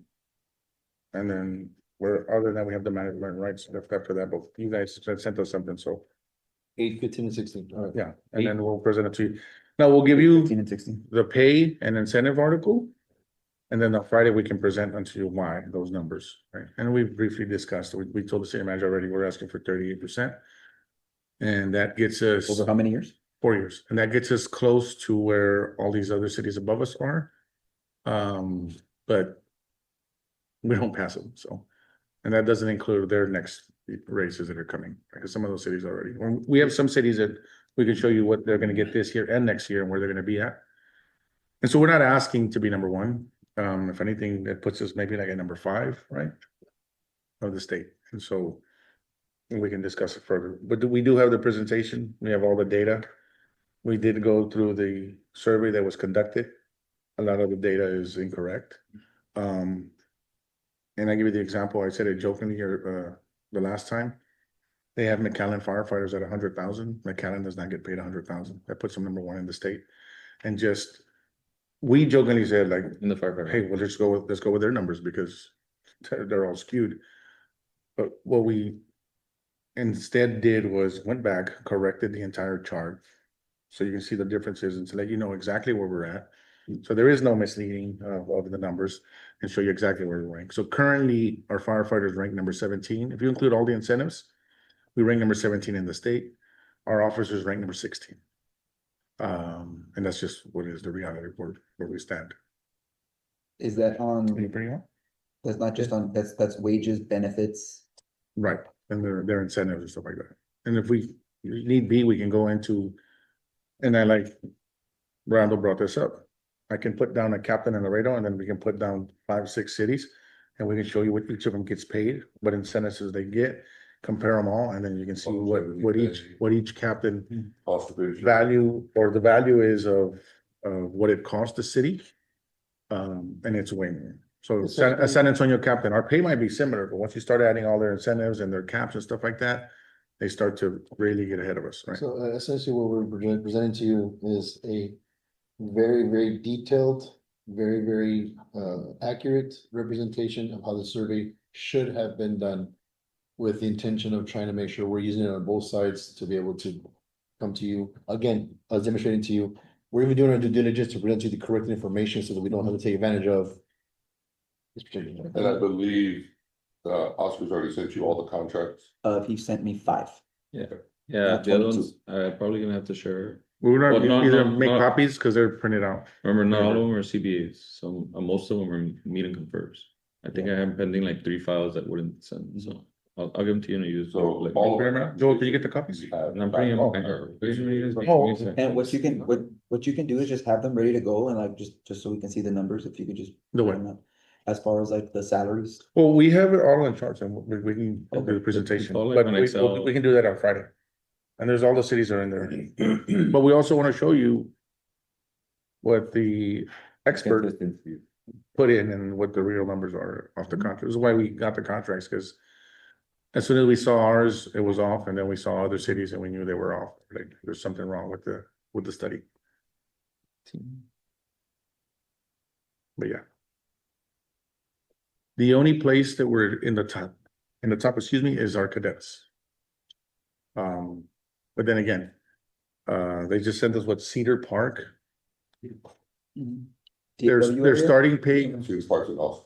their starting pay competes with us, right? And then their lateral incentive package is outrageous, because I think a firefighter with 5 years could start at almost 100,000 a year. So this is for also the retention purposes as well. Yeah, one of our retirees just got named the fire chief of Temple.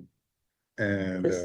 yes, Nice. and, I don't know if he said it as a joke, but he was like, we're opening up to lateral transfers. It's like, Yeah. we're all like, what are you gonna start to pay at? And, when can we move? Like, that's. Mm. It's just, this lateral transfer deal was never an issue.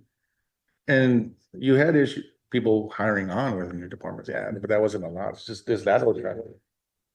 The Cedar Hill one, What you see? 8. firefighter paramedics go from 79,000 up to 96,000. 8. We're not even comparing to public, the private sector, this is all public sector, so. If we, there's probably another 20 8, things 15, that we can 16. pull that are either gonna be 8, right there 15, with 16. these or close to them. Yeah. We could be number 17 or we could be number 25. Yeah. There's more cities. Six. It's got higher polling cities. Way over there. So it's just, we're so face down on the chart. And like I said, the easiest thing, if you really wanna compare, is get 2 or 3 ranks. We'll pull 5 or 6 cities, and we'll show the whole package. We'll show you what that person lives with at the end of the year. This is what he lived off of. He got paid this. His incentive package is this, his longevity. There's package is the this, recruitment pay, and then now there's his the pension cost the one on top is the, we'll This is just what make he you lives pay. off. Some of those things. It's like, it's insane. there. I'm talking about. I don't know if they went through- Fund. There's no law The that pension stops them, it's just their own No, but if you're personal policy. TMRS, it's Yeah, 7%. doesn't, you wanted to No, have people There's an 8C. come and Oh, yeah, stay. 816, Now. yeah, 8%. Yeah. So that's When why I I first say, started, the like, lateral pay is like, if you I mean, the compare lateral- apples to apples across the board, there's no Used to comparison. not be. You know, here's another one, you know, you Yeah, take they do, right, yeah. some of these cities that are going Right. to 24/72. Mhm. San Antonio has 24/72 for the medics. Yeah. But when you look at the price of a medic, and you divide the hours out, and they're not working 56 hours a week. I'm gonna go rest. They're working way less hours because of 24/72. Mhm. Their hourly rate goes through the roof. Oh, yeah, absolutely. So we compare apples to apples and we say, how much does? We have that chart. We're comparing fruit. The Plano firefighters, when they finally end up in their 24/72, are going to be, what, $26 more an hour Mhm. above us. Yeah. It's There's triple, the pay is like triple. Or one third extra. Yeah, it's a conversation. Well, some of these numbers that we saw were like, No, I knew it was bad, I didn't know it was that. no, I completely understand. Gotta look at everything. All But, right, I mean, an if- interesting if- Friday. We have 2 more articles to Get the more articles, okay. We're happy to help you fulfill we're the highest paid in the state if you guys want. You know what, I will admit, I said that without knowing, the last contract we were in. Well, that's what you were told. Yeah, that's what after looking into everything. And then looking at benefits packages too, yeah, I could tell that, no, that wasn't true. Well, and when you say you get the last contract with the top 5, that's what you said right now? Is that No, what no, you no, no, said? no, no, no, no. I didn't know what you said. No, someone was saying that someone told me that we were the highest paid. And after looking at it, I thought, yeah, you probably were one of the highest paid. But then looking at everything together and that did not come, that was not true. Well, part of that theory that we were the highest paid came from a collective bargaining year. And we were the top 5 in the cities they surveyed. Mhm. You know, fortunate problem is they didn't survey very many cities, they didn't Yeah. survey any of the ones that compared to us. And that's what put us, We you know, that's what this have theory to came compare, from. we have to compare a lot of things. We gotta compare a lot of things. There's certain variables you gotta take into account as well. And we're gonna have that discussion on Friday, Yes. you know? Like. It's a discussion. Cover services rendered, population density, All those things, number 1 port in the United States, all those things, massive influx of personnel. all those things. Like, Yeah, everything. you're Yes, saying I'm is- sure we'll be ready. We're checking, we're checking the box. Those are all boxes checked. Sure. Hey, I do like the The experts' recommendation. Oh, yeah, it's a very good recommendation. I can't. Put more money in. No, it's gonna be that, it's not a matter of, so I know that the whole thing is, don't give me anything, it's like, that's not feasible. Yeah. We're gonna give something, it's just how much, right? That's, Yeah. that's what it boils down to, and then you also have to take into account, okay, well, there's a lot of asks. Right. Right? All of those asks have a monetary value, Yeah. And what so is that? can we afford all of those things? Right. Plus the 38% that you're. No, and we agree, and this is why just the exercise of 24/72 is like. Yeah. And we met with the city manager, we told them same thing, like, sir, we want to have a conversation because we know that it's unrealistic to get where I mean, if everyone else is comparing us to, like. if there was no raises, if there was an overhaul of certain incentives, and we could make it happen, it would take time. Right. And I know your membership may not be okay with not taking a raise for 4 years. Oh, yeah, So, and that's the issue, like, if we wanted to make it happen, we could make it happen. It but would it's just- gonna cost. It some- would cost, Right. but here's the thing, at the end of, let's say just hypothetically, we're phased in 4 years. Your hourly rate would go up because your pay wouldn't be touched, Right. and you would have 3 days Oh, of off. course. And that would, and then you talk about PTSD, mental health, well, is you not taking a raise for 4 years worth that? Exactly. It might be. That's the, But it might be. I still don't think I still don't think even if we took no raise for 4 years, it's anywhere close. Oh, plus other things, like it would just be. You got rid of our whole incentive package, it's just that. It's still not even close to hiring 200 firefighters. No, absolutely, but I know that Plano's doing it in a very competitive market. Right. And I know that every year we have almost 1,000, 2,000 applicants for this job. Sure. So yeah, it would take a long time, but would Oh, but- membership be willing to wait But here's the thing, without though. taking anything? And then here's for the that? thing, though, the one thing that we have going for ourselves as the Laredo Fire Department is our level of training and certifications. 100%. The problem now is, and it's like anything, where I go to law school to this law school or to go to Yale, what's gonna give me a better shot? And so as these lateral transfers are becoming more competitive, like the Laredo firefighter is a hot commodity, like, Yeah. oh, you came from that department or that one? Oh, yeah, I'm taking that guy, Yeah. right? And that's the issue.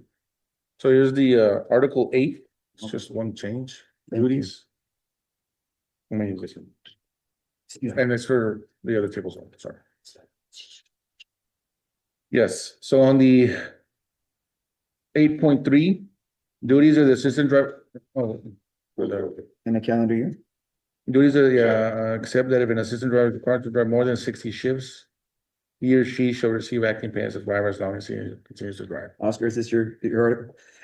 No. Hey, I'm Because you're the only, oh, you're a driver, right? My bad, bro, I'm sorry. I'm sorry, I'm sorry. Been too long. I'm sorry, Oscar. He doesn't need you to be picking on you. He's like, I wish we'd done it for me when I was an assistant driver. So it's just after, and again, our process is we have subcommittees and they bring up issues. Where you get them, word them. The subcommittees having to be all assistant drivers. I don't know. And the funny thing is it came from multiple committees, like, so that's just why we separate them, when we get that issue from multiple committees. I'm just being facetious. No, no, no. This is the annual base pay. There are 4 minor changes. They are minor. Thank God I wasn't drinking coffee. The presentation for it, we have all the charts and everything that we can go over on Friday with that, we, you know, the request is. So for the first year, we're asking for 15% pay and base pay, and then 8, 8, and 7. Mhm. Did you cost this out how much it would cost? No, Joaquin, I mean, Jesus normally gives us Yeah. 1% It's so- X. And then I'll say this just because like I've asked Jesus to cost things out for me and it's budget time. He's the budget director. Right. Very busy. So if you guys can. You got a bunch of guys here at the table. If you can take on some of that responsibility of costing it out. About Well, look- $3 million. I mean, he's not gonna. So what I would say is, what I've heard Jesus, Not gonna take our. other than Jesus saying there is no money. The second thing I've heard him say quite frequently is every percentage point is about $700,000 of new money in the budget For fire, for fire, so 1% is 700,000. 700,000. That's what And so here's the thing, what we base this over is all the comparisons like in all the other cities and Right. and we'll go over the presentations on that. As far as the costing out, and I'm glad you brought that up with Jesus. We don't have an issue sharing information, data, and like I said, like these contracts, Oscar sent them to you. The other ones we only have to just make copies of, because we got them in a the format that we got them in was a copy. Yeah. We don't have an issue sharing information, but even when we know Jesus has the information, we'll go look online and go chase your tail for a while. We don't think it's bargaining in good faith. We don't think they're just making you do that. That's why we're upfront with you guys. We're showing you even when the information is wrong, we'll point it out and why. We're not trying to hide the ball on anything.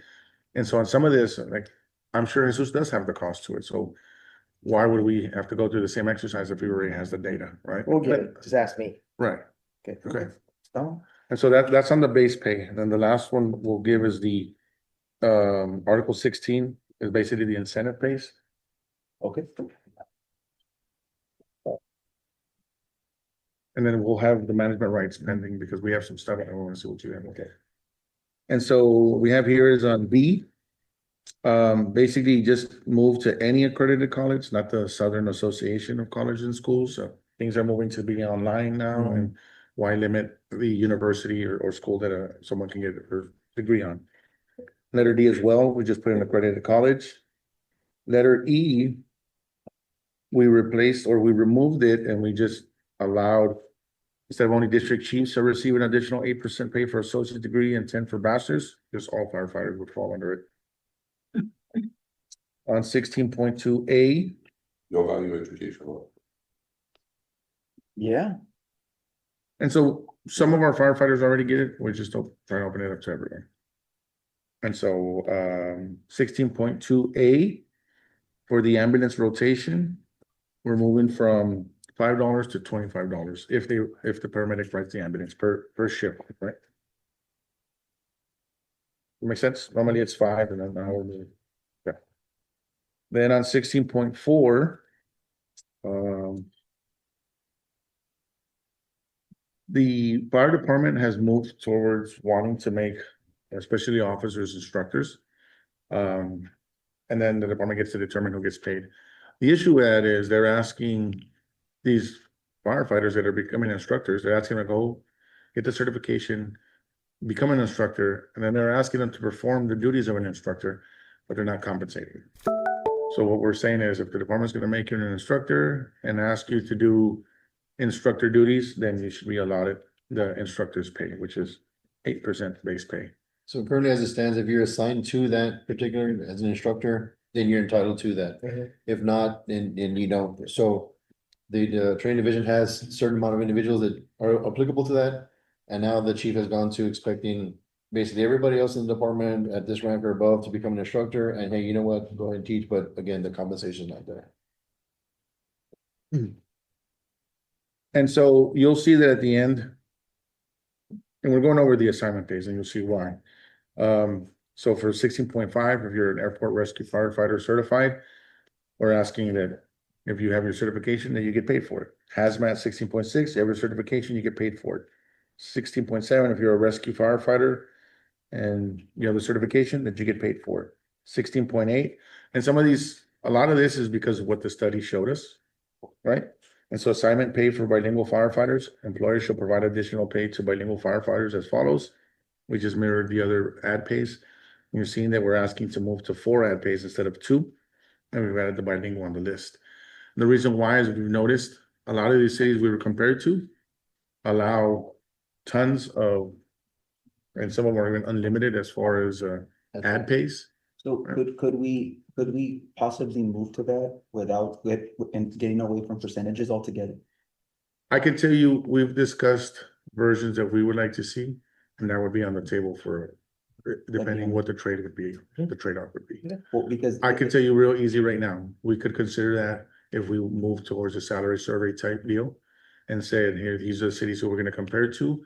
We're not asking to be number 1, right? But we are asking, hey, keep us in the top 5, or keep us in the we're ballpark. the 7th largest department in the state of Texas. We're the 11th largest in population. Right. So we're number 7. That's just based on, Right. am I But right in that? well, I agree, but that's number 7 of all cities. Oh, correct. This is only salary survey of a few cities. Yes. So we're number 11 and number 13 of the cities that we have. No, we're number 6. Oh, sorry. We are the 7th, we're the 11th largest city in Texas, like just population. Yes. Yeah, Yeah. Right, you're not including population influx on a daily basis. I agree. Well, yeah, I mean, when you talk about that. yeah. Well, I mean, there's certain. And you're saying for salary comparison reasons? No, I'm talking about For a large 11th largest in population, right? We're the 7th largest department, okay, so the 11th largest city in terms of population has the 7th largest department on the state, that's a fact, right? No, We- I don't know that. I don't know that that's a fact. And we can check it, and that's fine, but the reason you're saying that is that, like, what are you? No, what I'm talking about is I would argue that you're the 11th largest city, should have the 11th largest department, but we're the 7th largest department, meaning like we have a large department for the type of city that we have. Okay. Granted, it's larger because we have an influx of people that come. No, actually, that's not even accounted for. We're larger because we cover larger square miles. Yes, that is And the correct. square miles have a Mhm. response time necessity, that's why we're larger. Mhm. So because our city is spread out as big as it is, Yes. that's why we have to have more stations. We're not even taking into account the population influx. Well, and Yeah. I will piggyback on that and say this. The city has wanted to follow what the standards are as far as response times, like. You could be like in rural areas and say, hey, we'll get to you in 30 minutes, but you're probably gonna be dead, right? Cardiac arrests are going to be a for sure thing, or there's no saving you, strokes, all these other issues. But the city has made an effort, and we agreed to follow the standard, and even like that, that survey showed we're a bit higher than the standard as far as response times. Which means we've been losing ground, right? We've been losing the ability to get to the citizens and what we were used to in the past. So And if those numbers are correct, we'll acknowledge them and that's no problem with that. But Mhm.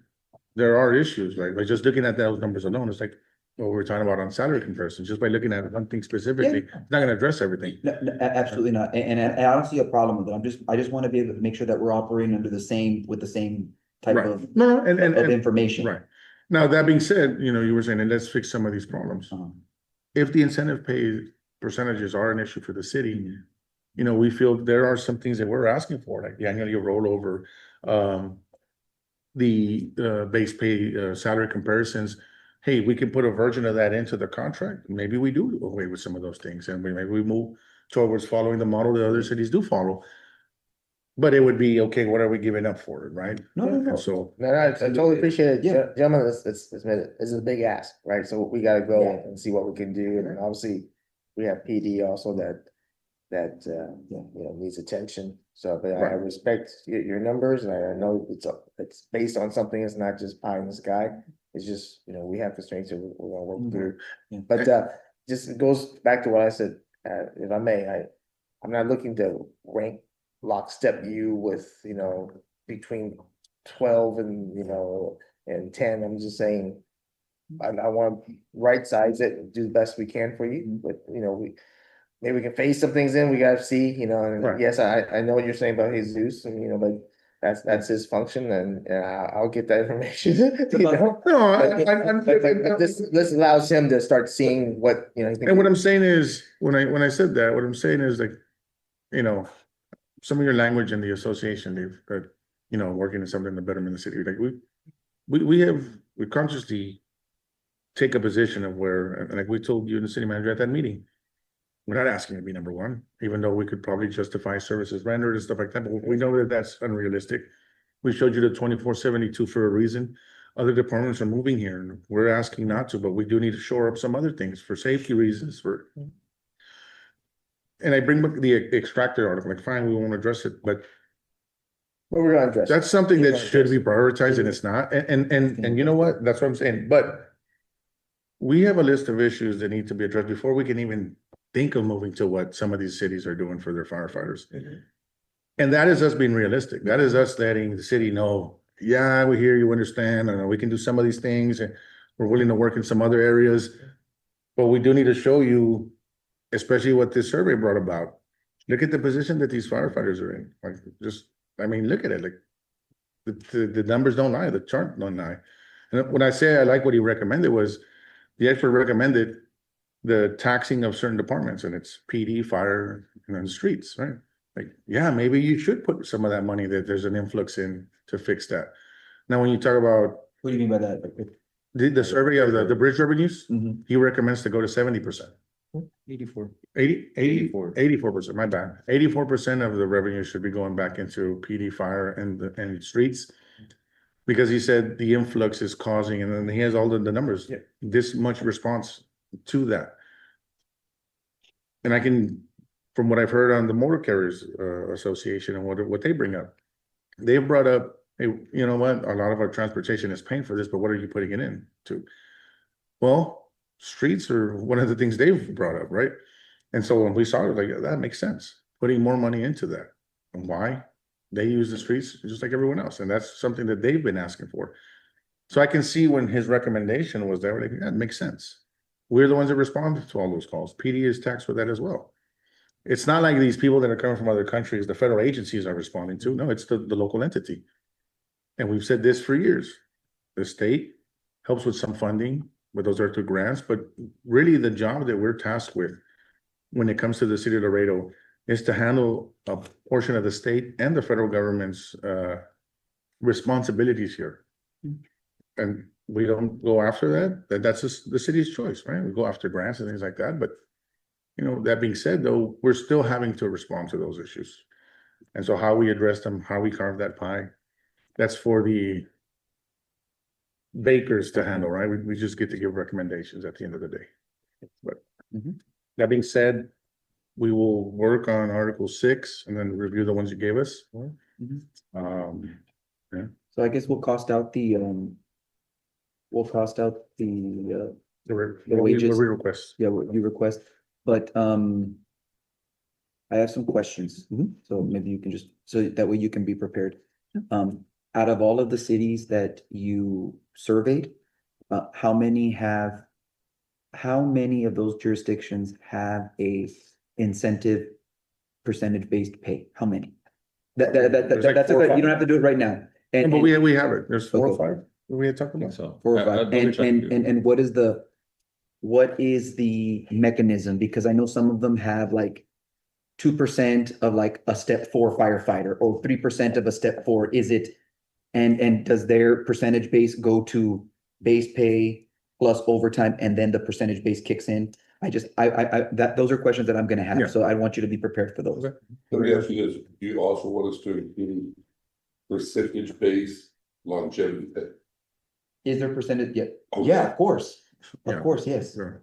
Because Awesome. our $5 longevity pay. And longevity, and 5%, a little bit. yeah. And we have that data broken down, and that's why the presentation will wait for, because it's multiple slides and a lot of data. And we broke it down in anticipation of wanting to go into, And I know you and see went who does into, what. forgive me, I know you went into 22 cities as part of What is the total the number? we went? presentation, I have 22. 22 cities. and that's part of your entire presentation. It includes everything that's in the survey that was conducted, plus Plus 3 or more 4 cities. cities, I think. Okay. And so they We have very like- small. We have the graphs essentially that the survey used, and then we corrected them. Show you before and afters. Obviously, we have all the sources. And then we looked at our city, in addition to those cities, the cities that we usually look at. So we have about, I want to say 22. And And I is there think like that, is there like a top 5 that takes into account, or is it all 22? what do you mean? Like, as far as you, comparing yourselves, is it, you're comparing it to all 22? Okay. Right, so we're gonna show you where everything is at, and then the cities that we looked at are similar to us, similar in size. Services rendered. Services rendered, yeah, and so we have those, but then we also show you, and this is where all the other department are at as well, right? And so, again, we go back to it, it's gonna be harder, okay, we wanna put you this number, that number, it's what we can do. But we do wanna show you like what the law requires for the comparison of where they're at, right? Mind you, we also pulled 3 different private ambulance companies. Yeah. Yes. And so we have that data to show you what they make hourly, right? Unlimited overtime, stuff like that. Mhm. Which we're not comparing to, but we are showing you, like, this is reality, this is where everyone is at, right? And so. We have all those, we're just, what we'll do in the next couple of days, work on what you gave us. And then make sure that our presentation is ready to go for Friday. So if you want, we can start with that. Or addressing some of the articles that we already talked about. Other than that, I think we are good. Adjourn? Thank you, because I know it's been a long day, but, But it's been a good productive day. and, I'm listening, we're listening, and I appreciate you listening to us. Yeah, and I know if you don't, I mean. I like that you mentioned like the horse trade, like, we understand how the process works. And the city has a concern with those ad pays. There's some things that we might be willing to look at to move from there, right? To be fair, that's the only way to do it. Right. Yeah, We can't just ask you to give it up. no, of course not. Yeah, I get it. Okay. And then the other thing is we also understand reality of what this costs, right? Yes. But there's a lot of these issues that it's minor, right? Mhm. And at the end of the day, and I always bring him up because I think the way he operated was very efficient. You know, when Carlos Villarreal was the city manager, his way was like, this is how much you're gonna be able to get, you decide where you wanna put it, right? And that's what breaks us from these other unions where, well, they have this, they have that. Well, there was a reason why they went to it, but at the end of the day, it's like, here's what it costs. This is what we think we can do. Okay, well, you know what, never mind, let me scratch that one, let's put that one here, right? My only thing with Cosmo is, and I worked underneath him and I really like my point here, if I may, and then take for what it is, but if I say, if you tell me, here's what you can get, put it where you want, if I put it in my pocket, it goes out. Yeah. Right. So. Yeah. I like for us to try to work things to, if it's 453, the 457 plan, that leads to something besides just putting my pocket and having it, spent at the mall. That's all I'm trying to say, so. Yeah, and So I push back a bit when to say, you guys think, about what you want to do, because, we all have our own interests, but here's a chance to try to fix things for the future. And I appreciate you taking that into consideration. That's all I'm trying to say, you know. And we appreciate, But I really like Carlos Loya. no, but the reason I said that was because as union leadership, we've had this discussion Yeah. where sometimes when we have a very young department, Mhm. they may not be looking at their retirement, Yeah. right? And so like, hey, Yeah, it's our job to, exactly. hey, Yeah. hey, young pup, Yeah. you might want to be putting some money away Yeah. because of this or that, or hey, you might want to check for That's this. what I mean. Yeah, Yeah. and that's I didn't mean to say it. If I say, hey, Oh, yeah, young person, here's money, where you want to put it? They're gonna say, I'm buying a new Yeah. car. Oh, yeah. I'm saying, Yeah. That's what I meant by it. It's like, you know, hey, here's so much money we can afford for 3 years of contract. It's Yeah. all going to, it's all going to salaries, Yeah. you know? Yeah, Yeah. so, you And there's know, a department to. that's why I appreciate you guys thinking through like, hey, what can we do for retention purposes for, you know, proper incentive? And look, and I'm gonna be honest, with you, some of these issues, we went back there and anything dealing with promotions, we asked the young farmer, like, so I'm like, I'm not testing anymore. Yeah. So like, what do you guys Yeah. think works? Like, what do you think works for you? Because like my input is gonna be, like, I'm not really gonna test on this. But I'm glad you guys brought up the SOP because that's why we included the CBA. Mhm. It's our idea when we first requested the SOPs was to create better firefighters and officers, understanding the rules, what they can and cannot do, and how to operate. We believe the collective bargaining agreement adds some of that. And so the officers or the firefighters move up to become officers, they're better prepared and knowing what can be done, right? And that way we're probably more efficient, safer. And so we're trying to accomplish as well. It's just not about finances, but unfortunately, to do anything, it costs, right? So, but yeah, but I think we're good. 446, we ended on